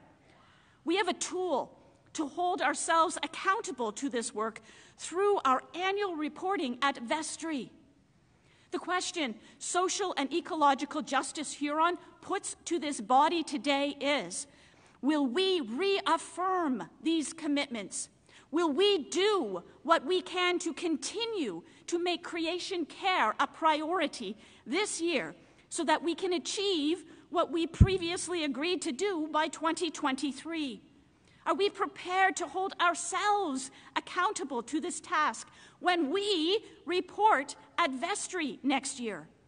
Will we collectively proclaim from our pulpits, our pews, and in all the ways that we connect with the wider community that we continually choose to embody our call to safeguard the integrity of God's creation and sustain and renew the life of the earth? And so I'm going to ask you to pull up the motion. And referring to that motion before you, how will you respond?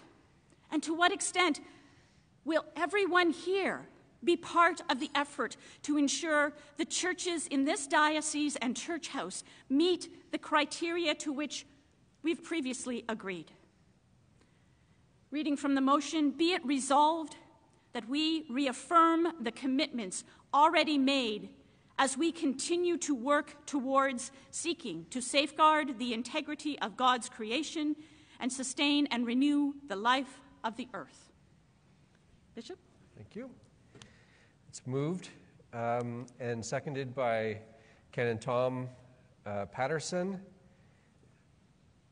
Any questions or comments? Okay.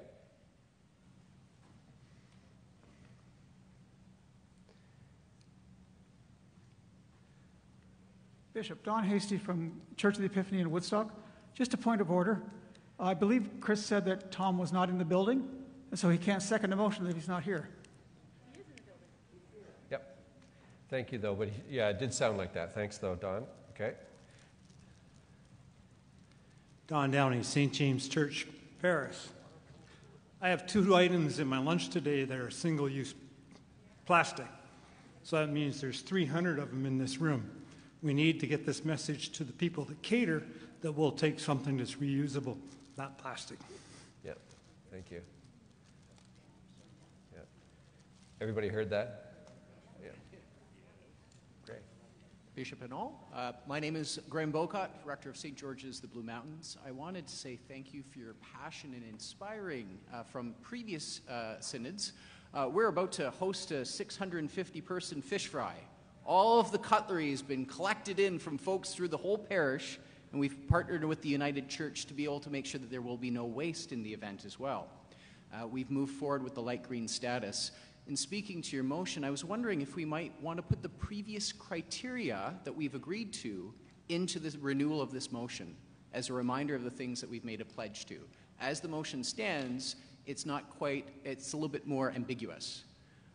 I don't know if you have a copy of the previous motion, but to put that criteria in just to remind ourselves of what we are working towards. Thank you.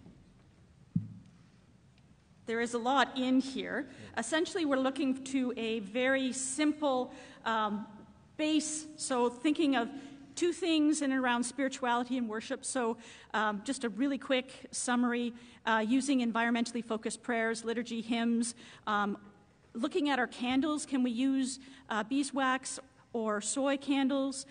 Can we use symbols of nature, etc.? Using season of creation. I'm not going to go through all of it. Operations and maintenance. Have a green facilitator. The description is on the website. Doing any kind of electricity stuff like vacuuming outside of peak hours. Using environmentally safe cleaning products, and on numerous occasions we've given summaries of those. And then think twice before printing. You notice I'm using a tablet? I use a tablet in worship as well. And most of my readers actually use a tablet or a phone as opposed to printing off what they need to read. Energy. Of course, environmentally friendly appliances where you can. Minimize ceiling fans and other things.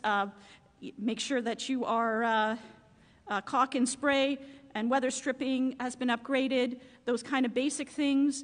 Being efficient in terms of water and limiting water usage. Putting signs in your bathroom that says, help us to safeguard the environment and make sure the water's turned off and the light's turned off. On the grounds, of course, reduce waste. And then, of course, environmentally friendly gardens, kitchen and events, reusable stuff as much as possible, composting as much as possible, and environmental justice, studying things that help to have those conversations about the bigger things like fossil fuels and so on and so forth. And then, of course, looking at what we're doing at home. So that's kind of a really brief, for the sake of time, what's in there. I think that shows why we don't have it in the motion, but there's a tool. Yes. Yeah, there's a whole tool that I think that we could post and send with.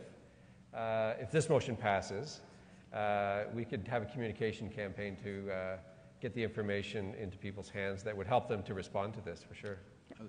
Was there not specific goals in terms of every congregation seeking to achieve light green status by 2023? And that's what that is. Yeah. That's the light green status. The comment was just to add in those two specific goals, the elimination of the single-use plastics and the all congregations seeking to achieve light green status, which is really easy to do if you haven't looked into it.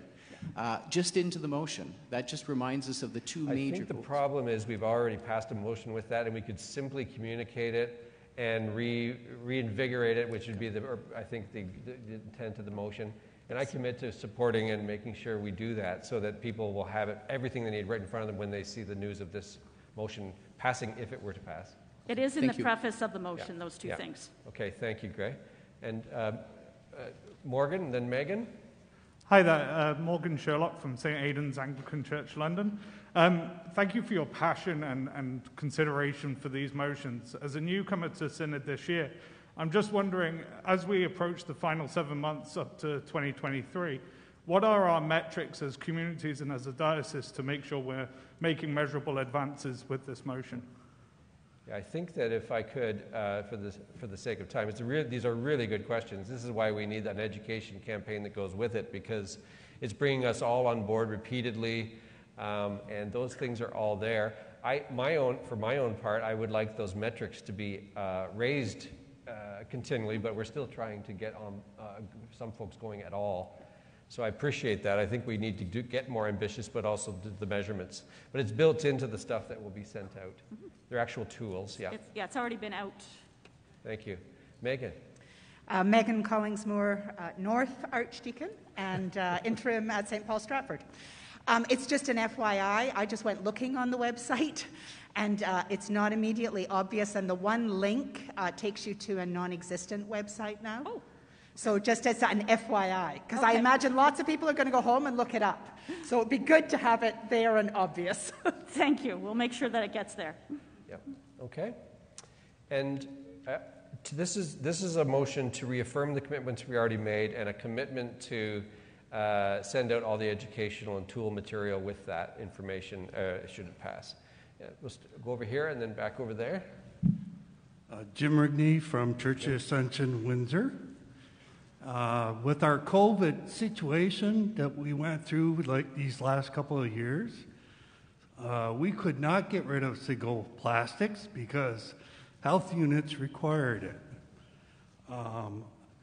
This motion, unfortunately, I would like to see if it would be extended because COVID really put a stop to us trying to dwindle the waste going into our landfills.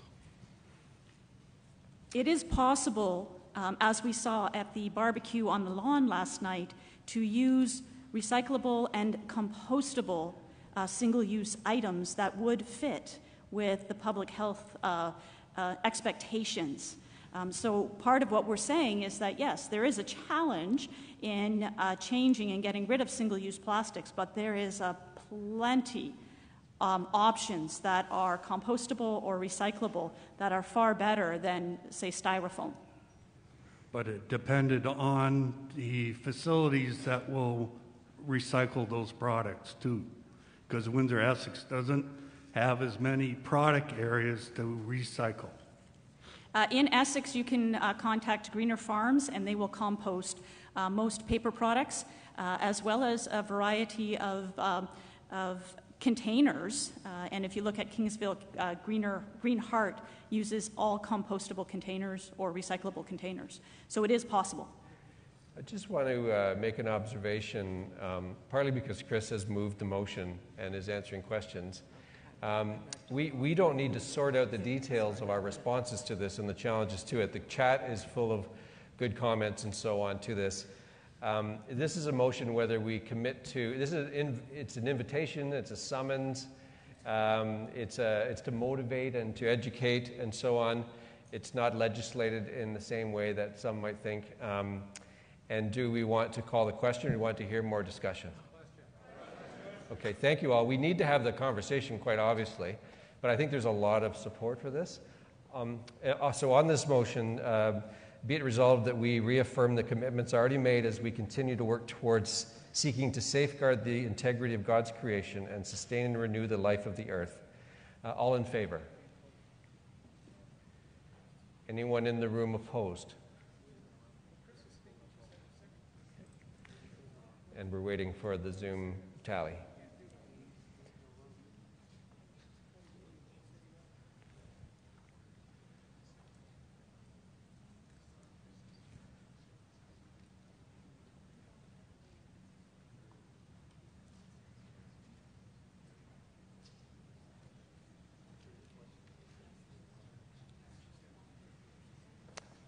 Okay, that's carried. A few oppositions and a few abstentions, just for your information. Okay, thank you. And there he is, the Reverend Robert Clifford for Motion 5, Item 25. And also the seconder. Thank you, Marty. Reverend Marty Levesque. Thank you, Bishop, for the opportunity to present this motion. Just a brief story in background. Imagine, if you will, mid-August in the farthest south, well, Amherstburg might object, but about as far south as you can go in our diocese, in an unair-conditioned church, mid-pandemic and mid-week, a service at the church that's situated on the northern edge of the historic Black neighborhood in Windsor. I open, as I am wont to do for midweek services for all the saints, and read the little essay that is presented for the Right Reverend Charles Inglis, and then proceed to preach a brief sermon and carry on with my day. Feedback after the service points me to more details about Inglis' life that I included as background to the convening circular and this motion. Needless to say, it was disconcerting to know that the materials provided by the National Church couldn't be relied upon to provide the full context of this person's life. You'll see on the screen an advertisement posted by Reverend Inglis while he was the rector of a colonial Church of England church in what is now the state of New York. There are two of them. I think they both flashed up there. In any case, the motion before you asks that General Synod rewrite the propers and supporting materials intended for the use on the commemoration of the consecration of Charles Inglis as the first Anglican bishop in what is now Canada in 1787, to just contextualize all of this material. In the same way that our lectionary still includes references to St. Paul breathing fire against the church while carrying on to do some good.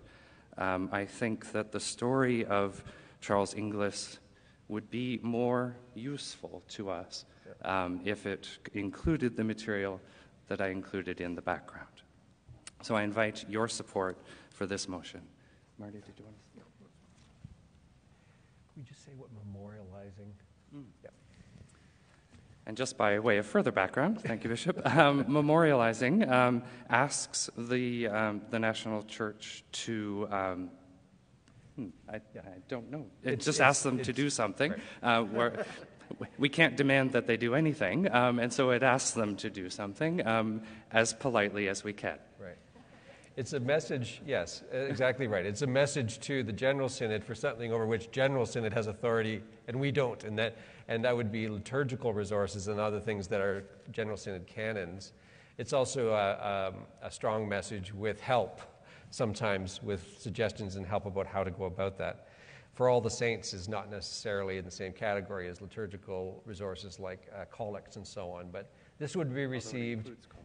Mm-hmm. For all the saints includes collects. Includes collects, right. So in terms of authorizing change, it's General Synods to make. That's what I wanted to have us to be clear. Marty? No. So, okay, moved by Reverend Robert Clifford, seconded by the Reverend Marty Lebec, and you have the motion before you. Any comments, questions? All in favor? Anyone opposed? And now we'll wait for results from the Zoom delegates.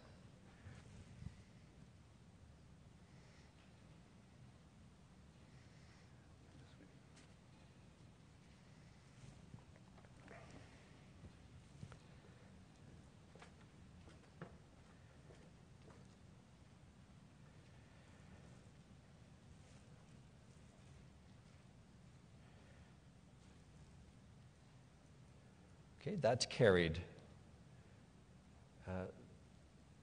Small number of opposed and abstain. Again. Okay. Just FYI there. Although everybody's not seeing that, right? Okay, no. That's why I'm doing that. Okay, thank you very much. We move to item 26, which is another opportunity to hear faith witness to, and this time Kyle Gashko. Kyle, please.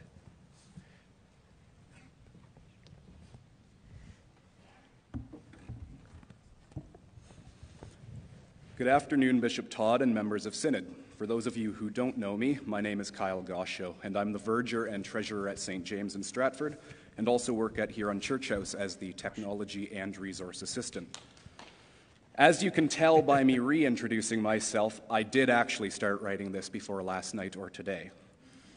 Did I finish it well in advance of today? Don't ask. So how did I come to believe? As a young boy, I went with my parents to a Mennonite church just outside of a little hamlet called Poole, about 20 minutes north of Stratford. For those of you imagining a young Kyle with a straw hat and suspenders, think again, though I'm sure I could pull off that fashionable look quite well. For my family, it was just where we went to church, not a way of life like it is for many Mennonite people. I remember going to Sunday school vividly,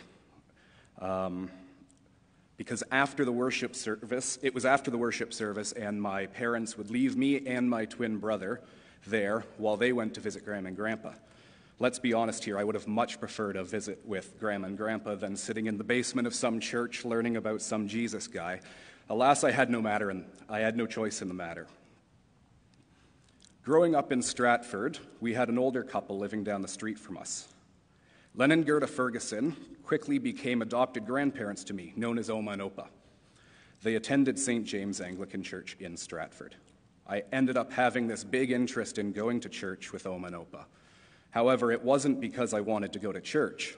It was the trip to McDonald's that occurred after church with a big group of parishioners that piqued my interest, even if it did mean having to sit through a long and boring church service. As I got older, I started paying attention to the liturgy and the words preached by our rector, Reverend Lauren Mitchell, and at the time, Lynn Mitchell. I started attending more regularly. In September of 2011, on a red-eye flight home from a family vacation on a Saturday night, out of nowhere it hit me. I was going to become a member of St. James. And when I got home that morning, I went and became a member. Was it the Holy Spirit working among us, or was it the delusional thoughts of a teenager running on no sleep? That question is still up for debate. When my Opa died in 2014, I questioned my faith and my beliefs. How could the God I believe in take away someone so instrumental and important to my life? Who was I without my greatest advisor, my conscience even? Having many discussions with my dear friend and mentor, Jane Kirkpatrick, as well as a time of discernment, I realized something of great value. My Opa wasn't taken away from me. He was still with me, maybe not in the flesh, but he was and still is watching over me. My God didn't take him away from me. I am eternally grateful to my Oma and Opa for introducing me to my faith family at St. James and now across the Diocese of Huron. Thanks to them, I have exceptional role models in my life like the Reverend Canon Tom Patterson and Reverend Stephanie Donaldson. My connection to St. James, the wider church, and my relationships with Tom and Stephanie have helped to strengthen my relationship with God. I feel closer to God more now than I ever have before. Over the last few years, I have become heavily involved in the life of the church, both locally and in the diocese. One thing that I try to bring with me everywhere I go when working in God's church is that we are all children of God. Wherever we go and whoever we interact with, we have God among us and guiding us. As someone who loves our church, I look forward to connecting with all of you, whether it be here at Synod or through my work at Huron Church House. May the peace of God be with you now and as we walk together on the road with Christ. Thank you. Thank you, Jack.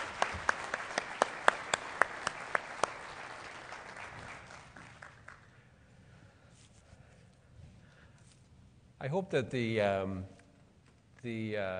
courageous people who witness to their faith at Synod inspire all of you to do that work of recognizing, sometimes looking back, recognizing and appreciating where God has been at work in you and in the people around you in your life, and finding opportunities to share that with other people. It's how we all come to faith in one way or another. And the folks today and other years who have offered faith witnesses at our annual Synod meeting are great models and much appreciated people in our midst. So thank you to both of you.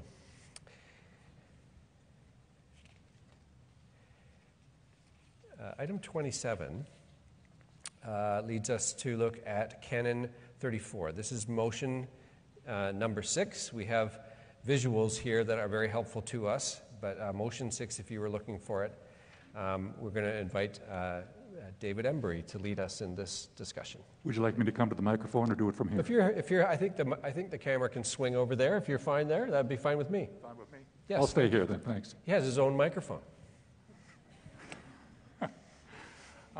Canon 34 describes the workings of the clergy retiring benefit, or actually not only the clergy but also the lay employees of the Synod office as well.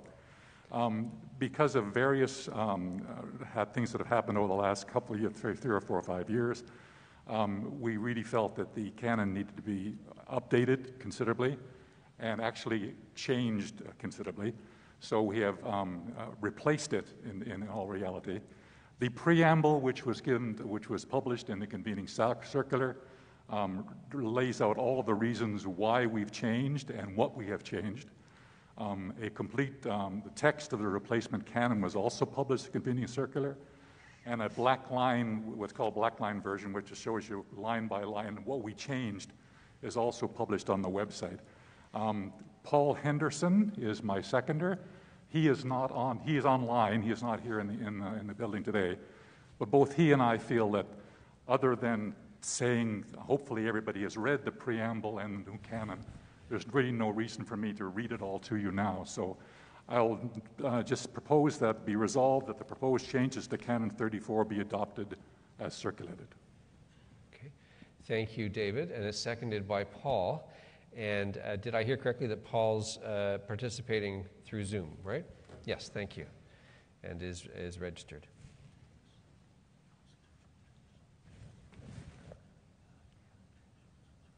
Yeah, okay, thank you, Jim. The Chancellor's reminded me this is a vote by canons because it's a canon, or by houses, orders, because it's a change to the canon, okay? So we have a way to do that. Any questions, comments before we call it the vote? Okay.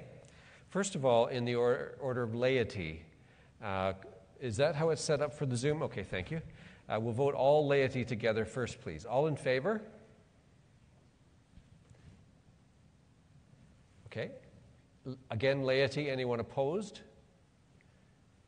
Okay, and we'll wait for the lay vote on Canon 34 here.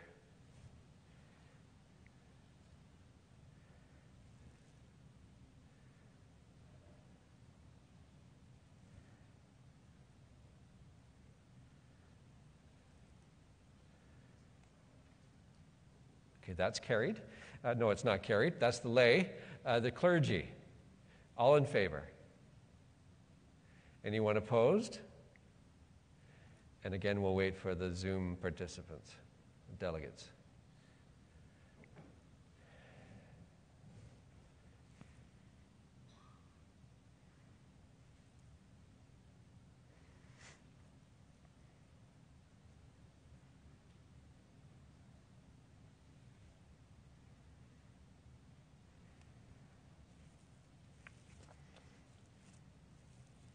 That's also in favor, so that motion is carried. Thank you. Thank you, David and Paul and all. We'll move on to item 28, nominations to diocesan council from deanery councils. Oh, I got that right? Yep.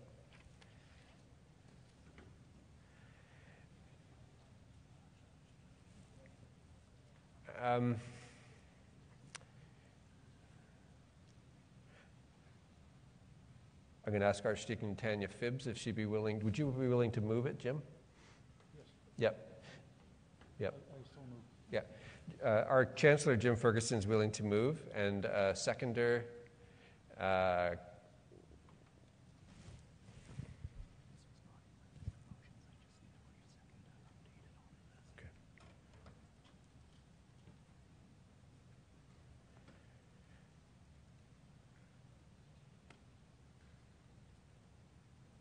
just updating the information for the Zoom participants here.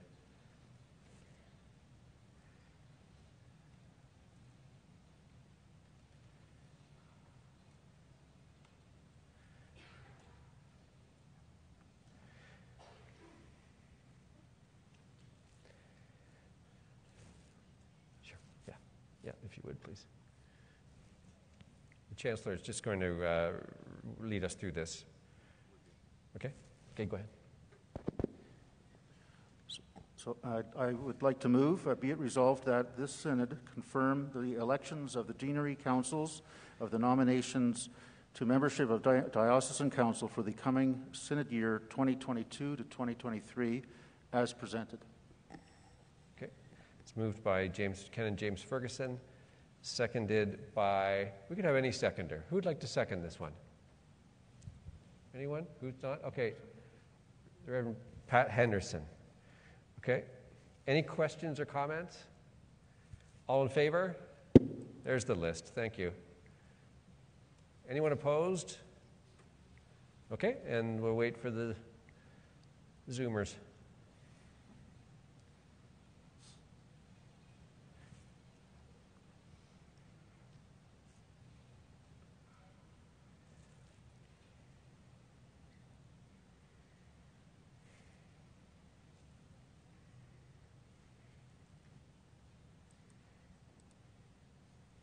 That's carried. Thank you very much, everyone.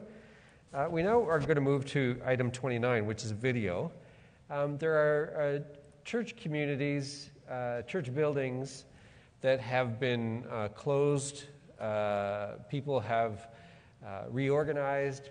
People have moved on, and churches have been deconsecrated. This video is a way to remember those communities, those locations, and all the people through the years who did such faithful ministry in those places. So please join me in watching this video.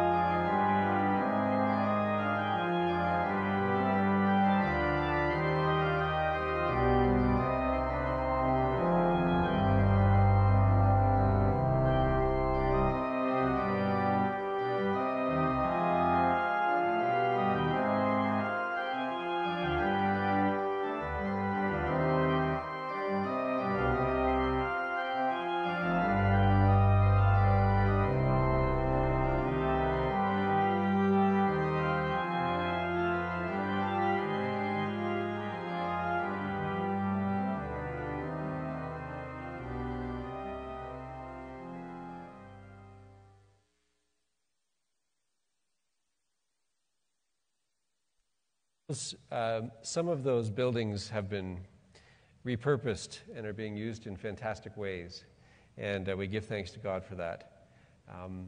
I got a text message from the Dean of Huron and Rector of St. Paul's just to clarify that because the first photo was the cathedral, that it hadn't been secretly sold or repurposed without him. And I would like to publicly say, no, that's just a symbol of the whole diocese when we see the picture of St. Paul's Cathedral.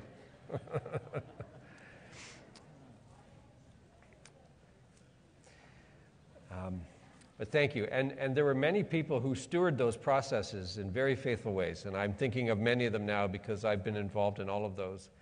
And I'm very grateful for that.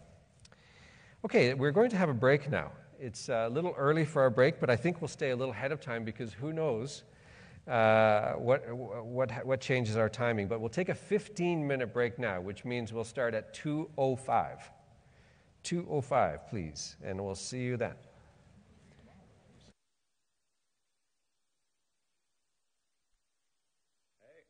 I'm Kyle Brady, VP Communications with IDS Beyond Technology. And I'm Rob Hawes, Director of Partnerships at IDS Beyond Technology. We hope you're having a great time at the Synod here. We've been asked by Davor and team to put a little video together telling the team a little bit more about what our group at IDS does for clients, including the diocese. We've been working with them for about a year and a half now.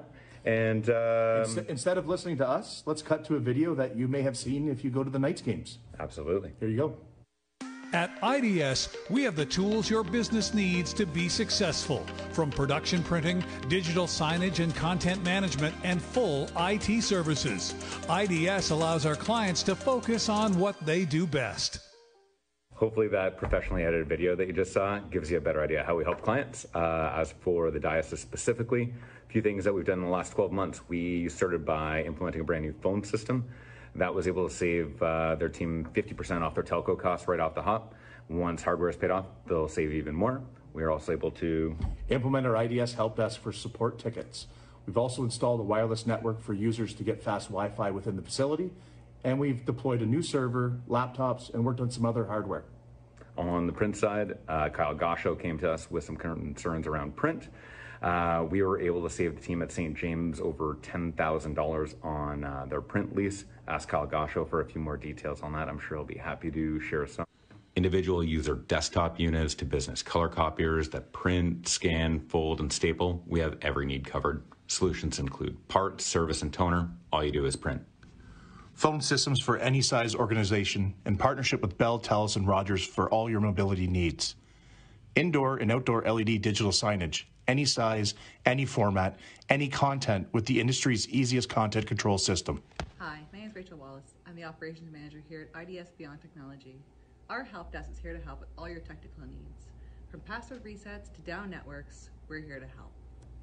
By reaching out to helpdesk at idsinc.ca, our dedicated team of IT specialists are there to help, with an immediate point of contact with our dispatch manager to set you up with one of our technicians.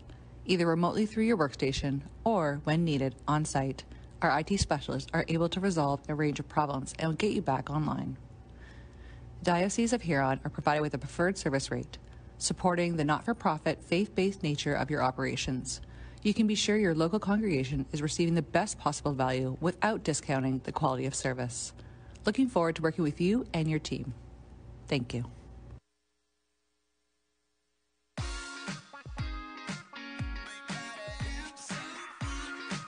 With IDS support for your office technology, every day is a Friday. Keep on dancing.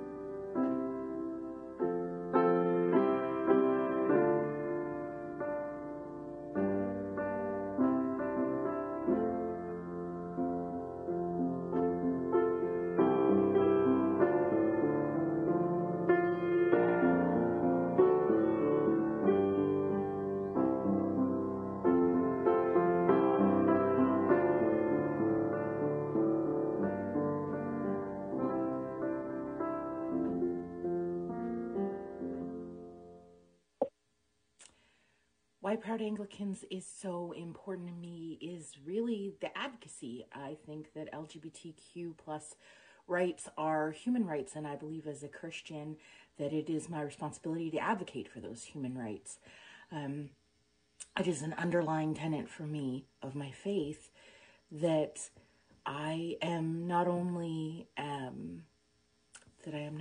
loving in my personal life, but that I show that love in political advocacy, in social change, and in a cultivating of anti-hatred in the world. Proud Anglicans is important to me because it's about creating safe spaces for all queer and trans people and allied people to gather in community, to share with one another as people of faith and as Anglicans. And it's about creating those spaces, but also inspiring others to engage in this work of activism so that all spaces can be inclusive, all spaces can be affirming, and together we can serve as allies, just as we are called to do as Christians and as disciples of Jesus. God of many faces, we offer our praise, singing your glory through all of our days. Hear ever-growing voices, once fragile, now strong, carrying melodies and expansive new songs.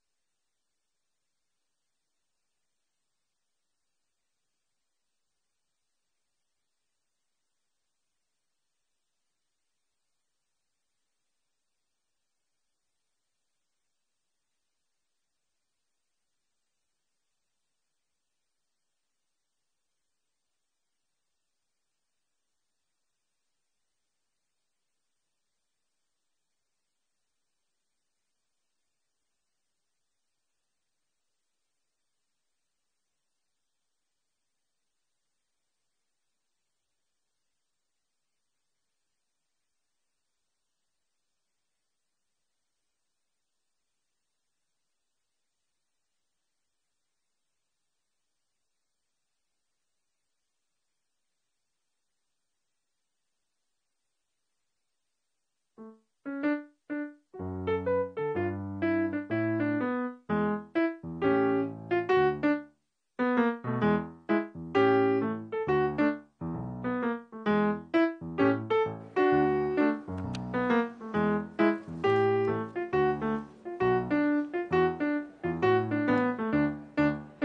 she included it in the.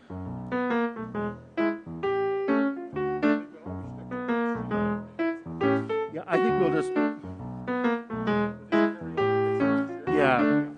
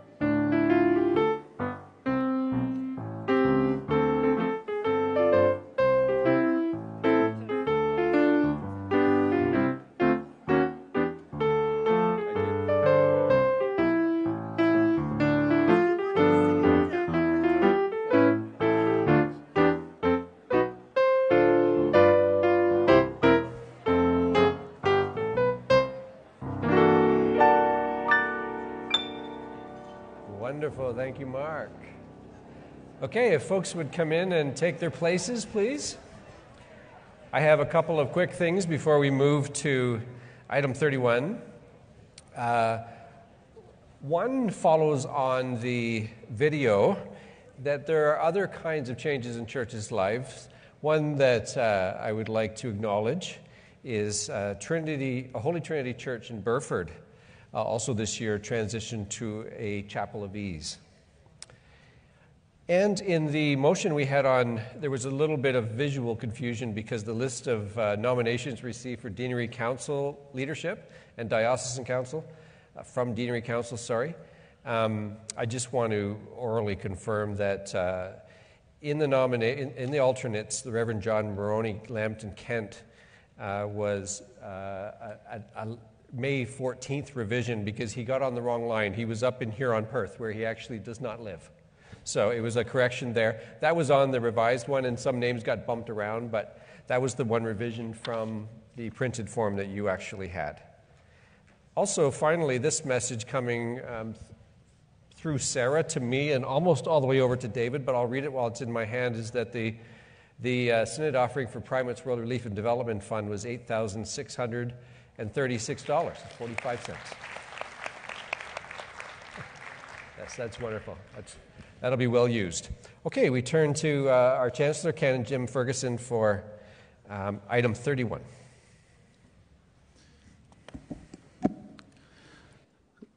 So on behalf of the Canons and Constitution Committee, I'm going to be making a motion that's seconded by Archdeacon Tanya Phibbs, and that the Canons and Constitution be amended as provided in Section 3 of the Convening Circular.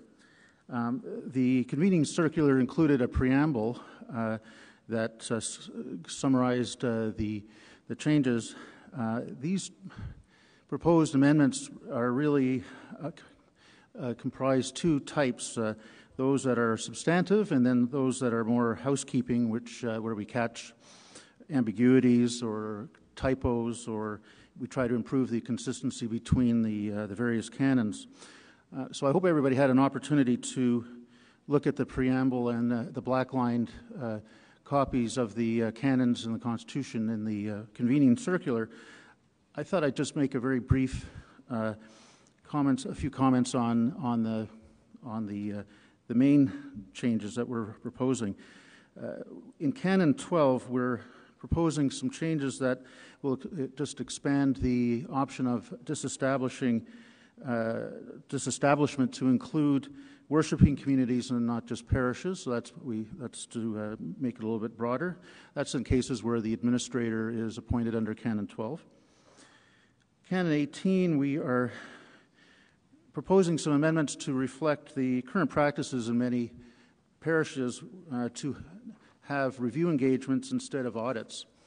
And we've also added some flexibility in the timing of the presentation of the annual financial statements to special vestries instead of, if needed, instead of to the annual vestry meeting, which is supposed to be held in February of each year. Sometimes that's too tight for the accountants to get the financial statements completed.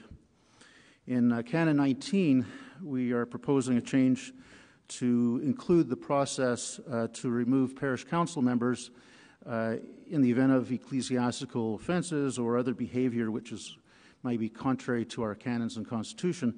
These amendments are to mirror those that we approved last year with respect to the removal of wardens, which we had included in Canon 18.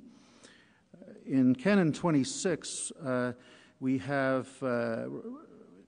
we'd include some protocols just to deal with electronic voting because that's becoming more of a reality. And so now that we're in the digital age, we're going to include some electronic voting procedures as well. Canon 35 is something that deals with insurance, and we're in recognition of the escalating insurance costs that many parishes and chapels of ease are facing. We are proposing amendments that allow some more flexibility in the type of insurance coverage that parishes or chapels of ease have to obtain for their buildings. Parishes or chapels of ease can seek permission to carry less comprehensive insurance and therefore reduce the insurance costs. Some of the housekeeping items are including clarifying the terms synod and diocese, so that synod is defined as basically the meeting of the voting members of the incorporated synod of the Diocese of Huron, and whereas the diocese will be just the actual corporation itself. And we also thought it was appropriate to replace some of the gender terms that are used in our current Constitution and canons and replace them with more gender-neutral terms to reflect the inclusivity and diversity of our diocese. So I'd like to now make the motion, and as I said, it's seconded by Archdeacon Tanya Phibbs. Be it resolved that, is it going to be on the screen, or I guess not? Yes, you can see all the numbers. I don't know why we did it that way. We should have just, so be it resolved that the amendments to the Constitution and canons listed on the screen, if you can see them, be adopted as circulated. I'd hate to miss one, and then we said, well, we didn't really approve it. So that's the motion that's on the floor.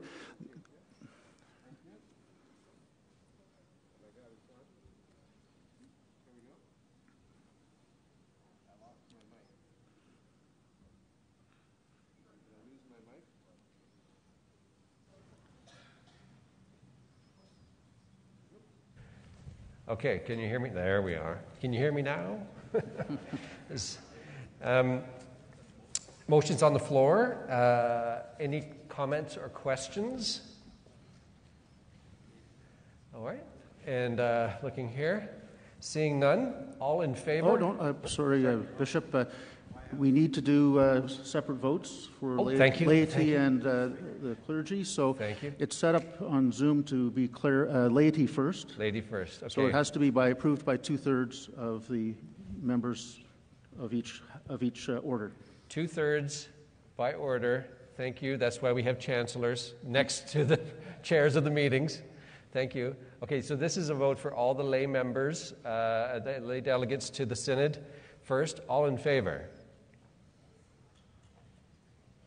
Okay. Any opposed? Thank you, and we'll wait for the Zoom count. One opposed? Okay.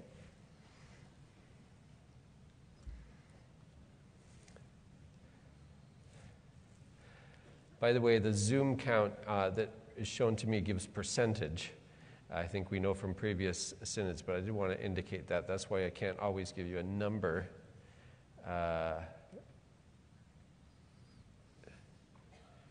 Okay, that's carried by the lay.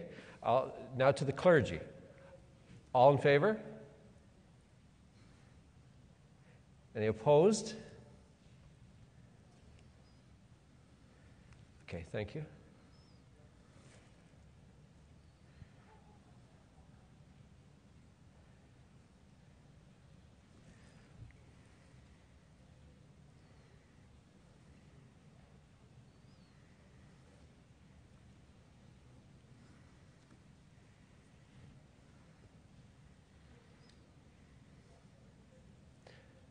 Okay, great.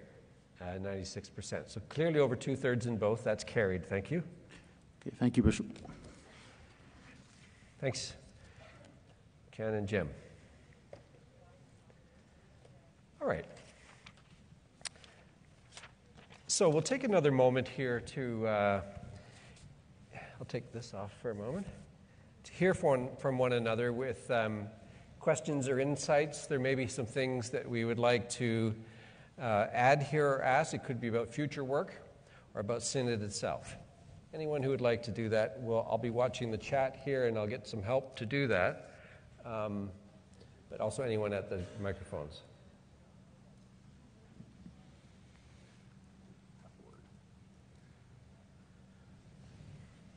Oh, okay. Hannah. Reverend Hannah Scorer, Zion Oneida, St. Andrews Muncie, and St. James Westminster in London. I have enjoyed hearing so much positive discussion around how we are moving towards the kingdom being more diverse and just, and listening to your charge and Rosalind talking about all the ways in which individual parishes are making those commitments has been just wonderful. And working with LAIC and bridge builders, I've gotten to witness a lot of that. However, I'm wondering what the diocese is planning on doing at a structural level, because as we know, prejudice isn't just about interpersonal relationships. That doesn't destroy prejudice. It's about working on the underlying structures. So for our church to be more diverse and just, it can't just be individual parishes working on how they engage with racism or homophobia and transphobia, classism, ableism, whatever it is. It has to be the entire church structure. So I'm wondering if there is looking at things like compulsory diversity training for the diocese or required components to ordained ministry or lay leadership, looking at policy through the eyes of marginalized people. Yep, thank you. Well, one thing to say about a question about what the diocese is going to do is that this is the right place to ask the question because this body represents the diocese better than any other. It is the bishop in synod is the decision-making body in that moment of time for the leadership of the diocese and the commitments of the diocese. So this is a good place to ask that question and to have that conversation. There are, of course, officers and representatives, office holders. I am definitely one of those. And my own commitments personally, but also my intentions to lead this will be in a number of ways. And it does really need to be everywhere and over time. So one example of this would be coming back to looking at our safe church categories. And again, bringing them from the point of, I don't want to undermine this because it's been effective in many ways, but what we've tried to address is sort of the first level of care around insurance and legal and other obligatory protections and those kind of things. But there are at least 5 or 6 other levels beyond that get into the more positively shaped kind of summons into learning kind of activities. So my hope would be that we have a combination of requirements and policies and practices which you must follow, but also mixed in with all of that, and perhaps the vast majority of it would be the work that actually creates the communities that function in healthy ways, and that would be an ongoing, and like I'm trying to say it, I'd like to become more articulate about it, would be to say that it is the primary Christian practice to do these things. I am starting to wonder things like how to sort out what should be compulsory and what needs to be invitatory, that we invite people in and there'll be a growing sense that this is what we want to be doing. But I got that sense today that there's a lot of inertia in this direction, and it will be a matter of almost keeping up to that energy in terms of changing things. So we will need folks who will do that work, and we will need to resource it. I would imagine between now and next year we will have already started some programs like some anti-racism training that we're already talking about and some things that go with it. But again, to have a more comprehensive picture of what we're doing will be really helpful for all of us. And then we'll see the gaps as we go. And so I appreciate that question, and this is a call to all of you who you may be in the room or in the Zoom call who has expertise or energy for this kind of thing and time, but you also may know others. And if we can pull that network together, I think this kind of work could be done both quickly but also on a long trajectory. Yeah, thank you. Okay, let's go here and then back to that. These don't have numbers on them, do they? I can't see them, sorry. Vermel Stevens. Vermel. I'm deacon at St. John's in Tillsonburg. And first of all, I'd like to thank Matt for his kind words this morning. And I would also like to thank all the congregations and the parishes for your most generous support of our project this year. We are looking forward to being able to help the students out in the fall. And if any of you happen to be able to collect a little more over the summer, get in touch with one of us and we'll make sure it gets delivered. And we've got something in mind for next year already. So thank you everyone so much. Please go home and thank your congregations. We certainly appreciate the help that we've been given. Thank you. Thank you. Vermel and all the deacons. Okay. Kevin George, St. Aidan's. I just wanted to rise and express my gratitude to all of you who've made this possible. I don't know about the rest of you, but I feel pretty good being in a room with all of you. It's nice to be together again. Yeah. I wanted to add to that, to build on what I heard you say earlier, Bishop, in your charge about, not being in a rush to necessarily get to a destination and make any decisions too hastily. But I guess in thinking about the experience today, I just want to say how nice it's been to be in here in the room. I, for one, when there's stuff out there, I'm just attention deficit enough that I'm out there more often than I'm in here. The one-day format of being together, how that helps in so many ways, in terms of people's time, in terms of the resources that we use to put on many days. With that one evening last night with the barbecue, which was fantastic, in church, and a one-day synod, I just want to commend that to you, Bishop, and to all who are organizing as a way for us to think about going forward, because I think This shows us that we can change and continue to do something wonderful. So I'm just very excited about how this is today and want to say thank you. Thanks, Kevin. So some encouragement to fill out your evaluation forms from Synod this year, because the Synod Organization Committee takes it very seriously, but I also know the conversation is going to be about, because we've been forced to do things differently and we've chosen to do things differently, we want to know what works. So in addition to what Kevin has said, whether you agree with that or disagree with that or have other ideas, it'd be really helpful for you to do as full a job as possible in response to that. How about over here? Hi, it's Chris Buryard-Coyle again from St. Paul's Anglican in Essex.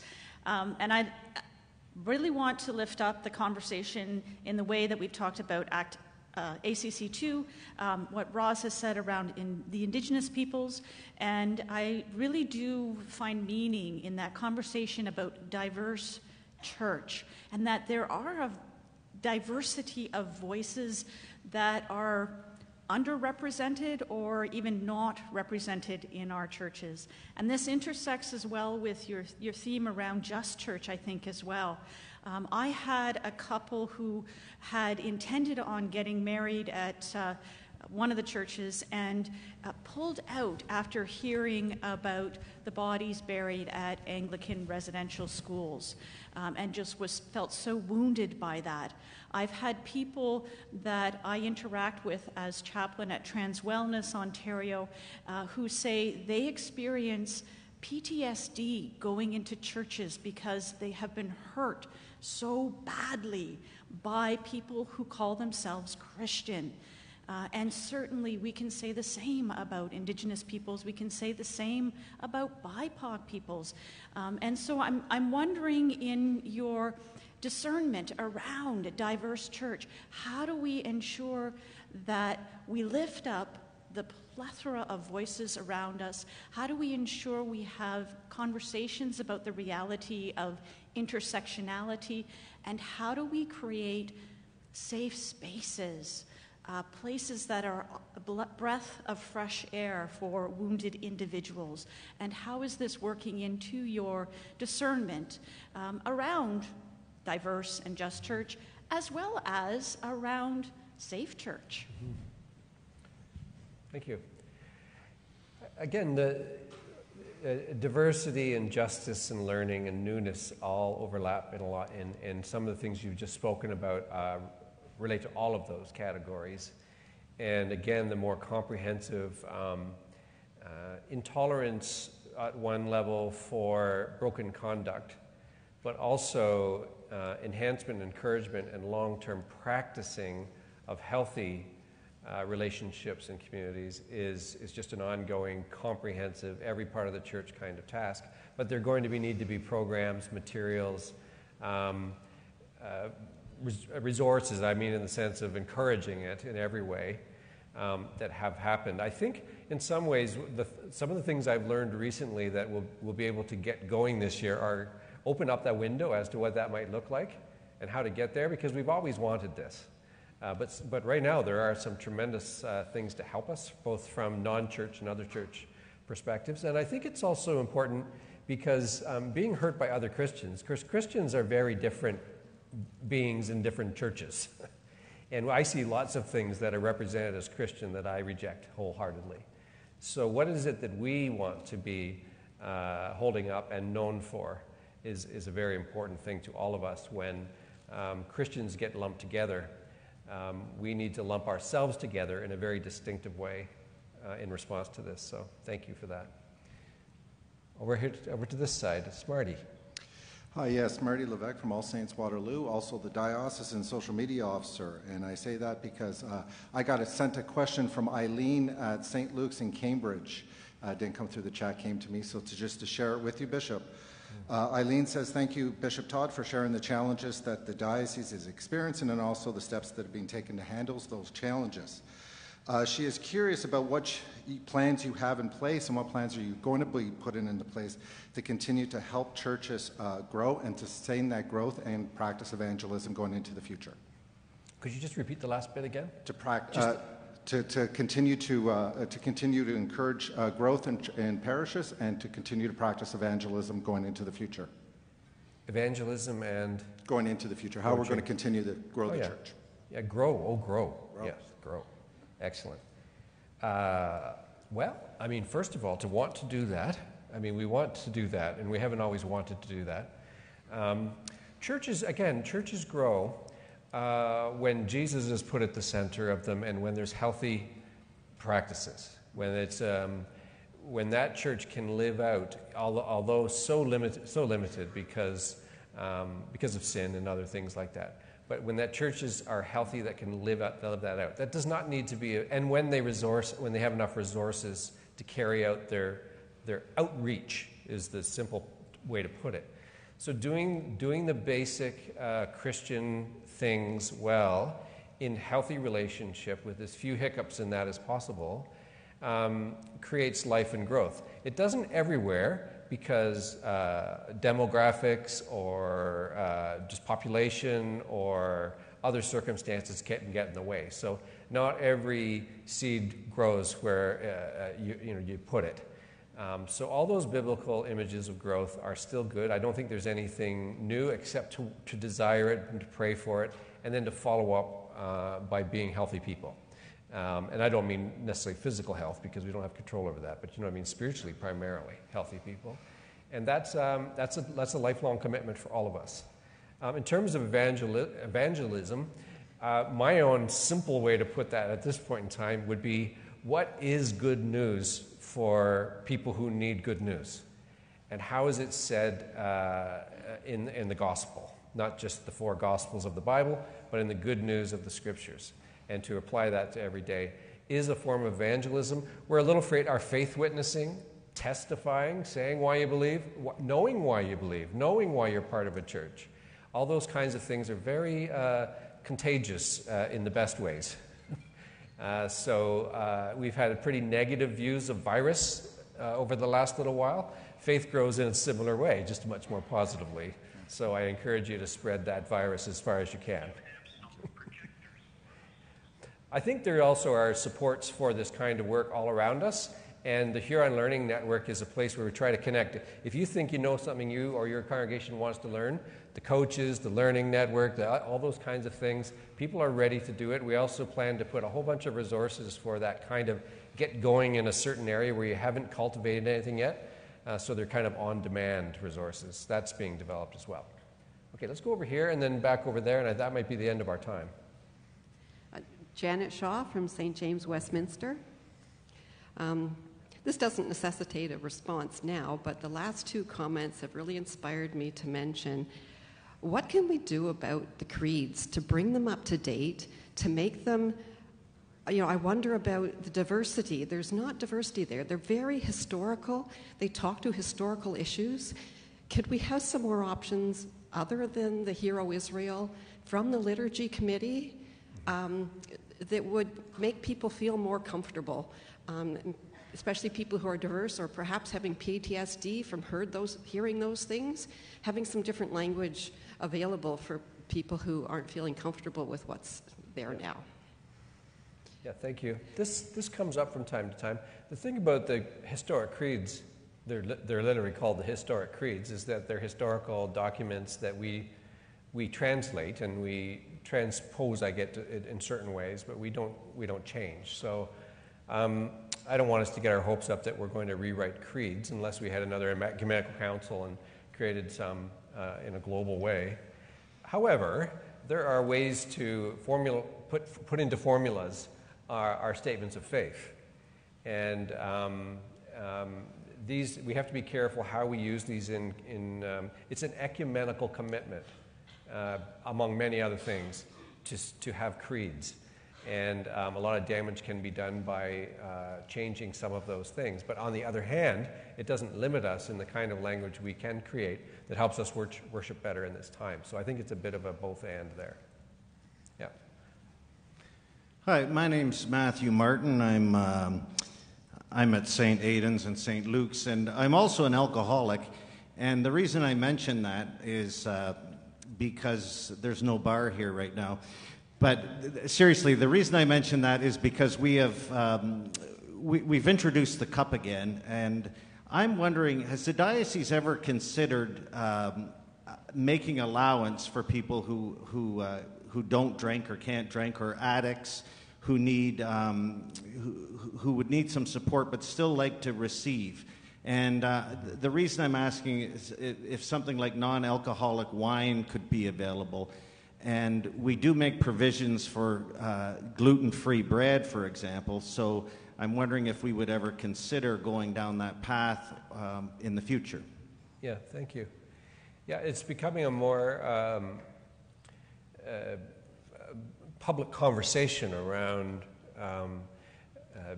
various kinds of abuses, alcoholism, and so on, and how it really affects people, and how our church is involved in that. The question of non-alcoholic wine is actually on the agenda for Doctrine and Worship to discuss, so that's begun.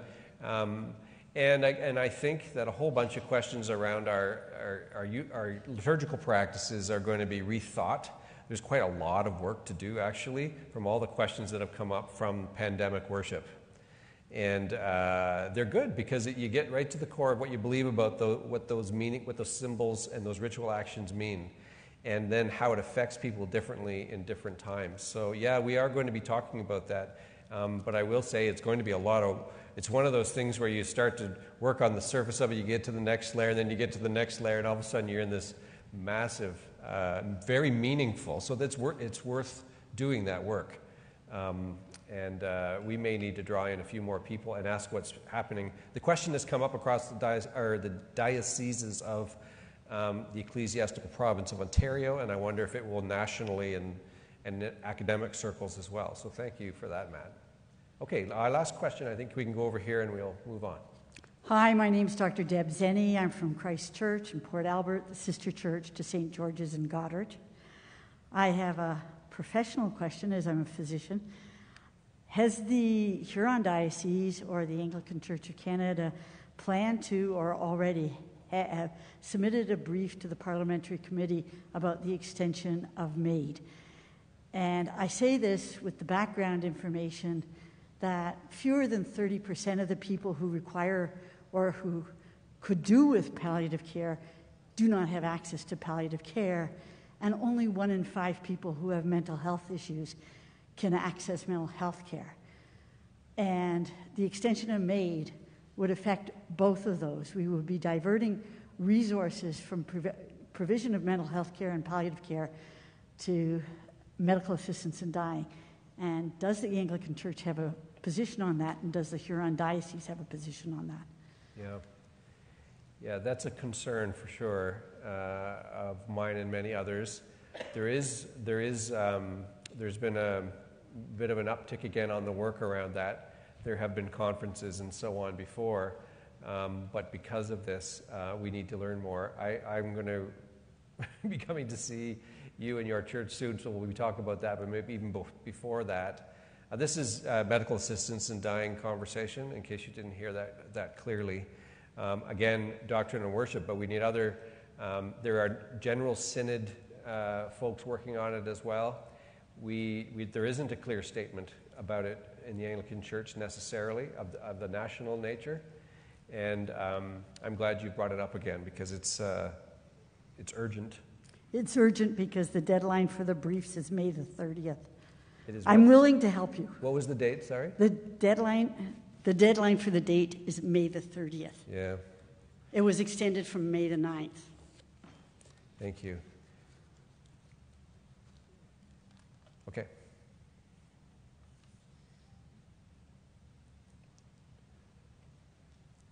I'd like to invite the Reverend Canon Jerry Adam to come forward, please, and we'll have a presentation at Camp Huron. If Jerry's ready, we might be just a little ahead of that time. Oh, there you are.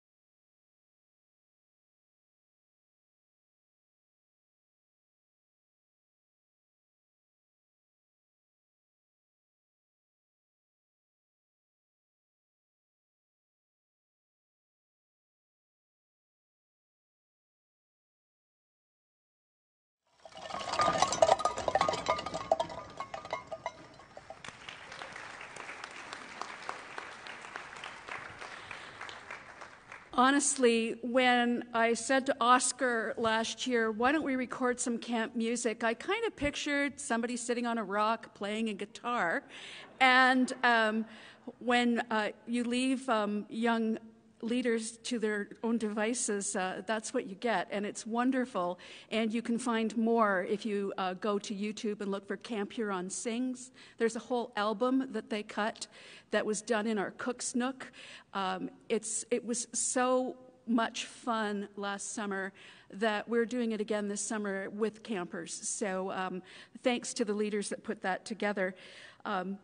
That's a little bit of the roadway where we walk at Camp Huron.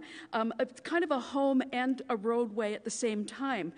And I want to paint a picture for you of a night last year.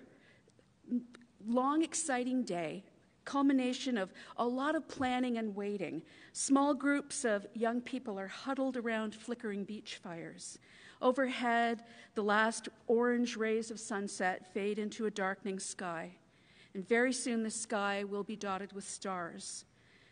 Sound carries at this time, and if you listen, you can hear voices, and they're telling stories, and they're laughing, and it will soon kind of die down to murmurs, and the August summer breeze will pick up, and soon all you'll hear is the pulsing of the waves of Lake Huron, like a heartbeat. Like God's heartbeat. There's something in the air this summer, something indescribable, ineffable, mysterious, dare say miraculous. It's as if those voices and that laughter and the wind and the waves feel like this cosmic exhalation of our collective holding of breath last year, wondering if even though we had to suspend camp once again, we could maybe bring together the young people who'd committed to doing our LIT program last year, signing up as soon as registration opened in January. It's the second season where we've been suspended and unable to operate as an overnight camp for children and youth. We kind of operated, we had visitors and stayovers, kind of like Camp Huron Provincial Park. And it, again, opened our eyes to all sorts of new ways that camp can happen in the future. But this night is different. It's a gathering of young people, most of whom are destined to become future staff, and they're reunited for an all-too-short weekend to reconnect with one another and this holy place in anticipation of a return to programs in 2022. We quite literally packed 3 weeks into 3 days, talking about leadership and professionalism and duty of care, and lots of play and good fun, music and food. Also, wonderful prayer time and worship. Bishop Todd was with us for a closing Eucharist, and it was very, very well received and very important for last summer to do that. This weekend proved to be fruitful indeed. Intended to ensure continuity in staffing, it restoked the flames of excitement for our camp ministry. And indeed, those young people and the staff that were there were incandescent, like campfires. They are the beacons guiding us back to camp. And we are back. So all I wanted to say other than that is just, here's a few things. People always say, what can we do for the camp? I'd like to tell you what you can do for the camp. This is the deacon sending out instructions. 1, we have a good registration. I'm very encouraged by it. Some people are still kind of waiting to see how the pandemic is going to roll out, but we know people are coming, and I know many people in this room have kids lined up to come. Now is the time to get them registered. Not next week, this week. Please register, because we're trying to figure out how much staff we need and kind of planning, you know, what is the food going to look like this summer? What supplies are we going to need? So we need to have those kids registered now. We can figure out how to pay later if that's going to help. You don't have kids in your parish. We don't have kids in our parish. A lot of them are still staying away, not wanting to infect the grandmas and grandpas in the parish, et cetera, et cetera. We all have kids. We do. They're outside our doors. They may be the children of our grandmas and grandpas in our parish. I'm a grandma now. My guys are too small right now. But who are the grandchildren, those extended kids that are out there? Who are the kids in the neighborhood? Is there a school nearby that we have money, but we don't have kids. Do you have some kids? There are several people that have been doing this really well for a number of years, having relationships with the local schools, saying, hey, we can send 5 of your kids. Let's figure this out. There's another parish in the diocese that has forged a relationship with Big Brothers and Big Sisters in Huron County. And together we are working, I think we have 3 or 4 children signed up through that agency, and the church is paying for them. So this is a challenge and maybe a plea to really look outside the doors, look for the kids, and get them signed up for camp. Sometimes I think we're the biggest, best secret in the diocese. We have a place where kids can come and play and learn and figure things out from themselves. Kids that have had a bit too much time with their grown-ups in the past 2 summers, let's face it. And when I mentioned to some kids last year, next year we're going to ditch your parents. And the parents were in the background going, yay! So it's time to marshal all of our gifts and our abilities and our resources and find those children that can come to camp this summer and give people like Zach, who's here, and Lily and Lana and Cordelia, who are online as delegates, give them lots of work to do this summer. Also, the appeal for our financial operational support will be coming out soon. Thank you for everybody who's been consistently giving, even when we couldn't run camp the way we wanted to.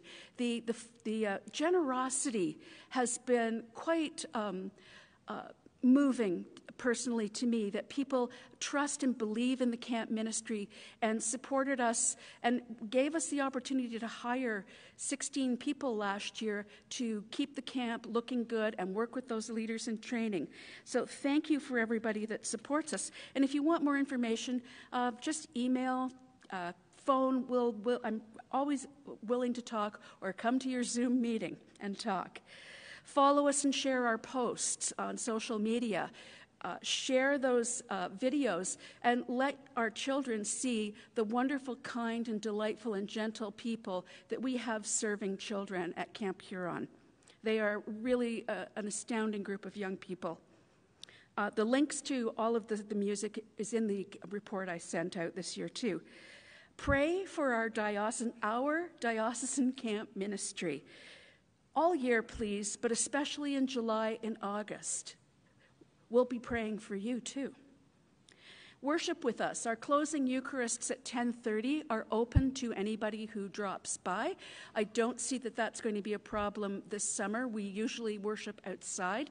Watch the website for updates, or even give us a call and ask if we're having a service. And we would love to see. If you want to get a glimpse into the ministry of Camp Huron, come to that closing service. I want to thank everyone who has supported us, especially over the past 2 summers. And I do want to especially thank Bishop Todd and Archdeacon Tanya for supporting us and trusting us to do what we did over the past 2 years. Thank you so much. And I'm looking forward to working with Andrew O'Neill. We've had a couple of wonderful, inspiring meetings about what's possible at the camp, and we're looking forward to that. So we're thankful for people with a vision to look upon the road to a horizon that perhaps we couldn't quite see, but we stepped forward in faith. And we're considering the possibilities for camp that we can't even imagine right now. So thank you for that vision and that trust. The last 2 seasons have not been the summers we hoped for or planned for or expected, but God's Spirit continues to move throughout this holy place of Camp Huron, calling us, all of us, challenging us, and inspiring us to care for the beautiful site and for one another as we embody the open-armed, open-hearted Christ, waiting with hope and expectation for our return to overnight camps for children and youth this summer. Friends, it's time to come home to Camp Huron.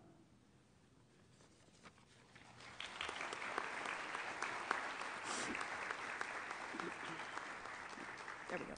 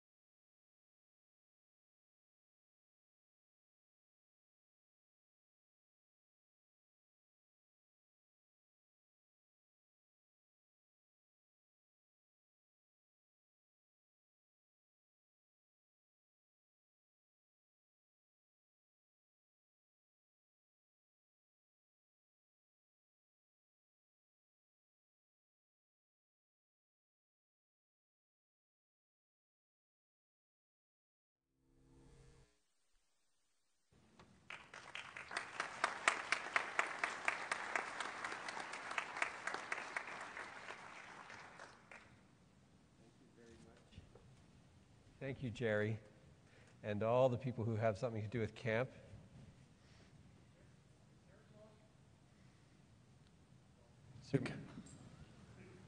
Is there going to be a BAC cleanup in June? Is there going to be a BAC cleanup in June at the camp?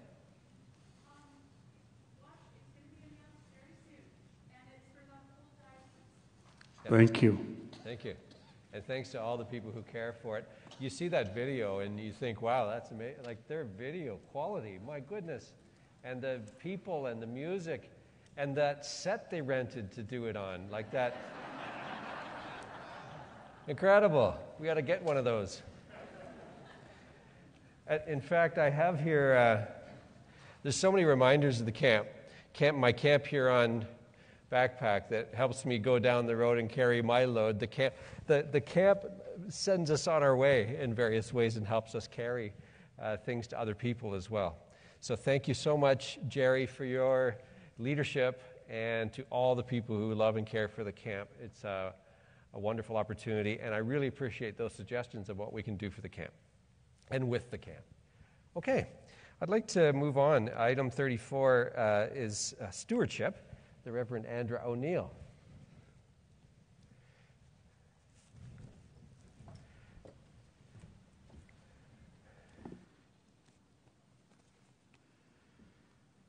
Good afternoon.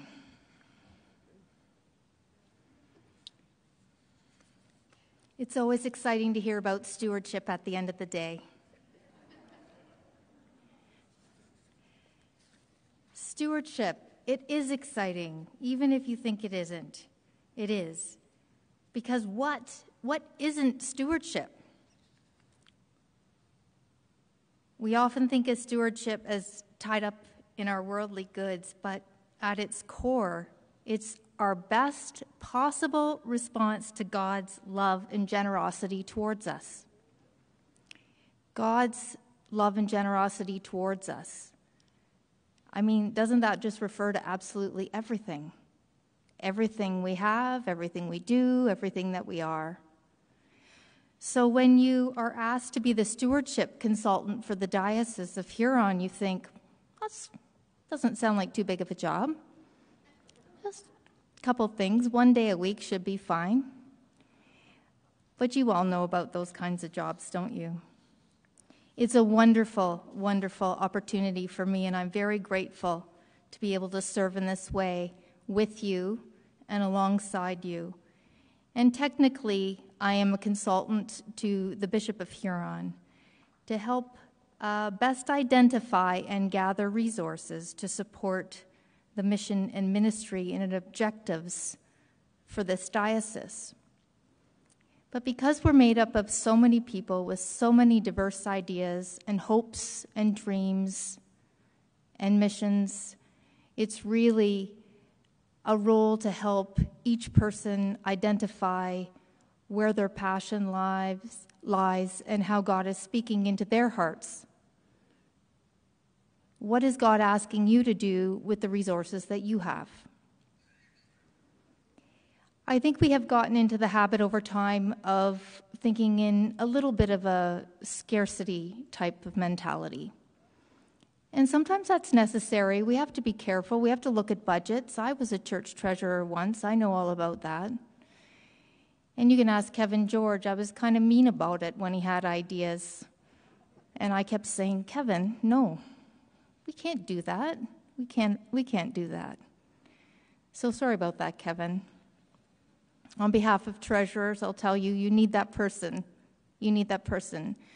But a lot of space exists for us to look around and say, look what we have. Actually, we can't even see all we have because what we have is whatever God gives us. It's endless, infinite, extravagant generosity. That's who God is. So what I'm here to do in this diocese is to help respond to needs that you have in your parish when you're considering what's possible, what you'd like to do, and what you hope to do. And when I look out over this room, I think, oh my gosh, I need 12 days a week because there's so many people and so many possibilities, and God is at work in this diocese in so many ways. Jerry talked about our meetings about the camp. There's so many things that are going to happen at that camp. We can't wait to tell you about it. And in each of your parishes, I hope you begin to just imagine and pray and ask God to come into your hearts and minds for what's possible. Because the most important thing you can do in stewardship is really determine what you're stewarding your resources for. What is the mission? What are you trying to do? I find as soon as you figure out what you're really passionate about doing, then all of a sudden the resources just come. The joy comes. And then we don't find we're finding our last nickels and dimes. We find we're finding our first dollars for that mission. You know, those first fruits, the first harvest. That's what we find for the mission when we know what it is. This is all revelation from God delivered to us. It's joyful, it's exciting, it's extravagant. It's all just waiting there for us. And I know many of your parishes are in the midst of these kinds of things. Please feel free to get in touch with me. I'm happy to help you. We know some of the day-to-day things that help in stewardship. We pre-authorized giving. We know the wonderful benefit that bequests can be. We know all those regular type of activities that are important to church life. And we do also understand that trust is involved. We've gone through some of those different times where we feel reluctant to just give over our hard-earned dollars and cents. It's a challenge sometimes to find the time to commit. It requires a lot of trust in a future that doesn't seem clear. But trust is a funny thing when it comes to God. When we trust God, things seem to go really well. So I hope that my role in the diocese helps you reach some of the goals that you have in your mission and your hope and your joy. I can't wait till we can put all of our hopes and thoughts and prayers together and have a feast with our resources. I was having a memory of a funny thing that we used to do in our family when we were young. On Sunday nights, we had a Sunday dinner often with really good friends that were members of our parish. And my mom would call our friend Ruth and say, "What's in the fridge?" And she'd say whatever was in her fridge, and my mom would say, "Not much in our fridge. I think I've got a roast." And Ruth must have said a salad or potatoes. They would kind of put together a shaky meal, and they'd bring the food to each other's house and put together a supper, and they thought it was going to be kind of awful. But you know what? When they put all their bits together, it ended up being just a wonderful meal, and we'd gather together and we'd have Sunday dinner together, and I thought it was amazing. It always tasted great. There'd be dessert because Ruth came and my mom never made dessert. And it was so much fun. And we just knew dinner would have been awful if we didn't get together and have it together. Well, we're just a room full of Townsends and Tuppers, opening our fridges and pulling out what's in there and having a feast. I'm looking forward to working with you in any way that I can. Amen.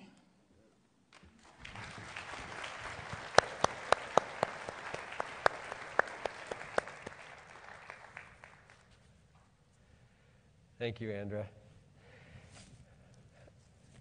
There was also bouts of extreme laughter at those meals and a lot of fun and joy.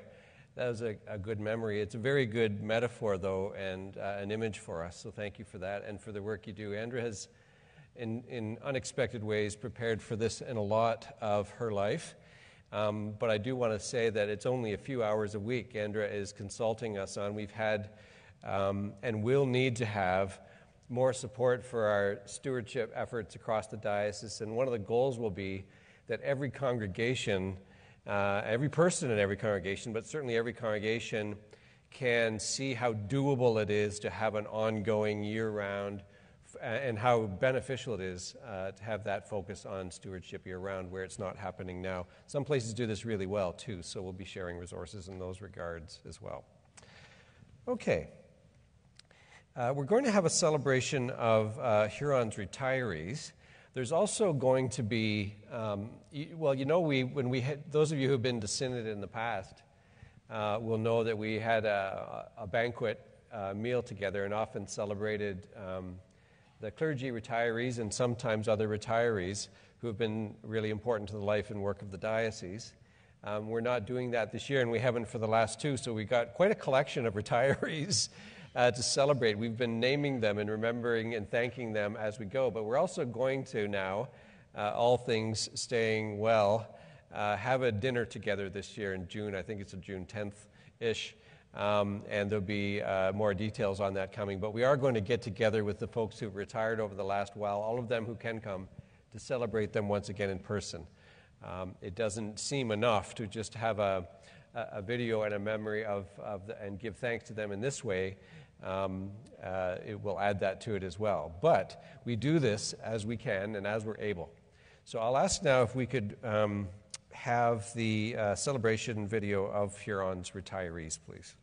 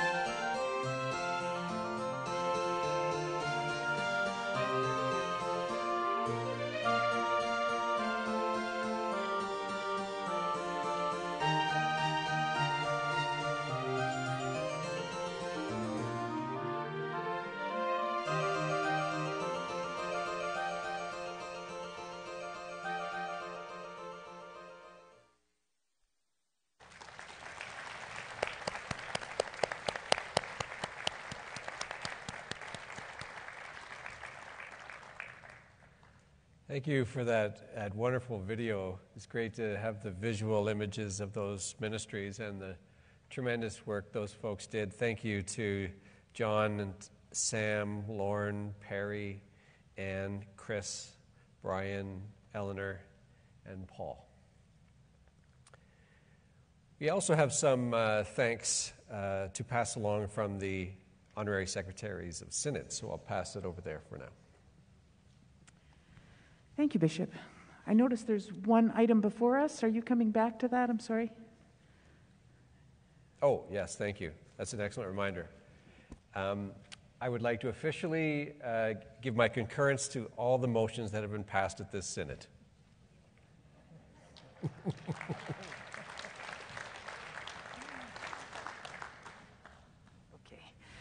One quick announcement before we do some thank yous, and just want to draw to our attention that on the 29th of May, it is a Jerusalem Sunday across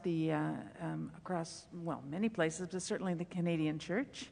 And if you go to anglican.ca, you will find a whole variety of resources there, from prayers and brief videos to all kinds of ways to share the work of the Diocese of Jerusalem and all the work that goes on there and how we can be supportive. So we are encouraged to do that in preparation for the 7th Sunday in Easter, just before Pentecost. And now some thank yous. We, of course, would like to thank our own Bishop, the Right Reverend Dr. Todd Townsend. We would like to thank the Chancellor, Canon James Ferguson, and the Venerable Tanya Phibbs, the Executive Archdeacon.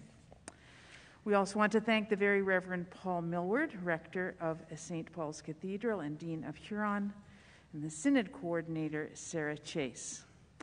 The Synod Organizing Committee, and the amazing technical support team making all the magic happen, with Davor Milicevic, Kyle Gasko, the Reverend Margaret Walker, the Reverend Marty Levesque, Derek, and the Encore team. Let's give them a little hand too. We want to thank again, of course, the RBC Place with Chris Waugh and the whole staff who hosted our event, and the Reverend Canon Keith Nethery and the Reverend Stephanie Donaldson, Eucharistic leaders. We want to continue now with Mark Smith, our music man, the man on the piano. And to Elizabeth King and the St. John Ambulance team, Jill Stevenson, Jesse Monteith, and Mark Tolfo. Also our faith witnesses, Claudine Day and Kyle Gashko. Thank in advance the Reverend Ad Weber for who is going to be the author of our popular report. Thank Colleen Haggerty, who was our coordinator for the barbecue and did a heck of a job, I'm sure everybody will agree to that. All the volunteers for the barbecue and my volunteers for the registration. My special thanks to those people this morning. All the ministries of the diocese, St. Paul's Cathedral staff, and the Huron Church House staff. Bishop? Thank you.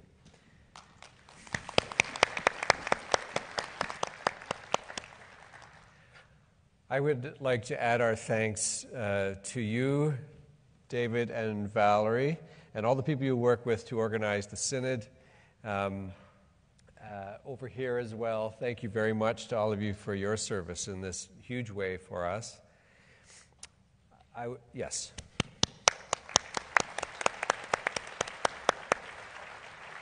And would like to thank Huron University College, again, for sponsorship of the barbecue, Renison University College for sponsoring of the refreshments here all the day long, and St. Mark's, of course, for that delicious lemonade at the barbecue. And finally, thanks to all of you for your participation as delegates, and the 84 people who are still hanging in there on Zoom. Thank you very much. We're going to be having an adjournment in a moment, but I do want to just describe to you, our meeting is, we'll adjourn the official meeting, but we have a very important liturgical commissioning and send-off to do before we go. So there will be a break as we prepare for that moment of worship. That's going to happen, I've got to stand up now. That's going to happen here in front of the stage. I'll be standing here with Bishop's chaplains. We're going to gather around the Paschal candle in this open space with the 4 new territorial archdeacons on either side, diocesan archdeacons, and other participants in the time of prayer and worship on the other side. And then if any regional deans and lay co-chairs of deaneries who are here, if you could just sort of stand in behind these archdeacons as a gesture of support and partnership, and everyone else, just according to your comfort level. We are already gathered around this space, so you could stay where you are, but if you wish to come in a little bit closer, please feel free to do that.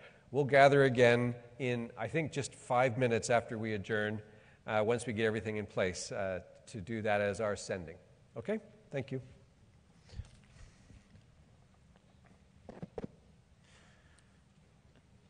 Be it resolved that the proceedings of the 182nd session of the Synod of the Diocese of Huron be closed. All in favor? As carried. Thank you all very much.